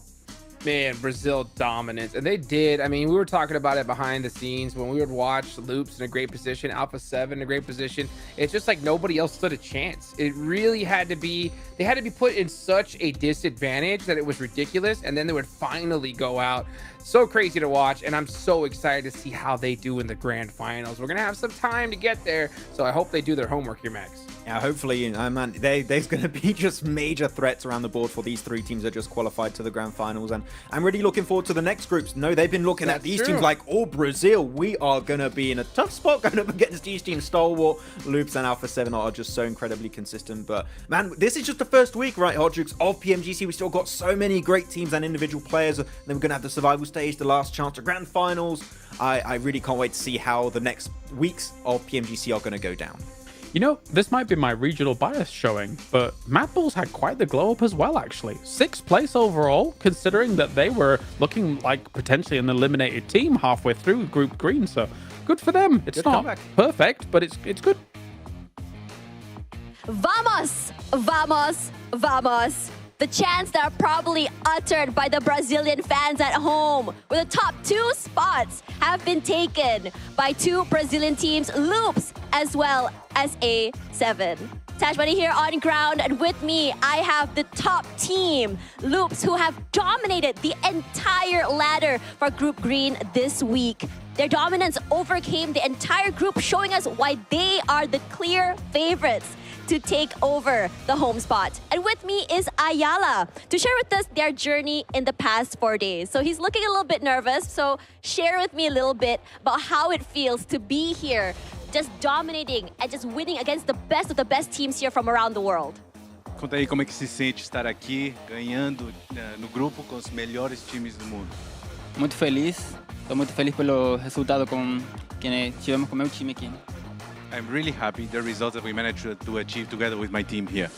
Well, were you expecting to be here? Did you expect to get the top spot like that? Você pensava que ia lograr o primeiro lugar no grupo? Com esse time, a confiança está lá em cima, então, com certeza sim. With this team, our confidence levels were sky high, so of course we expected it. It was totally expected and definitely a story that was already scripted from the beginning. Let's talk a little bit about your strats and your play styles. So when you played here, did you guys just play like usual when you did in Brazil, or were there any changes that you had to do? Vocês mudaram sua estratégia quando jogaram aqui ou jogaram da mesma maneira, do mesmo jeito que jogaram lá no Brasil, na sua região? Não jogou da mesma maneira, dando bala en todo el mundo. We play the same strategy because it works all over the world. The same strategy because it works all over the world. And it's very interesting because it does show how dominant the Brazilian playstyle can be for PUBG Mobile. Now, final question. Is there anything you want to say to your family, your friends, as well as your fans over in Brazil and around the world? O que você quer dizer para sua família, seus amigos e a torcida lá em todo mundo? Agradecer a todo mundo que está aí acordando cedo para torcer para Lupis. E é isso. Agora bora quebrar tudo na final. E só isso. Abraço para todo mundo. Y un saludo para mi familia y a la gente de Latam que está apoyándonos también. I want to thank everybody who wakes up so early to support us. And now we are going to be ready to go and continue to win everything in Turkey. And especially, and then he shifted to speaking Spanish, a special thanks to my family and all the people in Latin America who's always been supporting me throughout this path. And there you have it, the winners, the clear winners of Group Green. And with that, it marks the end of Group Green's journey for this week. Week 1 was definitely very, very action-filled. I had a fun time being here interviewing the players, and it's not going to stop there because Week 2 as well as Week 3, we have other groups playing as well, so don't miss out on that. So for now, while we have found our top 3 teams that will be going straight to Turkey very, very soon, we also must bid adieu to 5 teams whose journey have ended here today. Good luck and as well as have fun and a GG well played to those teams. And for now, for the rest, we will see them again in survival stage. Anyways, this is Tash Buddy signing off for Week 1, Group Green, and hopefully we'll see you guys later. Back to the panel. Crushing it as always, Tash Bunny. Man, it is so wild. 50 teams so far. And the MVP, it's top. What? I was wrong. I thought it was going to be a Loops player. Oh, wow. Okay, top it is. I mean, yeah, that insane also elimination day on day 1. They had such a massive field day. So I'm also not too shocked to see a player that's going to be top from Stalwart. But what a day also for this guy. He's been popping off game in, game out all the time.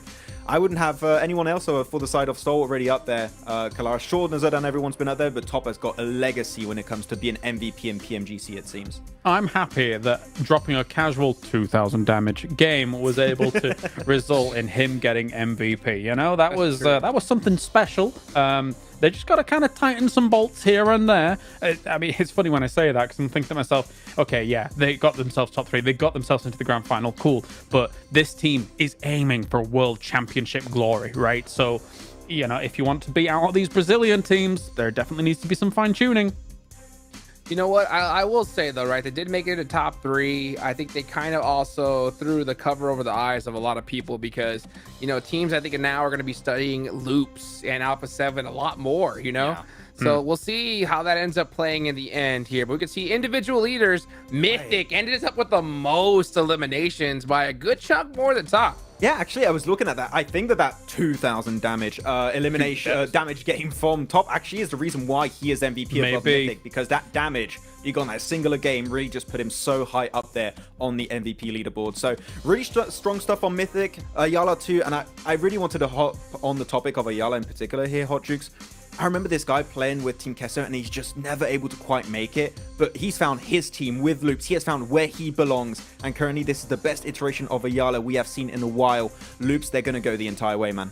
Man, Loops firing on all cylinders. You can see congratulations to the qualified teams moving on. 3 more teams going on to the grand finals. That's going to be a total of 5 so far. 50 teams we have seen so far here in PMGC and more that we're going to see later on. But now 5 are gone. So only 45 teams are remaining. And we're also going to see that get thinned down quite a bit more here soon, Colors. Yeah, joining S2G and Titan Esports Club already in that grand finals. The 5 teams that you have there, it's an all-star lineup already. It is absolutely hype about how this kind of is shaping up. Never mind who we're going to be getting from the next couple of groups, because what we're effectively doing here is creating the greatest lobby of all time for PUBG Mobile Esports, right? And already these 5 building blocks that are there, I love the foundations. Well, you can take a look at it here. Here's going to be the week 2 teams coming up. And there's a lot of big names to watch here, Maxman. Oh, yeah. There's a lot of teams you're going to be looking out here for, of course. I mean, I think that you, Hodges, are going to look at and Hyper. Maybe interesting. Come on, baby. One time. Let's see them in the finals. At least one North American team, please. That's straight back to the airport for you, Hodges. Anyway. No, of course, you got big names. You're looking at Nigma Galaxy. That's been just looking absolutely golden in their region. And, I mean, Kalaris, you just covered recently in the championship next year, but I'm not going to lie, with how they played in that championship and seeing this kind of lobby, I would say Nixra could be a team that I would be looking at to maybe also directly qualify into the grand final directly. So they could be a big contender here. Yeah, whenever I was asked, like, is Malise top of Turkey, I was kind of like, probably not. But next year, I mean, they really do make a good case for it right now in terms of their performances as of late. I'm looking at 628 as well, and I'm also looking at Duxan. I always kind of cast my eyes over to the Eastern world to see some great PUBG Mobile action. I'm a big fan of Sunan over at 628. I like the Chinese region as a whole. And watching how South Korea has developed when it comes to PUBG esports, usually in other games, they're extremely aggressive, very aggressive. But in PUBG Mobile, South Korea has a great defensive play style to then exploit the over-aggression of other teams. And that's how I see Duxan, and I also see D+ in that kind of similar vein. Yeah. Though I do want to wrap this one up with like just one extra statement about Brazil again. We do have 2 other Brazilian teams in that group. You have Intense Game, you have Inco. Are we going to see 2 more Brazilian teams join the ranks out there? This is just, it could be happening, because I'm telling you, one of my favorite players in Brazil also is Adrian, just playing right now for Intense. And they could really go the entire way. Inco and also Intense Game could be the 2 extra Brazilian teams. Like, that's just insane to even just fathom in the first place, but it could be the case. It's wild. Not to mention, you got Nazar coming up soon, which I'll talk about a little bit right after. Of course, we talk about the official smartphone here for PMGC, the Infinix GT10 Pro, created for esports players. Guys, if you want to go ahead and dominate in PUBG Mobile, go check out that Infinix GT10 Pro. And what I was talking about a little earlier, Nazar is going to be coming up soon, and they have the coach from Alpha 7 now. So that's going to be pretty interesting. The previous coach from Alpha 7 moving over to Nazar. I want to see how they do. Nigma Galaxy's got Coops. Man, this next group's going to be pretty hot. So you guys make sure you mark your calendars. Never mind Nazar having Xenox and J7 as well, from North America. Come on, baby. They're truly an international roster, so it really kind of brings together everybody here under the banner of Nazar. It's nice to see. Yeah, I'm looking forward to that for sure. Guys, this is going to get intense. So crazy to watch. I think I couldn't be more happy to cast this group here. The group of death did not disappoint in the slightest, Max. Yeah, it's going to be now the Group of Survival, the next one. I don't know how we're going to call them, but Group of Death is a bit hard to beat for this one. But yeah, the next 2 groups are really cool. I'm especially casting my attention towards Group Yellow. We're going to have Vampire over there, Influence Rage also, which is another Brazilian super team. So I think we're going to have a great next 2 weeks until we are back for the survival stage. So I'm really, really excited, Hot Jukes. Oh, yeah. Okay, well, you know what, Kalaris? I got to throw you one curveball, baby, all right? Let's go ahead and talk about this. We're talking about seeing the best ever group finals in PMGC history, okay? Coming for Group Green survival stage. Reject, Procedure, Mad Bulls. Which one do you want to see make it through? Good question. Procedure. I want to see them in the finals. I want to see the Twins in the finals. I think they look better than ever in the last couple of years. I want to see them there. I want to see them too. Maxman? Oh, man, this is a tough one also. I'm going to go with, you know what? I want to see Mad Bulls. Screw it. Let's go. Mad Bulls are going to go through. They did all right at the end. Big improvement, and they're going to build that confidence for the survival stage, and I would be glad to see an EU team qualify. So it's the Mad Bulls going the entire way. Yeah. Hey, man, to be fair as well, you know what? You can't go wrong with Team Rejects. These guys clutched it up with a chicken dinner right towards the end.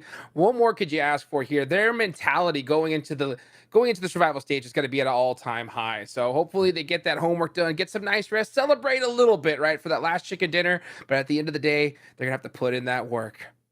Yeah, crazy to watch here. Hopefully we can see the Twins, though. I think if I had to make a pick, I got to go with Procedure. Luxy, Zuxy, 2 legends. It's so crazy at the start of this. We talked about the old versus the new, and it was the OGs that prevailed in Group Green. Thank you guys so much for watching. I'm Hot Jukes, here with Maxman, here with Kalaris. Mark your calendars, because the next stage is coming right around the corner.